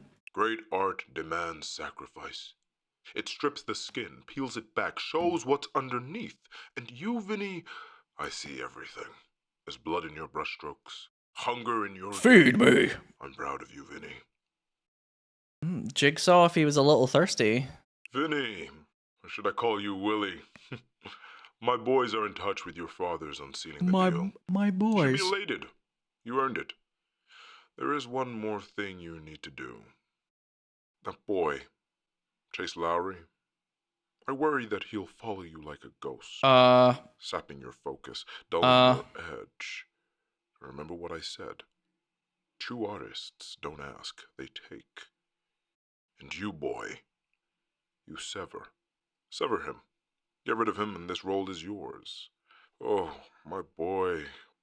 My little angel. Oh, that's not healthy. You'll carry us into the future. That's not healthy at all.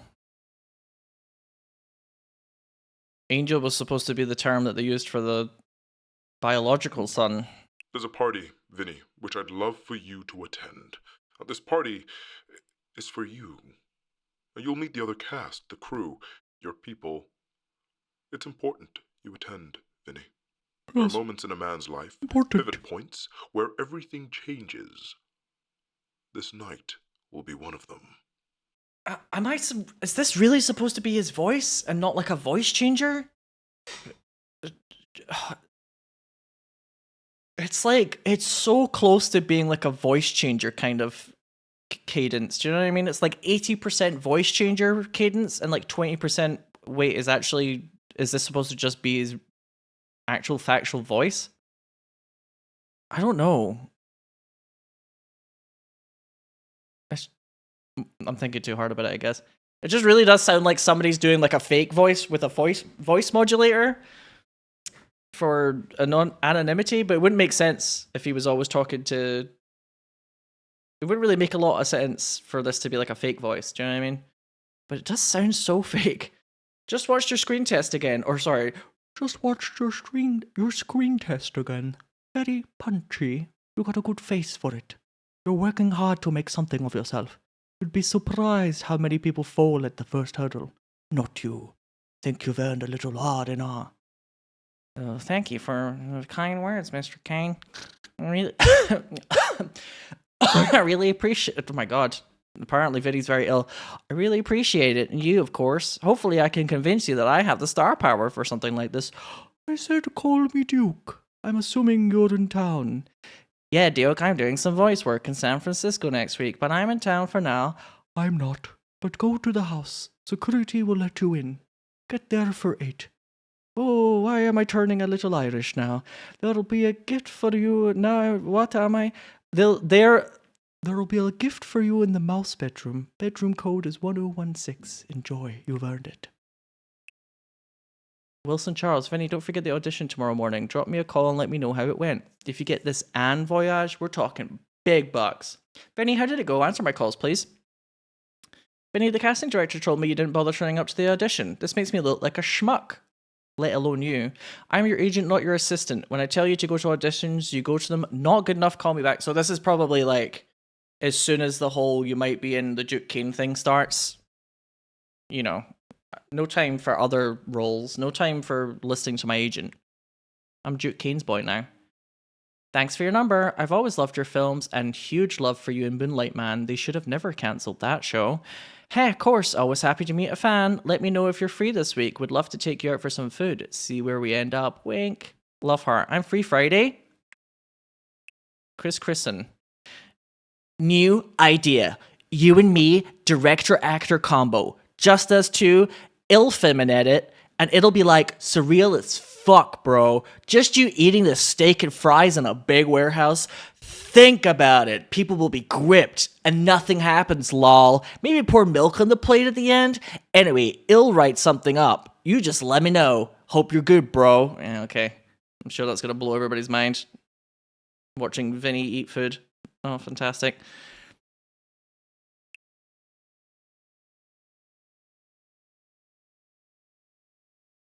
Get this, bro.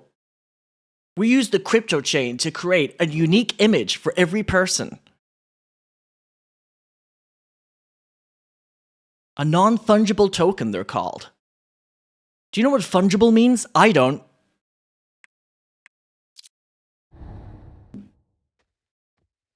Okay, 1016. Something tells me that Vinny's bloody note, which I'm going to look at one more time, just to refresh all our memories, might be related to what we find in the mouse room. I think it's going to be some sort of like, I've hired a prostitute kind of situation going on here. I hate to say it. I need you to get rid of this, please. I didn't mean to do it. I just followed his direction. I didn't mean to hurt them. Not like that. I'm not into that. This could kill me, kill my career. Please help me. I got angry. They were saying stupid shit. I'm sorry. Make sure footage is saved. Add Vinny's name to the log. He's quite an angry boy, isn't he? I have a funny feeling this is Vinny getting a taste of power that he can abuse over people. Just like Daddy. Sorry, Duke Kane. Tab Cat, by the way, thank you very much, or Tabby Cat, for the 3 months.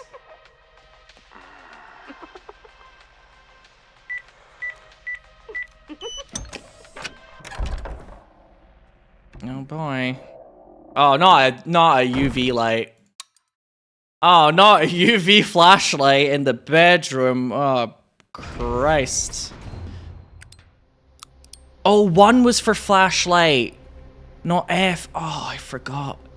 I probably did have a flashlight earlier when I was crawling around in the dark, but I forgot it was on 1 rather than F. God damn it. Anyway, Winter 25. Is nobody helping me? Fall 24. Here's another one of those teddy bears, which is a camera. We've discovered that. It's really obvious with this one, actually. Were they all this obvious? Or did it change after we found that one upstairs? Maybe I just never noticed. Damn.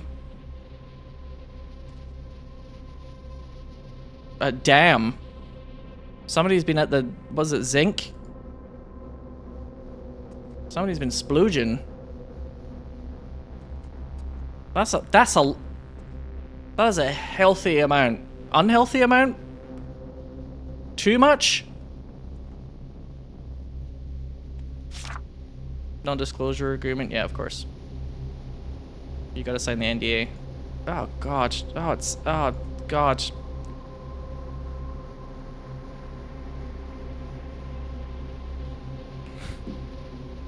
Okay, I don't want to be a star. But I am Ben Starr. Chat, I hate to say this, but jokes aside, it's probably not jizz. As much as I would love to continue joking that all of this is just jizz stains everywhere, I think the point is that it's not jizz. I don't want this. Summer 24. Mom! Well, you took the time to fucking write mom out in blood? I beg them to stop. Or I beg them to stop, sorry. Please help me. Fall 25. I mean, some of them might be a little jizzy. Screaming blood. Number 69 is my favorite.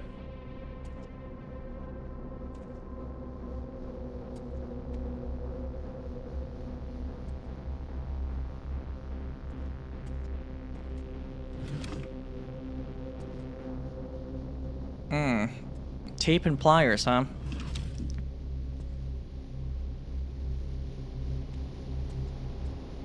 Okay, it's like being rendered slightly weirdly, but this is also supposed to be a mirror so they can watch themselves while they bang, while they bump uglies, quite frankly. I've never really got that. This one's kind of weird.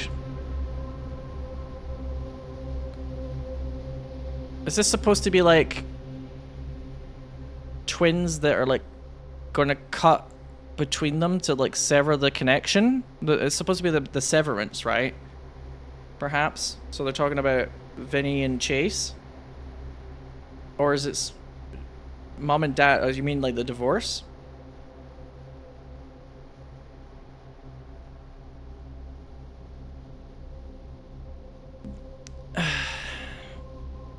So there's all the seasons and years which were in that like kind of almost like a yearbook type thing from before as well.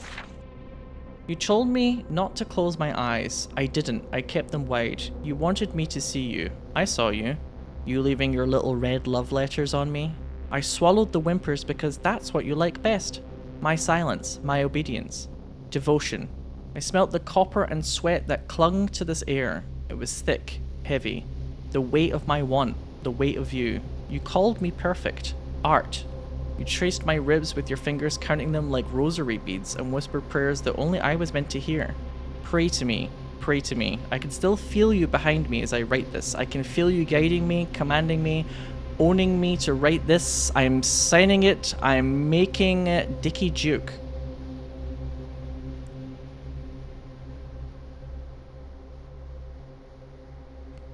Little red love letters is absolutely vile.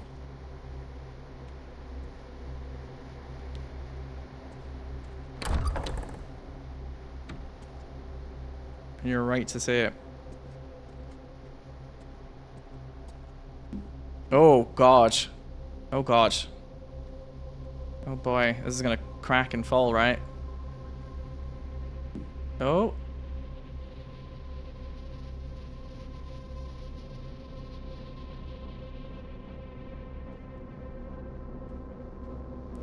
I don't think I can go between the gaps, can I?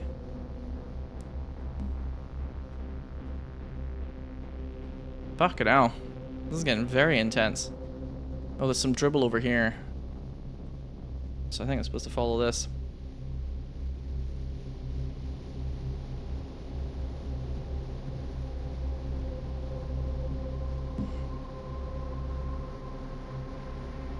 Although I'm pretty sure in real life the UV light, you need to actually spray luminol for stains to show up. I don't think a UV light just immediately makes them all show up, right?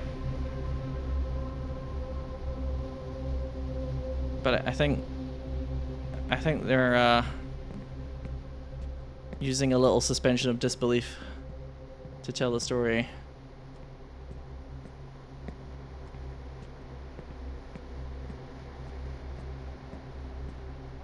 There's like a few things that a UV light might show, but I think luminol for blood in particular. Just that fucking symbol again. Okay, lotions and tissue.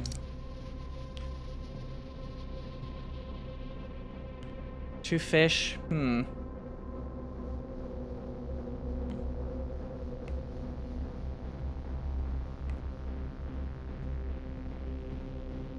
But this isn't supposed to be like literal, right? This is supposed to be some of the symbolism in this game is supposed to be metaphorical. I don't think it's all supposed to have literally. Somebody hasn't sat here in this room and like drawn all this in blood. You know what I mean? I don't think that's what the game is implying. Sorry, I don't think somebody sat here and drew all of this in cum.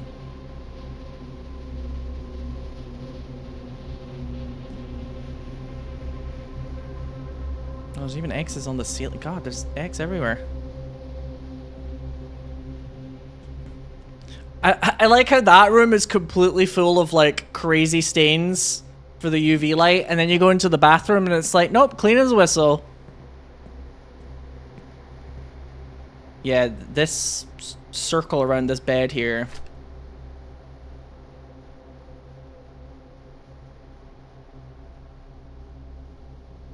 Yeah, we've already read this before, but this is her writing the note.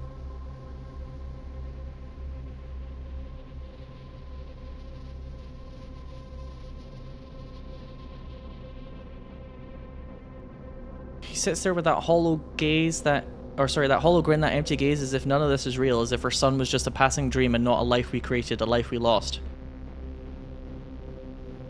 But Donnie knows. I see it in the way he avoids his bedroom, in the way he keeps the doors locked at night, in the way he refuses to say his name, just like me. So she's convinced that actually he does care, but he's in like a kind of denial almost about it. But that might be her kind of trying to convince herself, or it might be true. The mountain is built on broken Starr.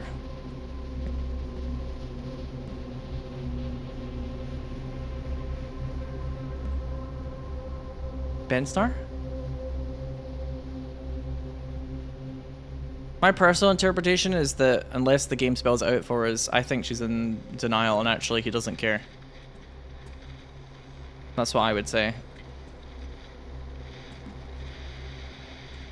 But we'll see. We'll see if the game like spells that out or not necessarily. Oh, hang on. I'm gonna see if there's anything else that shows up with the UV light before I put the flash drive in. The world turns, but your name is forgotten.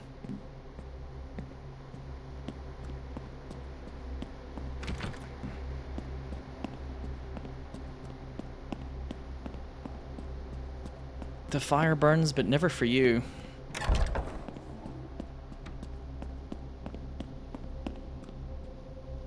Ha. Ha ha ha ha. Ha. Oh my god, this bathroom actually has stuff in it. Ha ha ha ha. That's it? Where your ideas belong.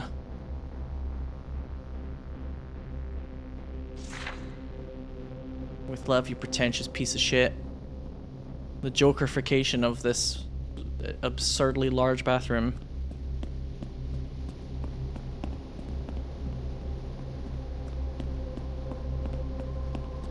I wonder if we're getting quite close to the end of this game.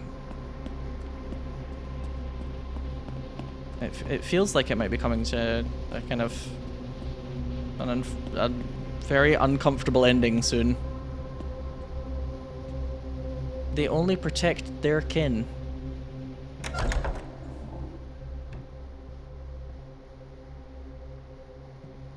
I love you, Mom. Do you still love me, Mom? I'm still here, Mommy. I love you, Mom. Please stop crying. I want a... For some reason, of all the messages we've seen so far, I want a cuddle is by far the most insidious.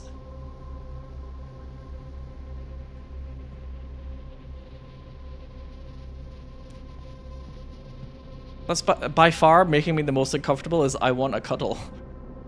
The word cuddle just feels so wrong right now. Quite scary. Those messages almost kind of made it feel like it was like a ghost.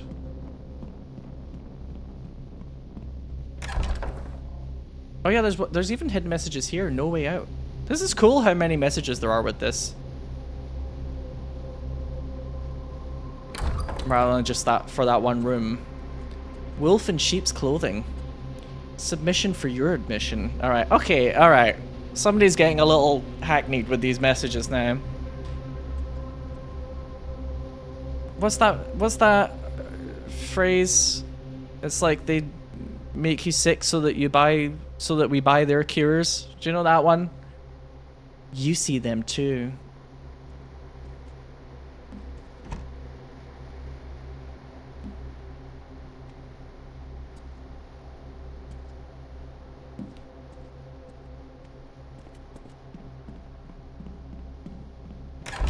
Even in the garage, I wonder? On the horse painting? No, the horse painting is sacred. The Uma Musume fan art is sacred, thankfully.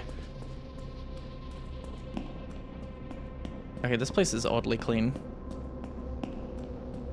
Now this place is almost like creepy with how clean it is. It's like the opposite effect.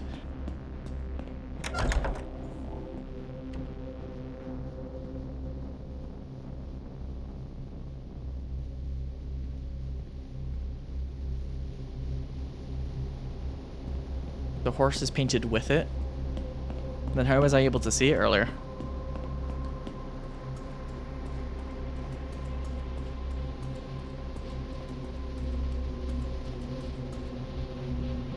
Are there any horse game streams planned? Probably not, just because like it's kind of like a simulator game. Quite a lot of people in chat were just like, I don't get it when I streamed it for a little while before, so I was like, maybe I'll just keep that as like a for me kind of game, or just on the second channel if I get time, which lately I haven't had a lot of time, to be honest. Oh god. Oh god. I don't like the tally marks at all.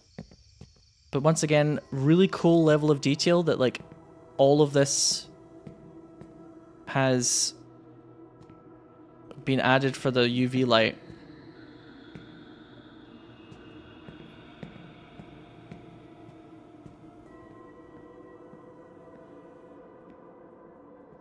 Imagine if it was just like a big ass print right there. Can we check the bushes? I'll try and run into them. I kind of presumed that you couldn't. It was supposed to just kind of like artistically trail off, but I'll give it a shot. You started watching the Horse Girl anime? Yeah, my friends and I have been working our way through the different anime seasons, and the latest season, which is done by like a different studio, is very good. I'm like really into it so far. But unfortunately, they're having to wait on me because I am perpetually traveling and busy. I can't breathe.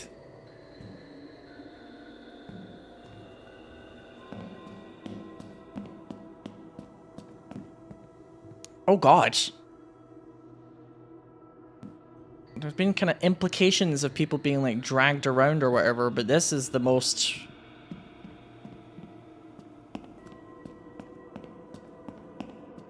the most obvious, like, it's people who are dead implication. Did you just go on like a rampage and just kill everyone? With his anger issues?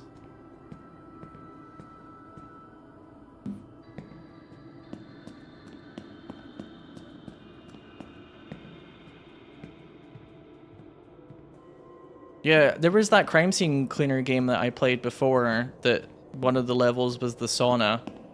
And I got like a lot of like deja vu when I went into that sauna area before. He became Big Jim. Yeah, no, I don't think you can go into these bushes. Or past these bushes, I guess.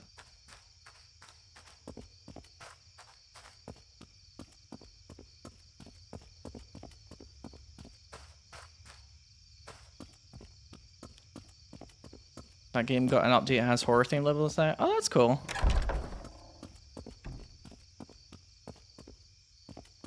Oh. Huh? What? What? What even is? It's like somebody pouring gravy on like little pies? What even is this one?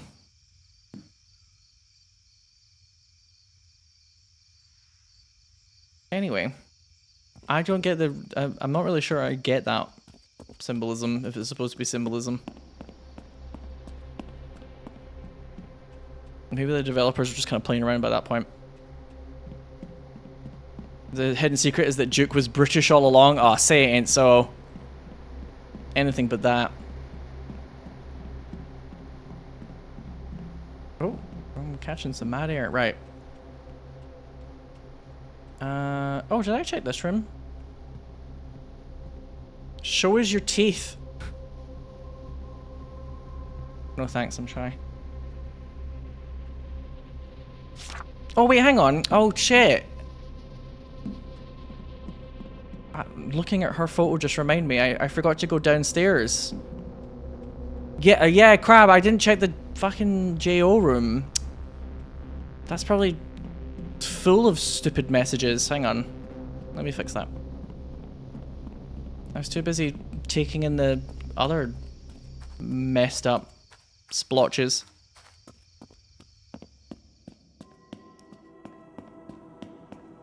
Yeah, oh yeah, of course, here we go, right. Their desperation, their need. Peeping Tom, disgusting. Oh god, creepy. I was kind of expecting there to be maybe one or two photos that also had some of these stains on them, but I guess it was just on the walls and the ceilings and basically everywhere else. Oh, it's even in this. Again, this is quite a cool touch. If this is like kind of leading up to the end of the game, I think this is quite a cool way to lead up to that. IMO. Kind of creepy. Kind of creepy. But creepy. Oh, this corner, however, surprisingly free of sin.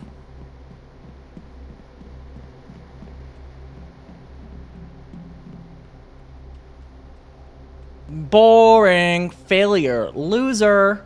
Well, they've drawn on this one for the freelancers. The All-Seeing Eye for Original Screenplay is awarded to the freelancers, Duke Kane, Lamp Black Productions. Pathetic. Not good enough. Worthless. Rubbish. Crap idiot. Bastard. Dum-dum. Feckless. Lacking in feck. Okay. Just quickly gonna look around here. Oh, the music in this place always gets very intense. I can't find this. Oh, where is Happy Family? Okay, none here.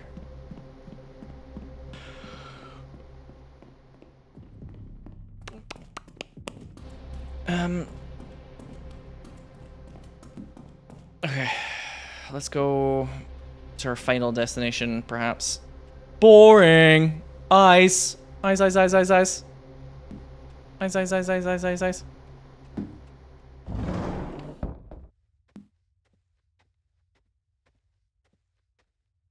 Oh, nothing here. Tick, tick. Quite surprised that this place is... Oh, here we go. A knife, a dagger. Sorry, scissors and a dagger / knife. Cutting room. Oh, I get it. Very clever. Yes. Yes, quite.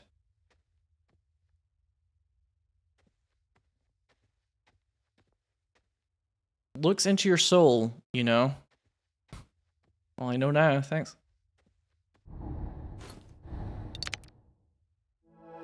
Dying of hunger. Oh, I think this is going to be a really, really pleasant short film.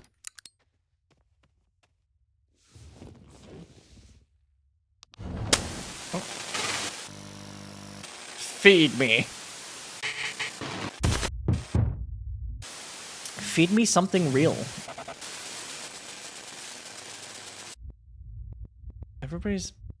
The lads are having a right good cry.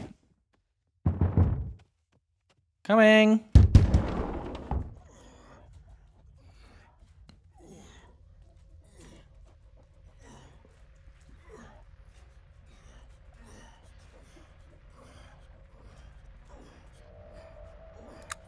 I was gonna say, UV light. What it takes to become a star.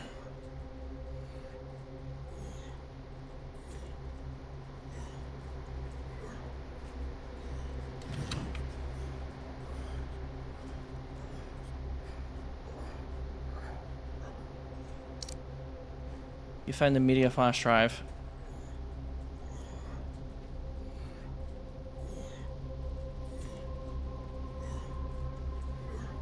So I wasn't interpreting the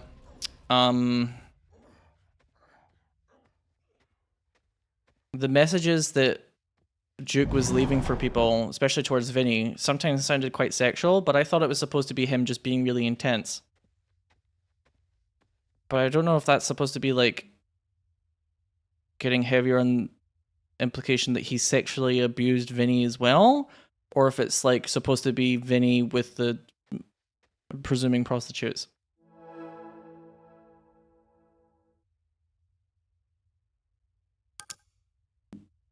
We're probably about to find out.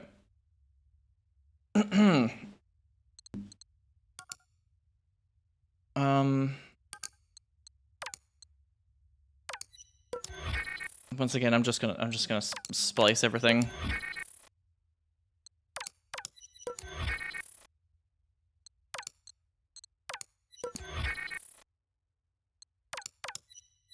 Yeah, I didn't want to do the whole like Twitch chat likes to turn things into innuendos at the drop of a hat kind of thing, so I didn't want to actually interpret that in this game unless it was like slightly heavierly, that's not a word. It was slightly more insinuated. Okay, I don't think this is going to mix with anything, but I do want to be 100% sure before I move on.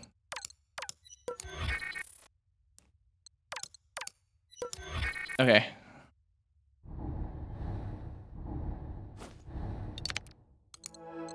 All devouring death. Oh good. Oh yippee. Oh, this is going to be fun. This is going to be a fun clip.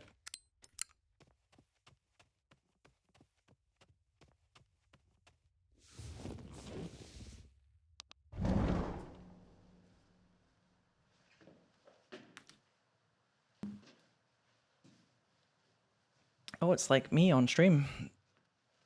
Playing with the air too much. I'm coughing a lot, yeah?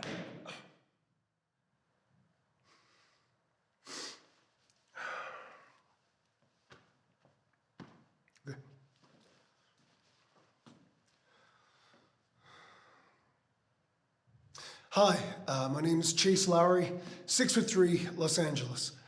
Just want to say I'm really excited to get to audition for the part of Willie in your upcoming project. Oh, one thing, Mr. Kane, if you're watching this, I just want to say I'm a huge admirer of your work. I get Willie, you know, I really do. No distractions. Total sacrifice. He'll do anything he can to get what he wants, in the same way that I'll do anything to further my craft. Because no one tells you how fucking hard this is. No one tells you what you have to personally sacrifice to put your art first, before you, to honor these stories. No one fucking tells you how hard it is. I like his earrings. And I promise you this. Side note. I will do anything for this role, this project, for you. For you. Anything. Yeah. Because it has to be me that tells the story.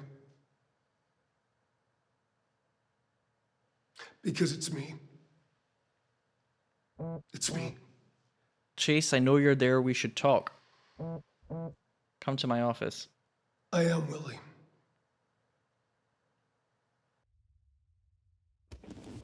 Yeah, so it is supposed to be Chase's phone that we have.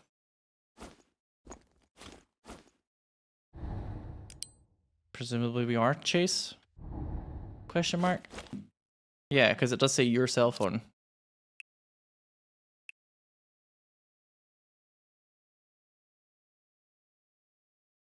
He had to go. My little angel, he was in the way. But him gone has given me so much more. See, sacrifice is needed in order to achieve greatness. Do you understand that? What it takes to be something real. You do, don't you? That hunger inside of you. You're like a son to me, Chase.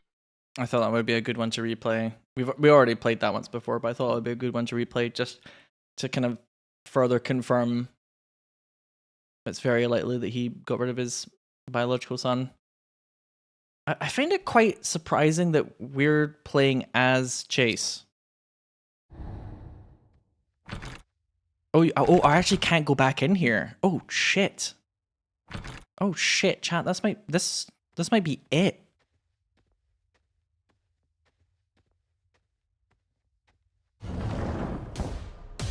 Oh hell yeah.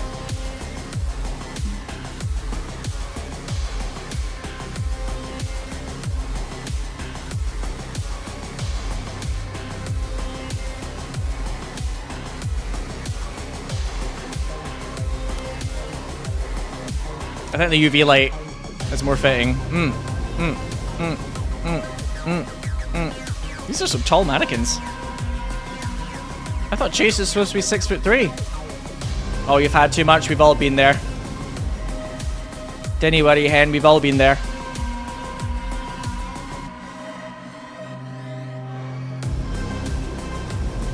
I wonder if this was supposed to be the party.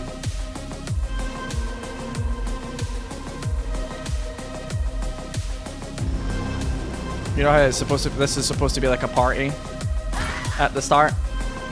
Oh gosh.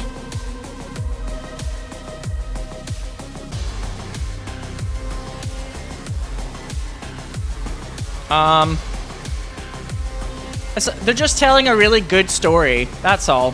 That's all that's going on in this corner. Just a really good, ripping yarn. Some of these dance moves. They must have had the best drugs. Oh, I actually can't get out. Oh, no, here we go. Actually, no, I can.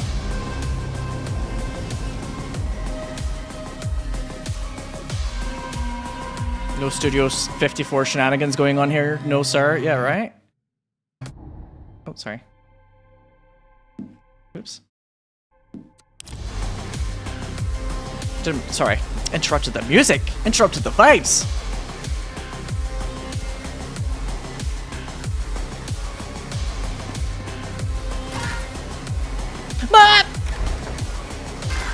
I'm gonna close this door.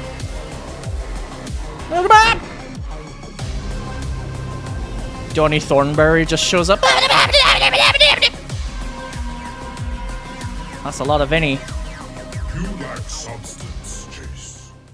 You are empty inside you. There is nothing. Is this your real voice? You thought it meant something, didn't you? Thought it made you something. Well, but you don't have it. You won't have it. Willie isn't yours. It's Vinny's. You. No fire, no bite, just a gaping, hungry mouth waiting to be fed. You think this world feeds people like you? No, Chase, it devours. Feed me like baby bird. But you're still here, still hungry, and that's interesting. And I find that quite interesting. So what now, Chase? Will you give me something real? Show me why you deserve to be here. Have a seat at the table. To be fed.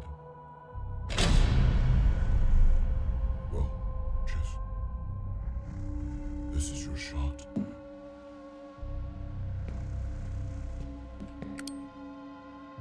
UV light. Bullshit, there's nothing on this chair. Bullshit. Paid for the finest professional cleaners on that one, didn't you?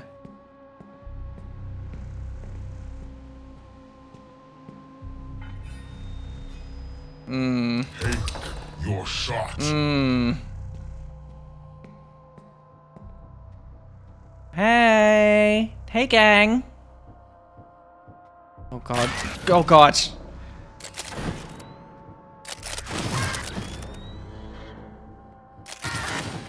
I tried to fire at the mannequins, by the way, and I can't.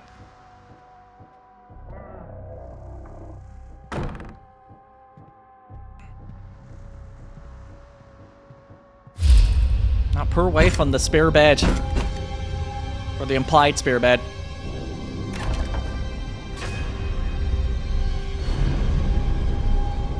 Take your shot. Mortal Kombat! Ah, look, it's turned into Chase. In the last voyage. Also, do you like, chat, how I didn't shoot at the mannequin, I shot at the movie poster? I don't know if that changes anything.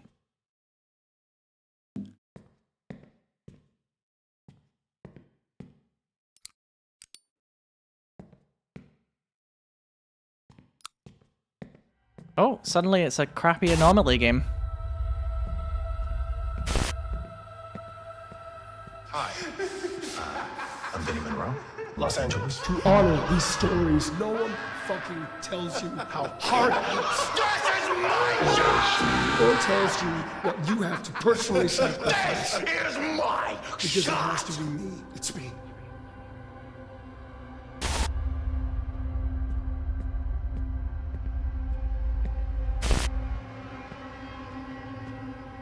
Oh my god. It's like that one Backrooms game where you're in the swimming pools and nothing happens.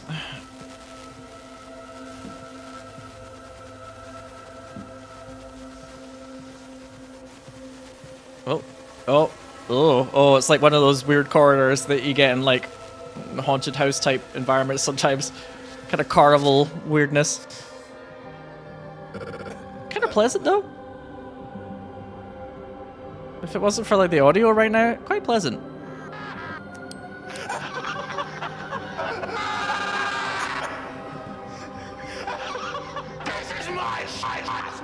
This is my shot. Whoa.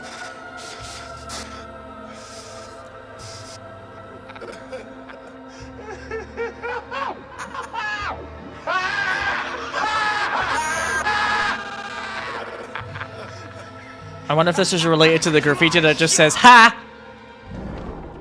There's something funny about looking back. You think you always knew what was going to happen? You don't know. One day you blink, and then it's all over. And you think, where did it go? And you spend the rest of your life trying to stretch those moments out. Trying to grab at something that isn't there. So you act. You pretend. You try to wear a face that isn't yours. And you just hope to God that anyone believes it. What is it they say? Fake it till you make it. Or till you don't. Yeah. That's the joke. Making something real.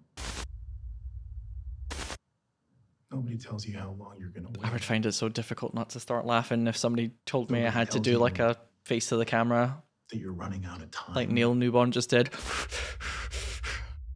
I'd be laughing in like a second. So you start thinking, what if I stopped waiting? But that's why I'm not an actor. What if I took it instead? What if?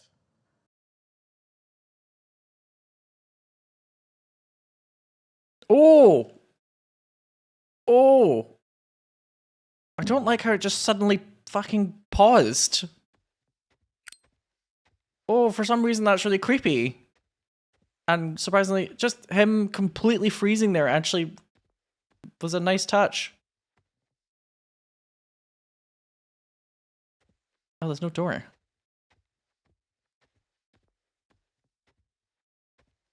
Wait a minute. Wait, hang on. Am I supposed to just walk out again? Oh yeah, all of the posters have this like... Okay, this is a little like creepypasta, this like drawing of a face, but this one is still... Harry Dufresne, Vinnie Monroe, Victoria Cross. Oh. It's him doing the reading. Oh, with the bed there though. You don't know. One day you blink and then the ride's over and that's it. And you think, wait,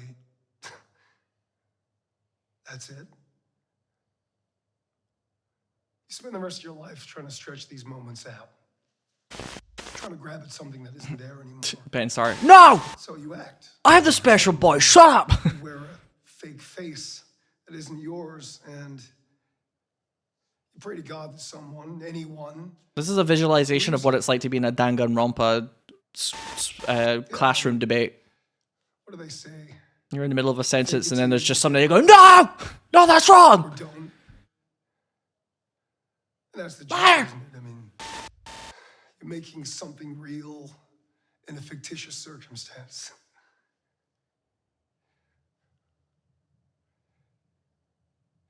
No one tells you how long you gotta wait.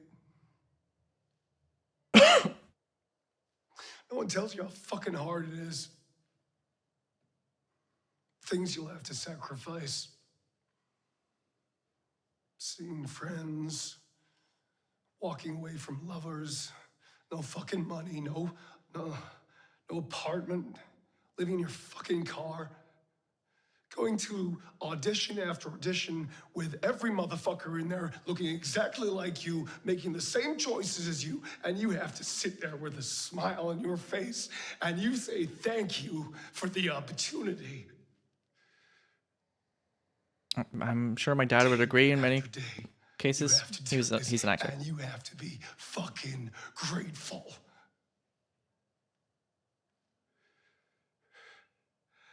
And you have to wait.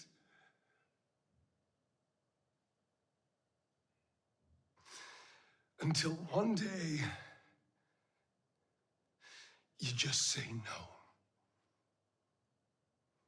I'm not fucking waiting. Money, please.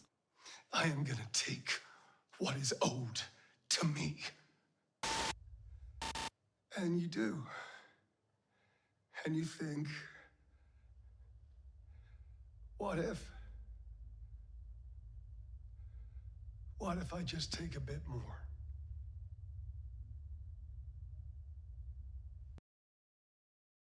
Oh god, again with the sudden freeze. Also, the posters... do the posters look like this when I first walked in, or do they like change when I'm watching? I'm not sure. They probably look like this when I first walked in. You were saying earlier that the angle was rough when I went up to Vinny's screen before. I've taken to whenever I see a photo of myself that I don't like, which is almost every photo of me taken, I've been trying to say to myself recently, I don't think that was a good angle for me, or something along those lines. I don't think that's a good photo of me, rather than saying, I'm inherently ugly and therefore undeserving of love. It's a work in progress, but nevertheless, I'm trying out a bold new strategy. Hey, Chase. Hey, buddy. Look, I wanted to tell you this in advance before you hear it from, someone else or whatever. But, okay? Okay. I spoke to Duke, I and spoke to, Duke, one day you're and, in, the next day you're out. and casting, and they don't want to see you. I mean, I think you're an amazing actor. You know, I think you're an amazing actor. But they think you've had your time. Had your time?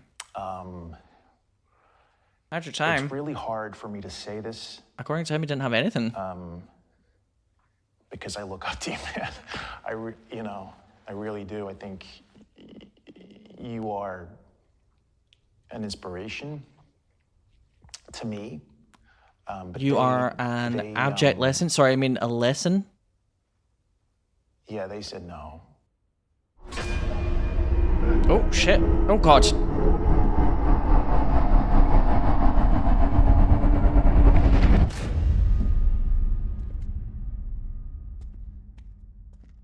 Computer says no.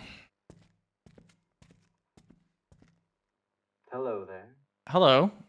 You caught me thinking about something truly magical. Is there anybody not in this game? Stories. Like bridges, they connect us to one another. They carry us across time and space into worlds we've never imagined and places we've only dared to dream about. They teach us about each other. The creator of this game must have called in some favors. They help us imagine who we can become. I know it must have had some budget, yeah, but like, oh my God. Change us. These people are like millionaires. And movies, well, that's the greatest form of storytelling there is. A craft where ideas, no matter how small, can grow into something so tangible that they can touch the hearts of people. Hey, Matt Mercer, do you want to be in my random indie horror game? Oh, yeah, sure, bud. I don't think that happens unless you've got some money or if you are really good pals. And lead them into a dream. To give them a story that stays with them. A secret treasure they can carry with them forever. Of course, not every dream is easy to bring to life. Sometimes there are hurdles to leap, puzzles to solve, and paths that aren't always clear. But Are you describing a video game? the reward of seeing that finished story, or knowing the effect it will have, it's worth every step. And that's why I completed The Witness. No. So to you, I say this. Don't wait for permission to tell your story. The world needs your voice, your vision. Tell the stories that burn the brightest in your heart. I don't know if you want to hear my stories. Because they matter so deeply. I've got like 3 to 4 interesting stories that I just tell on the loop on stream. I don't think I've got good stories. The lives you could change. For the worse? So go on. Pick up that camera. Show us what's inside you. Because the future of storytelling is in your hands. And I, for one, can't wait to ignore it. I can't wait to give as little shits as possible about what you eventually come up with. I wonder if your dad would like this game. I think he would have. I think he would prefer Immortality, to be honest. Yeah, maybe.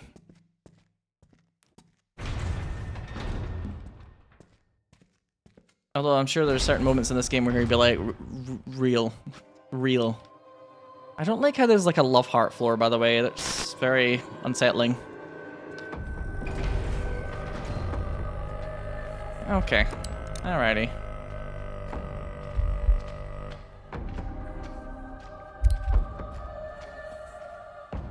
Take your shot. Oops. Roll sound. Camera. Chase. Do you know how important... He looks like a toddler that's been told off. Chase, do you know why hitting Benjamin at playgroup was very naughty? There are many men out there who would kill to be where you are. Where you stand. Now say Do you sorry. understand, Chase? People would kill for this. Mark it. Chase Lowry, scene 24A, shot 1, marker. Action.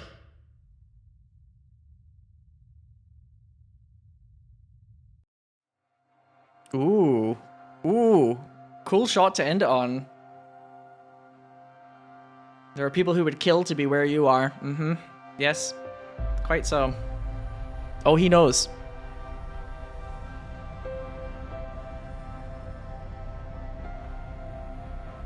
I think it's kind of... I think this game is more interesting for me, on top of the fact that I think it's quite a good game, because I don't really know the background of like the studio or the people who made this. So it's like kind of a fun surprise. Just being like, why the Matt Mercer? Ben Starr? Neil Newbon? What is this indie horror game? Do you know what I mean? It's Jade Perry? Alana Pierce? Travis Willingham?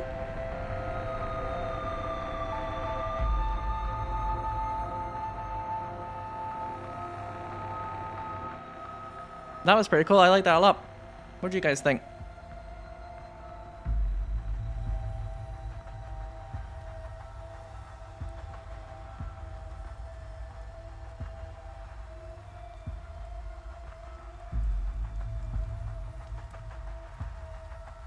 The tension was great, yeah.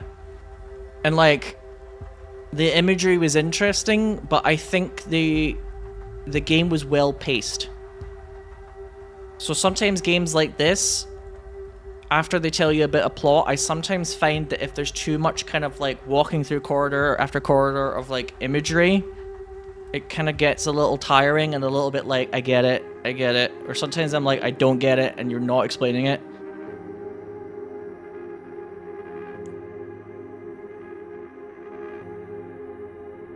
But with this, I never really felt like, oh my god, I kind of want this to... I want to be told like the next plot part, and I don't want any more of like the esoteric imagery. Like the whole time, it just had a really nice kind of rhythm to it. How the story unfolded. I think there was a couple of moments in this where the plot basically told me something, but I was like trying to second guess it, or like overthink it. I had a really hard time believing that we were playing as Chase until like further in the story. I just felt like, I kind of felt like it was going to be Chase had like set up everything to sort of get revenge on the person who's walking around. Do you know what I mean? You probably heard me say that kind of theory a couple of times in the playthrough, even though it says like you are Chase from like the beginning with the phone basically. I just like had a different idea of like where it would have gone. Yeah, I had some like wild theory. Sometimes I overthink things though if I'm like into them a bit. But that means like if the writing's on the wall, sometimes it takes me a moment to be like, oh, it actually is that. But it's usually a sign that I'm into something. I'm into the game or movie or whatever. And yes, the women are deliberately... The point is that they're basically like completely forgotten about, talked over, ignored. Periphery. The leading lady in the Duke Kane story. Which is also pretty fucking real in a lot of cases, like you heard me talk about earlier. But that was a good game. That was really good. I really enjoyed that. It's very creepy. And like I said, kind of halfway through my playthrough here, I liked seeing actors who have become kind of like geek famous in a more serious acting role. To sort of remind people that there's this kind of talent that they, you know, they got where they are because of having a certain kind of acting talent. So rather than seeing Neil Newbon do the Astarian voice, Neil, or like Ben Starr kind of like joking around at award ceremonies, which is also like, it's totally fine for them to enjoy their fame and, you know, become a star in and of their own right, but it's nice to see that kind of where the talent that got them where they are, see some of that raw talent. So yeah, good game. Thank you, Dead Take.